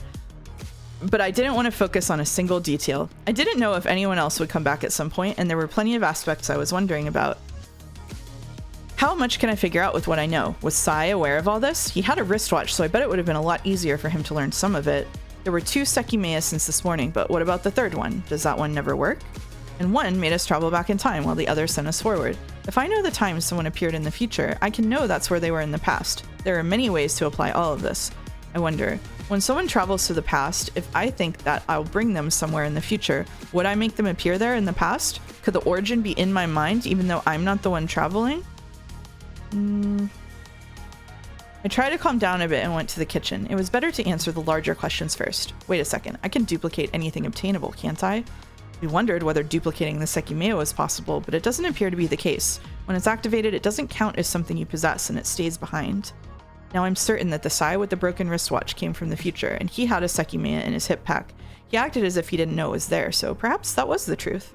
Maybe he appeared with it. An important detail is that it was inactive. So this, I'm pretty sure, is the fake one. Yeah, it's the fake Sekimeiya. Yeah. If he hid a powered-off Sekimeiya in his hip pack in the future, it's possible he appeared with it in the past. Trying it was simple.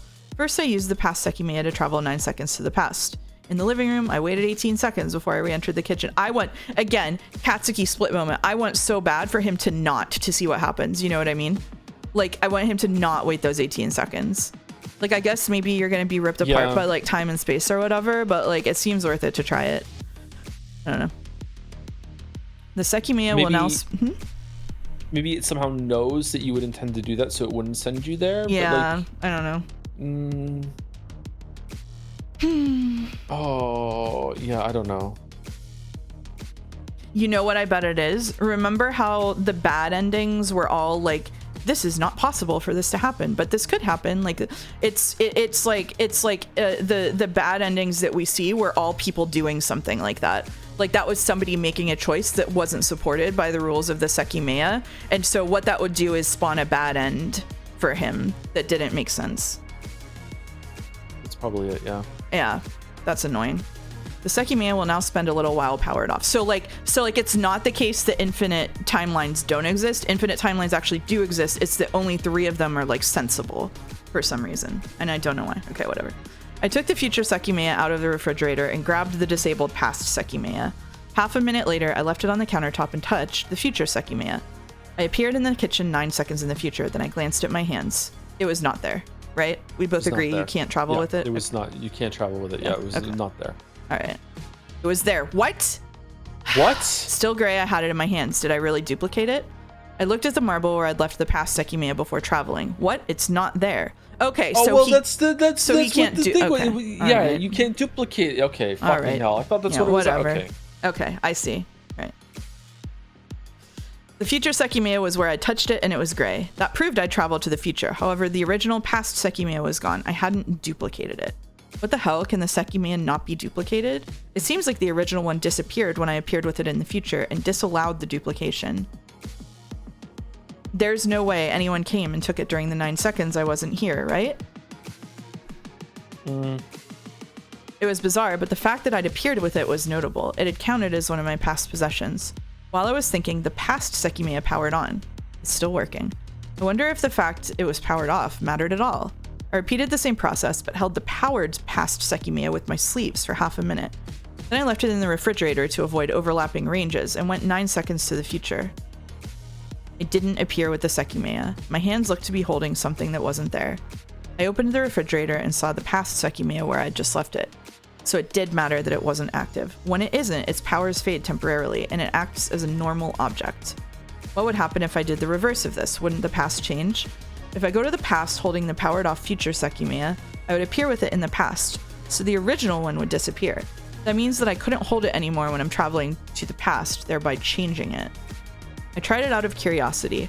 Holding the future Sekimeiya that I'd powered off, I went 9 seconds to the past. In the living room, however, I didn't have the future Sekimeiya between my hands.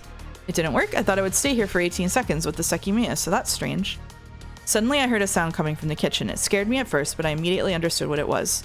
9 seconds later, I entered through the door. The disabled Sekimeiya was on the floor. It hadn't disappeared alongside my past self. Why, though? I don't get it. Wait, no, I might have an idea.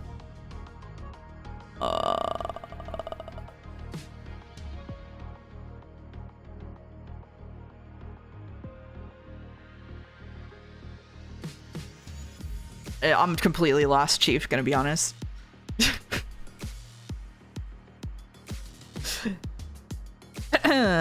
It wouldn't cause a world switch, right? Because it's not powered on, except that... What did he even do? I don't know. I don't know. Do we have a three-way coin flip? Holding the future Sekimeiya between his hands, he went to the past. He hit the past one. That's what he did.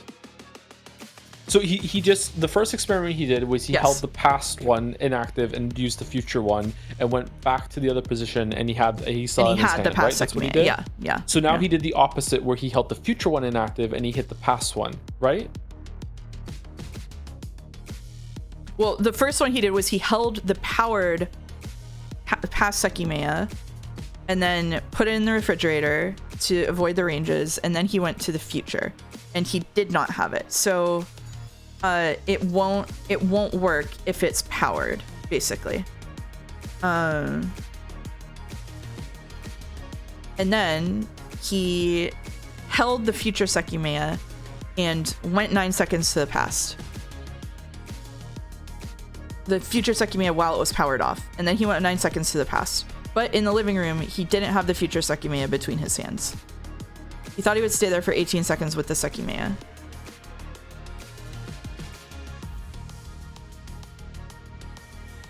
And instead it fell on the floor.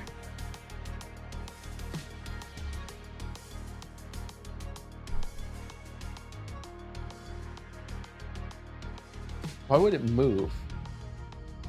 Because it fell where he was, I guess, holding it. He was holding it. So like And then time it was fell. frozen when he had this thought when he didn't have it. It's just narrated like. Yeah, I think so. It's just like it didn't work. I thought it would stay for 18 seconds a second. Maybe that's strange. That's a thought that takes like 2-3 seconds to play out in your head, and then he heard the sound. Like I guess it's just instant. Okay, that's fine. That's just tripping up a little bit. That's fine. Yeah, I guess. sorry.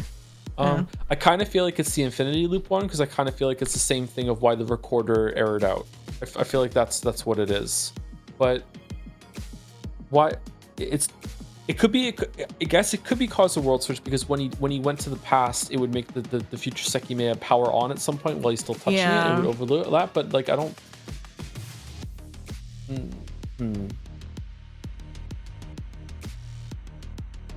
Oh, he traveled to the past, so it took a while for past him to travel to the past and drop the Sekimeiya. Oh, he heard 9 seconds later himself drop the Sekimeiya when he traveled, basically. So yeah, you're right. A few seconds went by. Oh, okay. Yeah. Oh, maybe it would have caused a world switch then because it would have powered on and it would have been standing outside gaining power and it would have, well, would the range happen in 9 seconds? I don't know. I don't think it would cause a world switch because it was inactive at the time that the past one was used. So I don't think it's that, but I feel really we're pretty far out of my so when Katsuki touched it in the kitchen, the future Sekimeiya wasn't powered on, right? But then now but at the moment right before he touches it, for 9 seconds prior to that, there's been a Katsuki standing in the living room with this future Sekimeiya that might be turning on, and that might be in range of it now. But so like the question is 9 seconds enough for the future Sekimeiya to be able to turn on and cause a world switch? But if it was enough to cause a world switch, then that means he wouldn't have been able to travel to the thing, so to the living room in order for it to power on, for it to cause a world switch. So I don't think it can be that. So that makes me think that it's paradox. It could be a paradox. I don't know. Yeah, that's my best bet too. But I don't know. Let's go with that one. Oh. No, it's the infinite. I think it's due to the infinite loop concept. Always pick the one with exclamation points. If I had appeared with the powered off future Sekimeiya, this is also funny if you're just half paying attention, you're telling me. If I had appeared with the powered off future Sekimeiya in the past, 18 seconds later, it would have been closer to powering on. Once the infinite loop is applied, the Sekimeiya could have never appeared powered off, and when it's powered on, it doesn't count as a normal object. I believe that's why it didn't travel. What exactly would happen if I wait in the middle of the living room for a few seconds, move the sofa to where I'd been standing, and then travel to the future? My appearance would collide with the sofa, but what would that do? Would I overwrite part of the sofa? Would it cut off my legs and kill me? I think it's what happened with Sai in the door. It's too... Oh, that's what Sai did. Slammed the door. Yep. It's too risky to test that, but I have no idea what the result would be. After all, I've been appearing where there's air, and it seems I'm overwriting it, or else it would also kill me. The case might be different if I appear on top of a solid object, though. Like an elevator. This is what happened to Sai, but which timeline?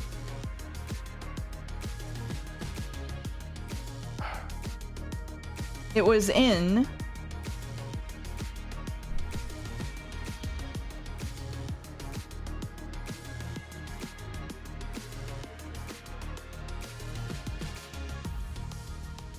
It was in the same one where only Katsuki was in the tower. It was Sai A, right? World A in chapter 3. It's the one where they found him in the elevator. Yeah. Was that was that World A? That was World A. Yeah. Kite wasn't in the tower. Only Katsuki was found alive in the tower, and Kite was not. It's A. Yeah, you're right. It is I think it's Sai A. Sai A. Yeah. Yeah. Indeed, that is the fate Sai A must think. Fuck.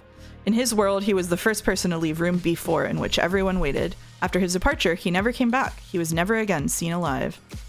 Unaware of what awaited him, he touched the future Sekimeiya that had been hidden in the attic. For a prolonged period of time, he had been sitting against a door in a crystal room. However, when he appeared there in the future, that door had been open. Oh, honey. Oh. That instantly. I've been figuring all of this out, but I still don't fully understand the most important aspect, the amount of time traveled. I've been repeatedly traveling 9 seconds through time, so it has to be consistent as well. The 1 out of 27 right, gamer? That's right, baby. I paid attention to one thing in this visual novel, and it's Psy. 30 seconds stored equals 9 seconds traveled. 2 minutes stored equals 45 seconds traveled. There's already an indication here. Each stored second turns into more amount of time traveled than the previous.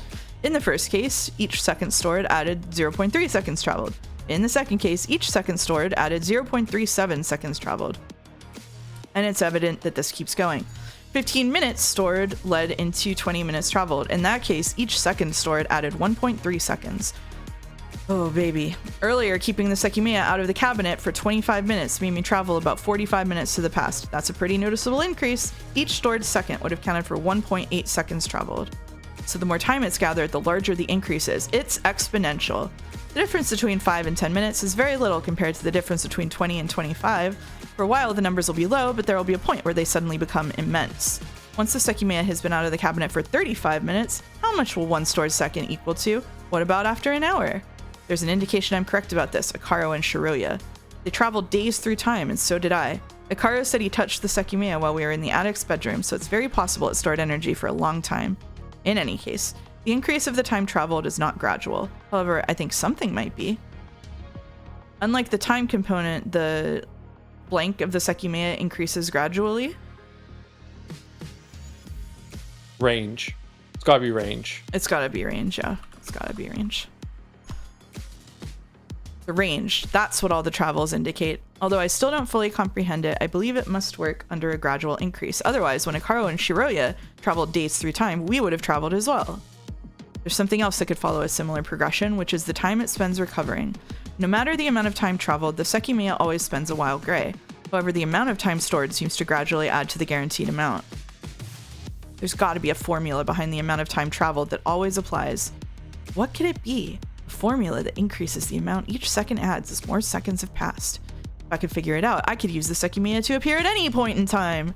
Thankfully, if it doesn't change over time, I could do small-scale tests to figure out what exactly would occur at a larger scale. Observing the difference between 30, 31, 32, 33, 34, and 35 stored seconds might be all I need to understand what 1 hour of stored time would cause. But my way to measure time isn't precise, and I can't measure decimals. I might need a calculator too, and I don't know if there'd be one here in the attic. Oh, just make one. Just imagine you're gonna show up in the living. No, you can't do that because Let me know if you want me to take over, by the way. You can take over at the half hour. Okay. Why was I so preoccupied with the idea? Was it due to mere curiosity? No, that wasn't all. At some point, I'd realized it. While locked in a tower for 12 hours, I'd spent a long time trying to figure out if saving Mia was possible, and I knew, at that moment, that it was. However... And this is how he causes the loops. This is how he causes the next world line. Yeah, he's the reason why they're there. Those thoughts had all faded from my mind sometime previously. Shiroya had caused me to abandon the idea of saving her. But I'd learned that wasn't the real Shiroya, and it made a lot of sense. She would never have said that. She had wanted to save Mia just like me and had been prepared to do it once I'd told her it was possible.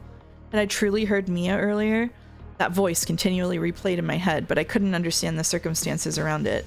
I don't know how reasonable this is. After a while of storing time, being off by even a single decimal would result in a substantial difference. Even if I analyze repeated short travels to the future, it might take me a really long time to come up with an accurate equation with just these few timers. I had no idea how long I'd be alone in the tower, but I couldn't afford to spend hours perfecting a formula. I didn't even know if it was consistent in the first place. My mind went back to a thought I'd had long in the past. When I'd originally conceived of thought-up loops, I'd also considered a particular scenario. Depending on how it works, the possibilities could be limitless. There's even a higher step to reach. It's considerably different, but it follows along with a few things I thought about earlier regarding the date displayed on Sai's watch. Out of the countless examples, could you go back in time, trade information with someone, write it all down, leave it on a note that you'd see before traveling through time, and win the lottery? You'd read the note and go back to the past. However, since you would already know the contents of it, you'd have no reason to exchange the information. All you'd have to do is leave behind the note you'd read so that you could read it before traveling. The note itself would be a paradox that you caused, but was the past truly changed? Was a past in which you exchanged information truly overwritten? Or did it never exist in the first place? If Sai's watch got to 9999-1231 by spending infinite time in a loop, did the pasts in which the time counted up to that date really exist in any capacity? Would something like that actually be possible? I don't have the time needed to find an equation that lets me calculate time values for the Sekimeiya, but as long as it's possible to find, could I use something like this to obtain it? How long would it take me to find it? Maybe 2 hours of monitoring innumerable travels? If I extrapolate my old scenario to this, it would look something like going 2 hours back in time, spending them working to find the formula, noting it down on a piece of paper that I would hide inside a drawer. Before traveling 2 hours back, I would find the note, and in the past, as I would already know the formula, I would just have to write it down and leave it in the drawer. Holy shit, I can't believe I understand what he's saying. I understand it too, and if it works, I'm gonna be adjacent to angry. Angry adjacent. This is an Angry applicable. adjacent. This is the Psi Magic Tricks ending. This is the Psi Magic Tricks ending. Yep. But this isn't applicable because if I go 2 hours back, I won't have access to the Sekimeiya. I've been testing with them, so if I go back and use them, I'll be changing the past, and the note will not be written in my current reality. But what if I change it up a little? Let's say I take the past Sekimeiya out of the refrigerator. 2 minutes later, I touch it and go 45 seconds back.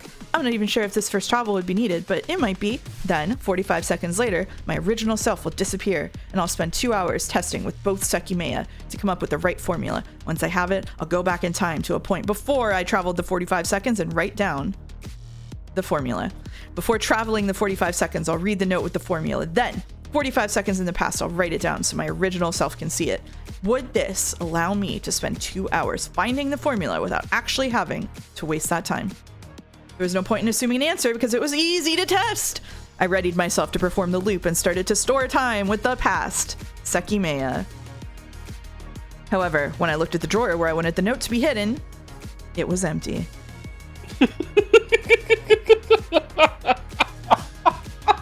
August says, okay, so just to clarify, since I'm a bit confused, they're trapped in this building for 12 hours? That's correct, August. Huh, okay. Why did it not work? It's because you're too fucking stupid to figure it out in 2 hours. The success of the loop required the existence of hypothetical events. In reality, if I had seen the note, I would never have spent 2 hours working to find the formula. Those events would only have existed in a hypothetical history. Once the result was known, their existence would have become unneeded. Am I mistaken then? Is this concept just unworkable? That can't Who be. picked up the pen? It's the same thing as the recorder powering off when I go to the past. The hypothetical realities in which it progressively loses battery need to exist in order for it to appear without power in the real one. Although I didn't fully understand that, as the recorder not degrading physically still didn't make sense to me. And that is linked to their physical conditions, which I'm sure we'll be quizzed about soon. What if it didn't work? Like whenever they get tired and hungry and gotta piss and and the healing injuries. What if it didn't work because 2 hours wouldn't have been enough to determine the formula? Or because I'm too fucking stupid? What if during those 2 hours people would have shown up and I would have been unable to continue and go to the past to leave the note behind? If this were Shiroya, she would wait 2 hours just to make sure. Yeah. If 2 hours wouldn't have been enough, what about 10? What if it would have taken me more than 20 hours to refine the formula until it was consistent with every travel? The tower will open at 9, so assuming no one else comes, even in a hypothetical world, I would only have until 9 to experiment. Actually, probably way less than that, because to travel to the past and appear in the tower, I'd have to be inside it hours after 9. Dude has a time machine, and he's saying he doesn't have enough time to do something. Dude has okay, all right, I'm so cool. You're so cool with it, yeah. But so cool, yeah. assuming I had all the time, to be fair, he can't take his time machine with him. So, you know, he's working with a limited capacity time machine. But assuming I had all the time I needed, would I be able to use a hypothetical world to my advantage? Could I make use of countless hours without actually spending any? I considered that there might have been a way to test it. I took the past Sekimeiya out and pressed play on the recorder. Following that, I went to the living room with the past Sekimeiya and the recorder and closed the door to the kitchen. I had to think very thoroughly about it. Instead of using a single hypothetical world, what if I used multiple at once by making it recursive? My god, dude. He's like a different character right now. He is, yeah. If I touch the Sekimeiya when 15 minutes have passed, I'll go 20 minutes to the past. But before I touch it, I'll open the door to the hallway and find a notepad from the bedrooms on the floor. Depending on what it says, I'll do one of 3 things. 1, if it has a formula written down, I'll go 20 minutes to the past, obtain the notepad, write the formula down, and leave it in the hallway. 2, he's fucking thinking in Python. 2, if I don't find a notepad, I'll go 20 minutes to the past, and using the future Sekimeiya in the kitchen, I'll start to work toward finding the formula. Before 20 minutes pass, I'll obtain a notepad from the bedrooms. In the top left corner of the first page, I'll write a 1, along with the progress I made in those 20 minutes. Then I'll leave it in the hallway. 3, If I find a notepad that doesn't contain the formula, it will have my current progress along with a number in the top left corner of the first page, which will indicate the number of iterations that have occurred so far. Remember when you thought Sai spent years time traveling to figure out all the crazy things you can do with the Sekimeiya? How do you feel finding out it was Katsuki doing it instead? Genuinely, if this exact same codes were happening, but from Sai's perspective, I would probably be doing a lot better, actually. Sai would probably open the door to himself right now and say, "You fucking idiot, here's the answer." Yeah. Before the 20 minutes pass, I'll write down the updated progress in a notepad from the bedrooms, increase the number I saw in the top left corner by 1, and then leave the notepad in the hallway. This makes use of infinite time. By repeatedly using these 20 minutes across multiple hypothetical worlds, I can carry my progress over until the formula is found. I'm able to compress years worth of calculations into a single 20-minute loop. Since all the worlds will collapse into a final result, I'll always find the real formula behind the hallway door if this is viable. Actions 2 and 3 are only for the hypothetical worlds. Okay, you can take over for a while. I wrote a story where a character does exactly this, actually, so I understand this. At least, okay. I think I understand it. I don't know if it made sense when I wrote it, but yeah. As another final point, if the number in the top left corner exceeds, say, 1 billion, then I can be confident no answer exists. I do understand what's going on. I'm just, yeah. It's I think it's the stuff before that it's like, what the fuck is going on? Yeah. I realized the plan had a small flaw. Oh yeah, what is it? What if in the real world I open the hallway door and find no notepad? I'll think that the plan hasn't worked and won't go through with the first loop. In the same way, the first hypothetical version of me, instead of assuming he's about to start the first iteration, would assume that the plan is flawed and wouldn't start the sequence. If I want this to work, I'll have to execute the first loop in the instance that I don't find the notepad in the hallway right now. This is okay, because even though the plan wouldn't work for me, I'd have to resort to finding the formula manually in the real world. Executing the first loop would work toward that, and it would make the plan succeed if the concept was invalid. Okay. Just keep going. Okay. 13 minutes had passed. I hadn't heard anything in the attic. If another version of me had been ready to pass the formula on to me, he'd been very quiet. Still completely clueless as to whether it would work, I approached the hallway. My mouth dropped to the floor. Flashes of a certain bedroom popped in my mind, a normal occurrence after seeing my own messy handwriting. A notepad was beside my feet, containing a large string of numbers on the first page. Upon closer inspection, it was definitely a formula, far from a clean one. This is really it. It actually worked. All the pages after the first one were completely empty. There was no number at the top left, so I didn't know how many iterations had been needed to reach it, but its complexity was evident. So Shiroi and Akara weren't lying. Touching the Sekimeiya after an hour of stored time will really send you weeks through time, and I can calculate the exact amount. Before that though, I had to travel to the past. Less than 20 seconds remained until the 50-minute mark. When the timer hit it, I touched the past Sekimeiya. The thought up loop shit all along was actually foreshadowing. Yeah, we're really happy about that over on this side of the stream. As expected, I appeared in the hallway right next to the kitchen, which was closed. I had gone 20 minutes back, but the past Sekimeiya had only stored energy for 15. During the first 5 minutes, I had no access to the kitchen because my past self was there. In the hypothetical loops, that time would have been used to check the progress made until the previous iteration. I went to the right bedroom and took a notepad from a drawer. I recalled all the numbers that had compromised the formula and wrote them down. Ooh, you just from memory? Sorry. It's a large string of numbers. Its complexity was evident, and you're telling me he just fucking remembered it? It could be a short formula. Cope. Seki Fuller's coping in the fucking chat. Fuck off. Then I silently approached the hallway and left the notepad next to the living room. Welcome, Godot. Nice to see you. This is crazy. I wonder how much time was spent to reach this equation. Feels like an instant result for my real self, so I could even use something like this to brute force the computer passwords downstairs. I stood in silence until I heard my past self leaving the kitchen. Future Sekimeiya is in the refrigerator. I had a slight doubt. I understood the formula, but a certain factor wasn't part of it. Is that really it? There is no other influential factor? I stepped over the sink and set the plug for the drain. Then I filled it with water very slowly so I didn't make noise. Once I reached the top, I took the future Sekimeiya out and put it in the water. Time to make some tea. I set the oven to count for 10 minutes. When only 5 had passed, I put my hand in the water and touched the Sekimeiya. I appeared in the kitchen and immediately saw the disabled future Sekimeiya under the water. Then I looked at the oven and saw the amount of time had gone to the future. The timer was at 4:31, immediately ticking down to 4:30. 29 seconds. I have gone 29 seconds forward. So I was right. There's another factor. Temperature. The water is at room temperature, and the Sekimeiya spent 5 minutes in it. I should have definitely gone more than 29 seconds forward.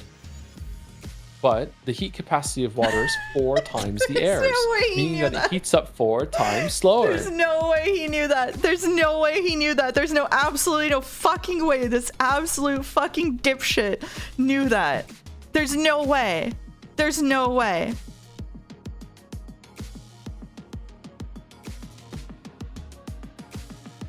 She skipped school. The problem isn't me. The problem is Katsuki. You know anything about Ice 9? It appears the temperature higher than the cabinet lets the Sekimeiya store energy and become hot. Of course, that heats up the air around it. The only thing I know about Ice 9 is that Cat's Cradle by Kurt Vonnegut is an excellent book, and I know nothing about it in any other context and do not want to. Thank you very much.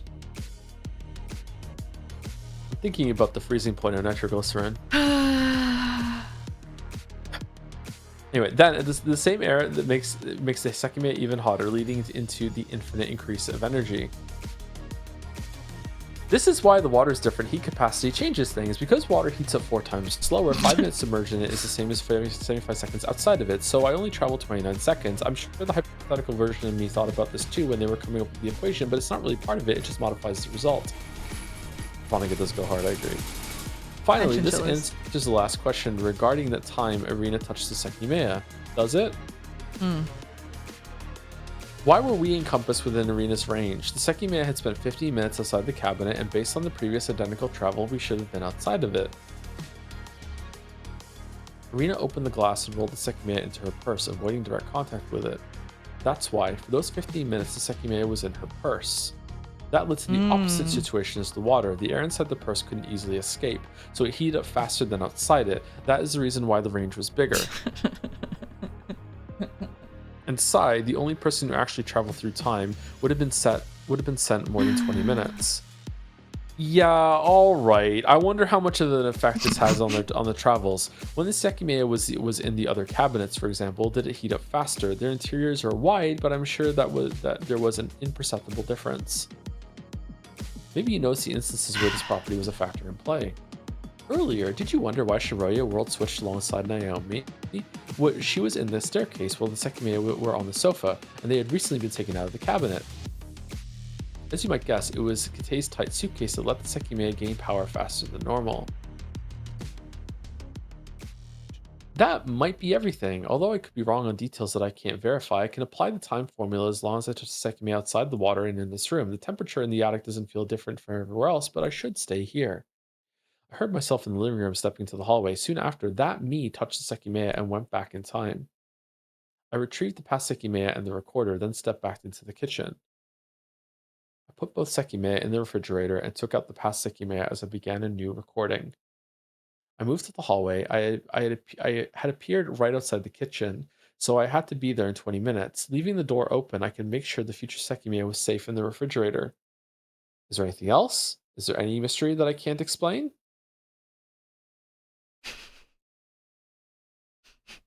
In the storeroom, I'd sporadically thought about the long series of events that had gone on during the 12-hour span of time. A few ideas had come to me, but I had to seriously think about everything with what I'd learned. One of my grandpa's favorite stories to tell about me is that when I was a kid, my grandpa is really smart, and my grandpa is like from like rural Pennsylvania. Like he has no business being as smart as he is. Like he's like he's never been to college. I don't even know if he went to high school, but he was in like the Korean War, and then he had them drop him off in California, and he taught himself how to repair televisions and traveled across the country repairing TVs because he's never been out of Pennsylvania, and he wanted to like see the rest of the country. He went on like a big just a cross country road trip by himself, just like funding himself. And so he's really smart. He's really good at like mechanical stuff and like figuring stuff out. And when I was a kid, And I was really into like books, and like I was always like a really big nerd and like always reading and stuff. And when I was a kid, I was probably like 5 or 6. I proudly proclaimed that but I said between me and Pap, we know everything. And I'm getting such a vibe from Katsuki of my 5-year-old self.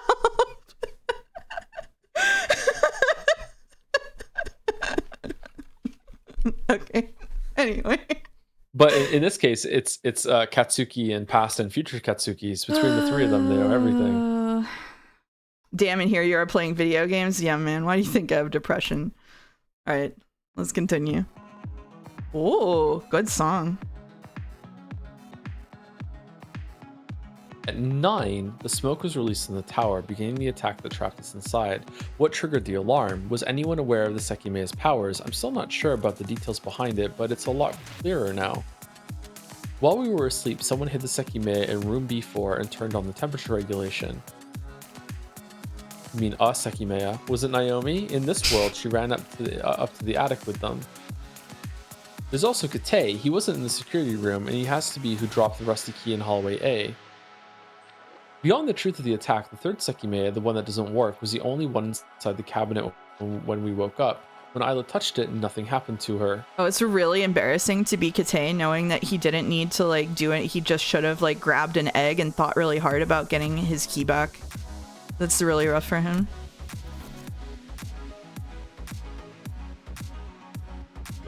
The security room and contacted the outside. That's when we had to call with Surupo, who told us about the story behind Ashia and Zen. Before it ended, Sai turned off the monitor next to him. However, the whole computer immediately powered off too. Why doesn't Katsuki just think really hard about Mia and Shoya being alive on the other side of the door and then just open the door and give him a hug? Yeah, well, I don't understand. Like, yeah. Who did that and why? At this point, I believe there's an answer far more likely than the others. Who shut down the computer in World B? I think it's probably Kate. Which one was World B again? World B was ours, right? Is the first one world. that we saw? Yeah. I don't think it benefits Kate to be So let's go back and read that scene. Let's monitor. Sure. Lose security cameras. Blah blah blah blah blah blah blah blah blah. Okay, here they are talking to Serpo.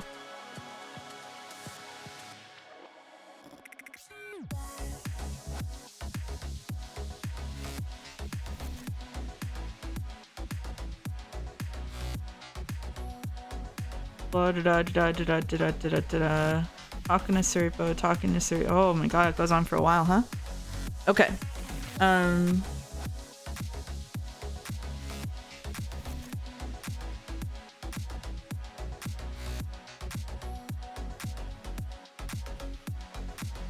It seems like it was probably Kate, right? Yeah. But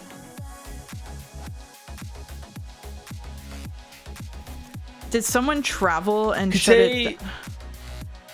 Kate set up like a whole fucking like shutter defense system and everything, and then he spent like after this he spent like an hour trying to get the computer to come back on, and then Sai just came in and flipped the button or whatever, right? Yeah. Like I feel like it has to be Kate. Yeah. But maybe someone traveled. He says it's impossible to power off the main computer from the mechanical room, but is that actually true? They went and checked it because I was thinking, what if he...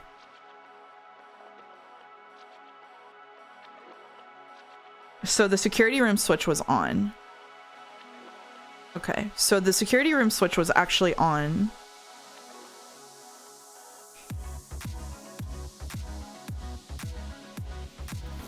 Hadn't fixed a thing.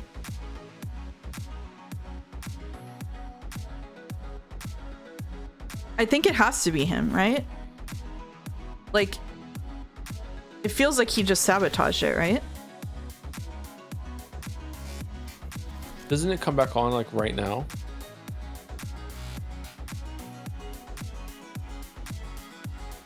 Yeah, it does. Yeah. Ooh. So what made this happen? I don't know what made this happen.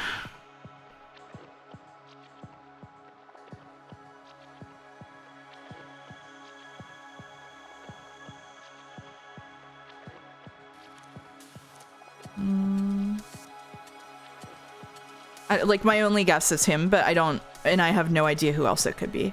Like, I think it's probably somebody else, but I don't know how it would work or who it could be, so.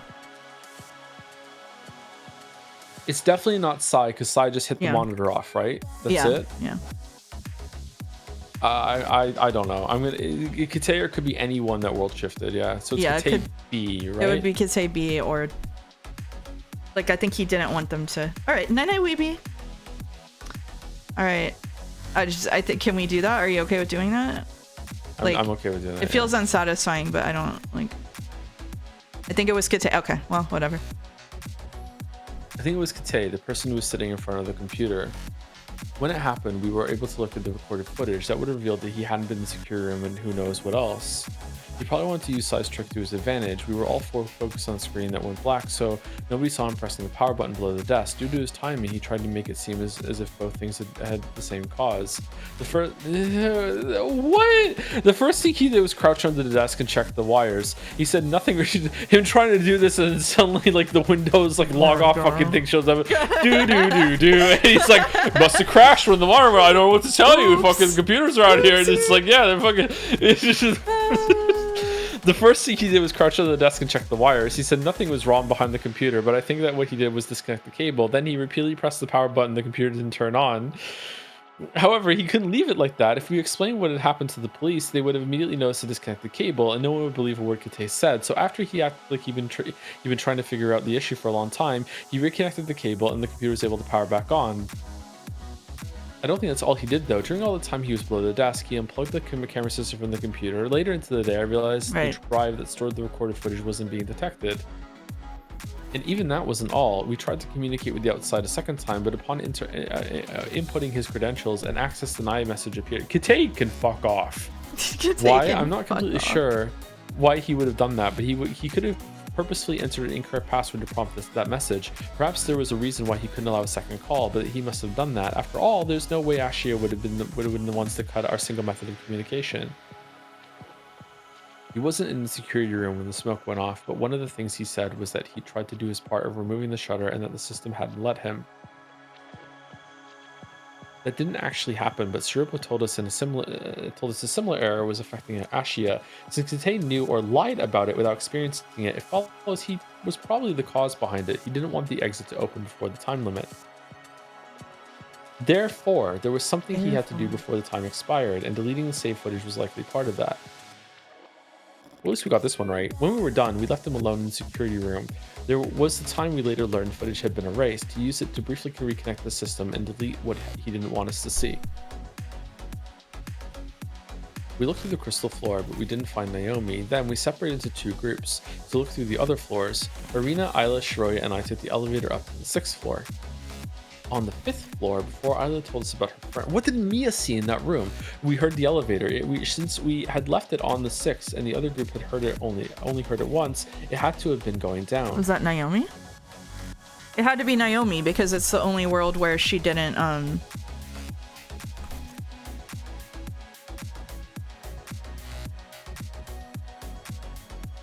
right? Because Naomi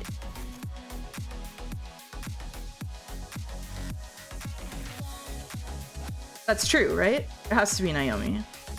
Because we talked about it, she didn't run to the attic with the suitcase, but one of them traveled, right? Didn't Naomi travel? And then that was her, like, leaving the attic. And then later she wanted to come talk to Kite in the lobby. It's Naomi, right? I think it must be, but this is But it's Naomi A. Confused about this one. But it's Naomi A because Naomi B did not go there. Right? You get confused about me too, buddy.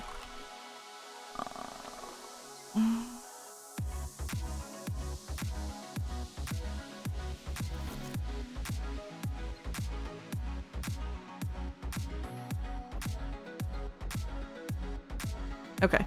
Both Naomi world switch at the exact same time. So okay, so here we go. In world B, Naomi didn't run to the attic with the suitcase. In worlds A and C, however, the same thing occurred. Naomi touched the Sekimeiya and world switched. When Naomi A touched it, she appeared in world B. Her keys remained in world A and the elevator was disabled. Until that changed, she was trapped up there. From her point of view, both Sekimeiya disappeared as she brought the suitcase along as one of her possessions. Naomi C world switched to world A and the range encompassed Shiroya, and they were able to get out. So I think in world B, after Kate did the shit in the security room, the elevator would have been re-enabled, right? Is that what re-enabled the elevator? I don't remember. And then that Naomi would have been taken the elevator out of the thing at this time, I think, right? And that would be Naomi A, because she traveled into B. Naomi A went to world B. Yeah. Naomi C went to world A. That's correct. And world C doesn't have a Naomi in it, in the attic at least. That's correct. Yeah. Yeah. So there are two. There would be two Naomis running around at this point. Yeah. In world B. Yeah. Yeah. Yeah. I think it's Naomi A. So does she go downstairs and meet the other? Where's the original Naomi B then? Don't know. We don't know yet. Okay. Yeah, it's Naomi A. That's what I think. Oh my god, I can't. We've gotten 3 of these right when it was a choice of 27. Holy shit. It was Naomi who ended up trapped in the attic. When she appeared there, the elevator wasn't working, but she must have eventually tried it again after Kate re-enabled it. On the 6th floor, the elevator went up to the attic. Of course, we didn't hear that. Thank you, chat, for cheering us on. Timeline. Then that Naomi used it to go all the way down. It was soon after when we found Naomi's first corpse in the hallway B crystal. In the hallway B crystal room. Okay. The hallway crystal room. I think Naomi killed herself. I think she found another Naomi and she killed the other Naomi. She freaked the fuck out. I thought maybe Kate killed her, but. So it would be not the Naomi who'd taken the elevator. It would be the original Naomi in timeline B. I don't know. Like, do you think, who do you think, like, this is kind of, no, maybe this is a wrong answer then, because, like, do you think that the Naomi A went downstairs, found Naomi B, freaked out and killed her, and then ran away and was like, what the fuck did I just do? Or do you think Naomi B killed Naomi A? Or do you think, if it's not Naomi on Naomi action, then it's the Naomi that taken the elevator that's killed. This dead there. So in this one, did Kate take he took the Sekimeiya and then went to go hide it, right? So my thought was that Naomi found him doing that, maybe, like saw him doing that, and he killed her, and that all happened before, like, I think whoever was in here was dead before that Naomi took the elevator down, because the Naomi who took the elevator down was delayed, right? I don't know if we found her first, but I think that she was dead first. Does that make sense? Yeah. Do we think that's why Kate is freaked out when Naomi wants to talk to her downstairs and she's actually there? Maybe, yeah. Then maybe he kills the second one too. My gut is saying not, but it could be wrong. My gut is saying not. And you agree? I agree what? You agree that it's not the Naomi that went down. I think it's the other Naomi. Here. Yeah, I think it's not the other, yeah. So, sorry, using writing justification, remember how baby Kate was willing to kill someone whenever he needed to because she wouldn't chill out? Yeah. I think that was foreshadowing for Naomi. Okay. Yeah. And this is the only timeline or world where the Sekimeiya are still in the storeroom, according to for Kate. Naomi hadn't taken them. Yeah, so exactly. Naomi found them then. Okay. Okay. I think this is not Naomi who took the elevator. Do you agree? Lock in? Yeah, I agree. Lock in. Right. Yay! I don't think that was the Naomi who taken the elevator, though. The elevator moved after one Naomi had already appeared, and her set of keys was on the first dead body. That was likely Naomi from our world. She appeared in front of the others and asked to talk to Kate privately. Later, the Naomi in the attic went down. Okay. But after we waited, Kate came back alone, saying Naomi hadn't wanted to come back. If she was still down there, we couldn't let her keep escaping. Shori and I waited in front of the elevator while the others went down to make sure we'd find her. Suddenly, we heard the elevator going up. We thought that was Naomi, but we didn't find anyone where the elevator would have stopped. The reason was that my past self was the person who used it. And while we were discussing what could have happened, Akaro came running. The Sekimeiya had vanished in the cabinet for the first time. Everyone was waiting near the stairs when we arrived. Shori and I saw the empty cabinet in the event room, but the party was still Naomi. She had to be there. Making sure nobody could leave, room B4 was eventually looked into. That's where we found her corpse. Who killed Naomi B? Who killed Naomi B? I think Kate, but what do you think? It's either Kate B or Naomi A. Yeah. I am convinced with your Kate B theory. Okay. All right. Lock it in. Lock it in. All right. Yay! You were right. Someone coming from the future could have killed her, but I'm inclined to think it was actually Kate. It happened in the room where the Sekimeiya were hidden, and in this world, Naomi didn't bring them there. That makes me think it was Kate who did.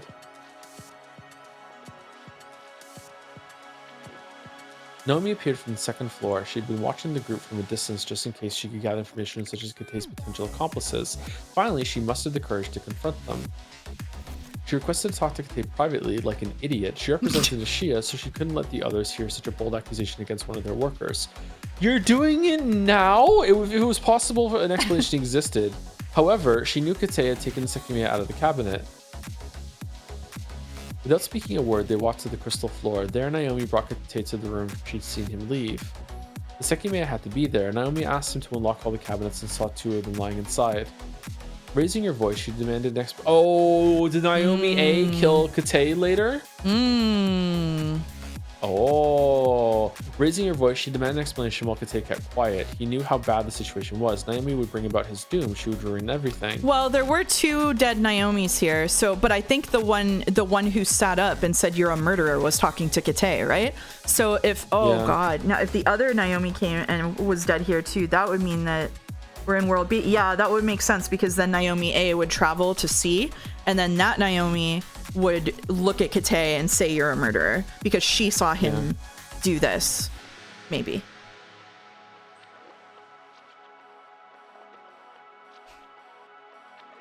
Where did that Naomi come from? The corpse? Was that the corpse they had in the bathroom and they moved it to the lobby, or is that a third Naomi corpse?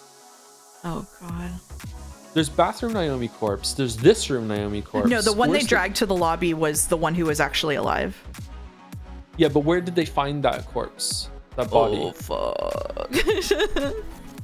I don't know either. Like,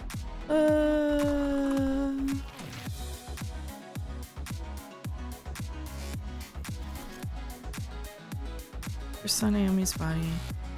Inside the men's was Naomi's body. It was in, oh yeah, it was in the elevator with Shiroya. Yeah. Yeah. Was Shiroya dead? Shiroya was dead. I mean, they said Naomi was dead too there, and she wasn't. But they touched Naomi.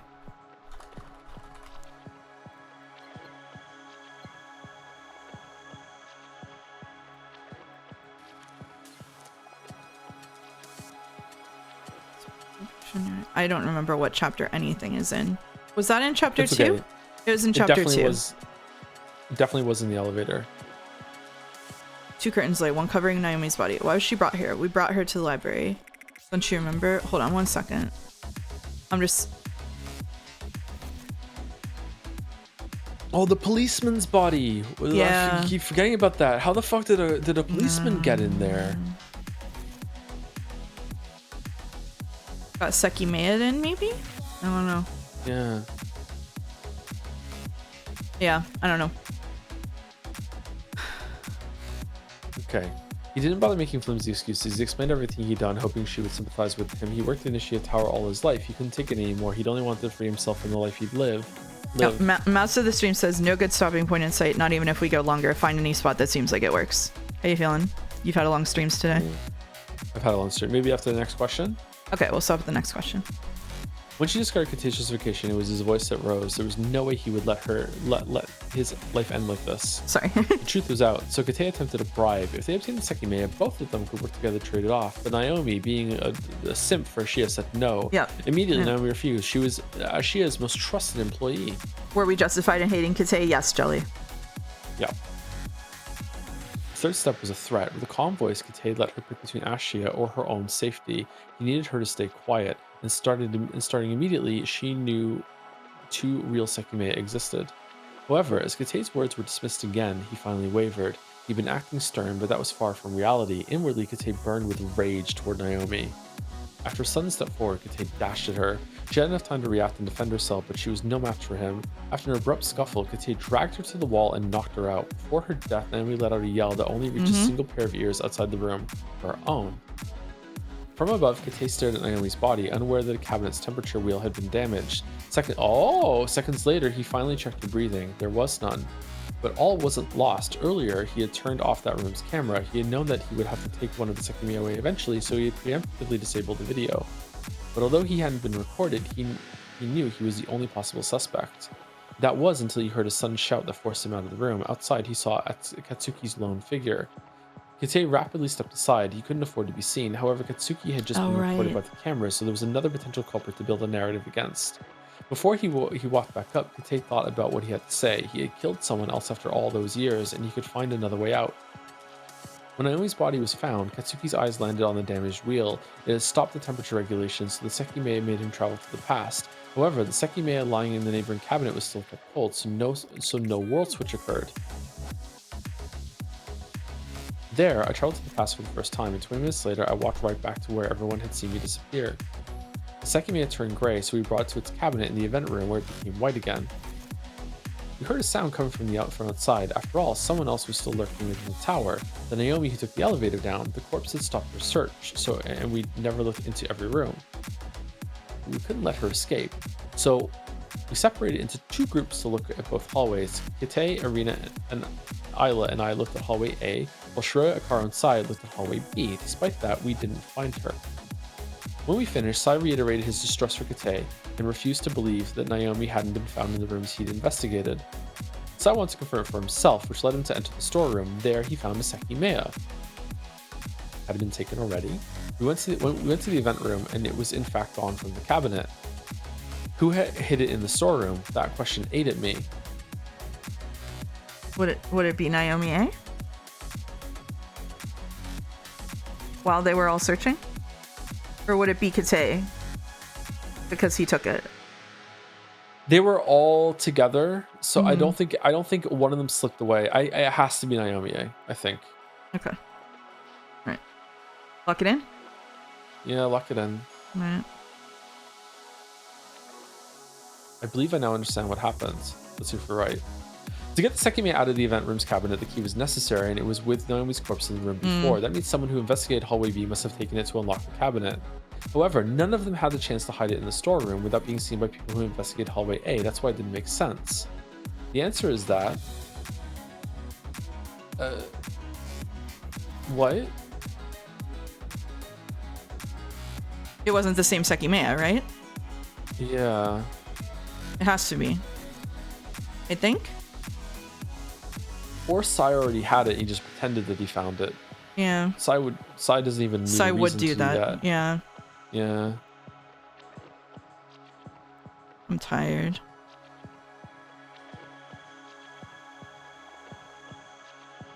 Tired too.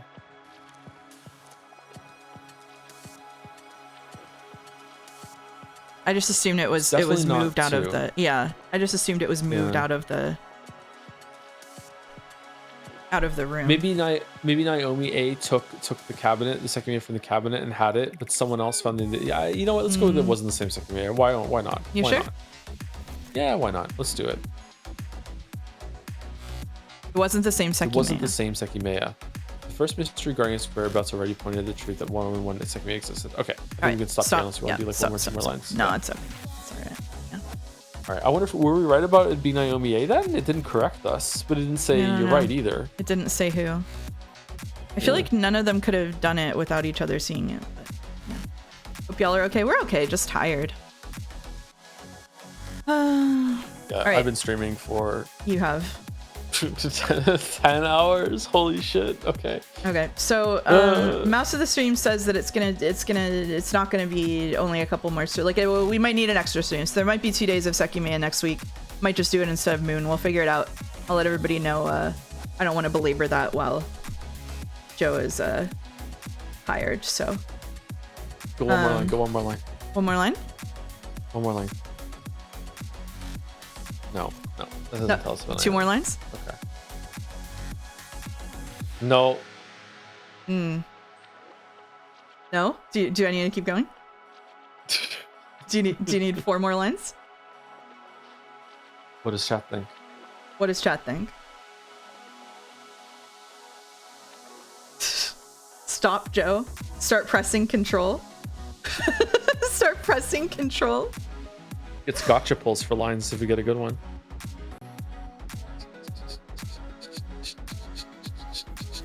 No. I don't think so. It's not telling us. It's not telling us. It's not telling It's not telling us. God damn it. Alright. No. Well. Oh well. Does somebody have someone for us to raid? I will be gone this weekend. Jelly will be on for Umineko tomorrow. I need to do voice assignments for you both, sorry. Haven't done that yet. And we'll be back next week. More Sekimeiya. This is a funny stream. I think so. Germa is playing Castle Crash. Okay. Castle Crashers just had a big update. That's why he's playing it. Maybe Saturday. That's right. Yeah, Saturday. Oh yeah, sorry. It's almost Friday. Yeah, whatever day it is. Day 9 is offline. It looks like. I'll just raid Kraken. We usually raid Kraken. Chowderman is always streaming. Chowderman? I don't know who Chowderman is. Chowderman. Thank you everybody for coming, and see you next week, where you find said stream pre-announcements in my Discord server. Here. Right. Does that not work? Sure, Joe and I will get so much reading done. Well, you know what they say, when the mouse is away. Hooray! Ooh. Hooray! See you soon. See you later, chat. Have a good night.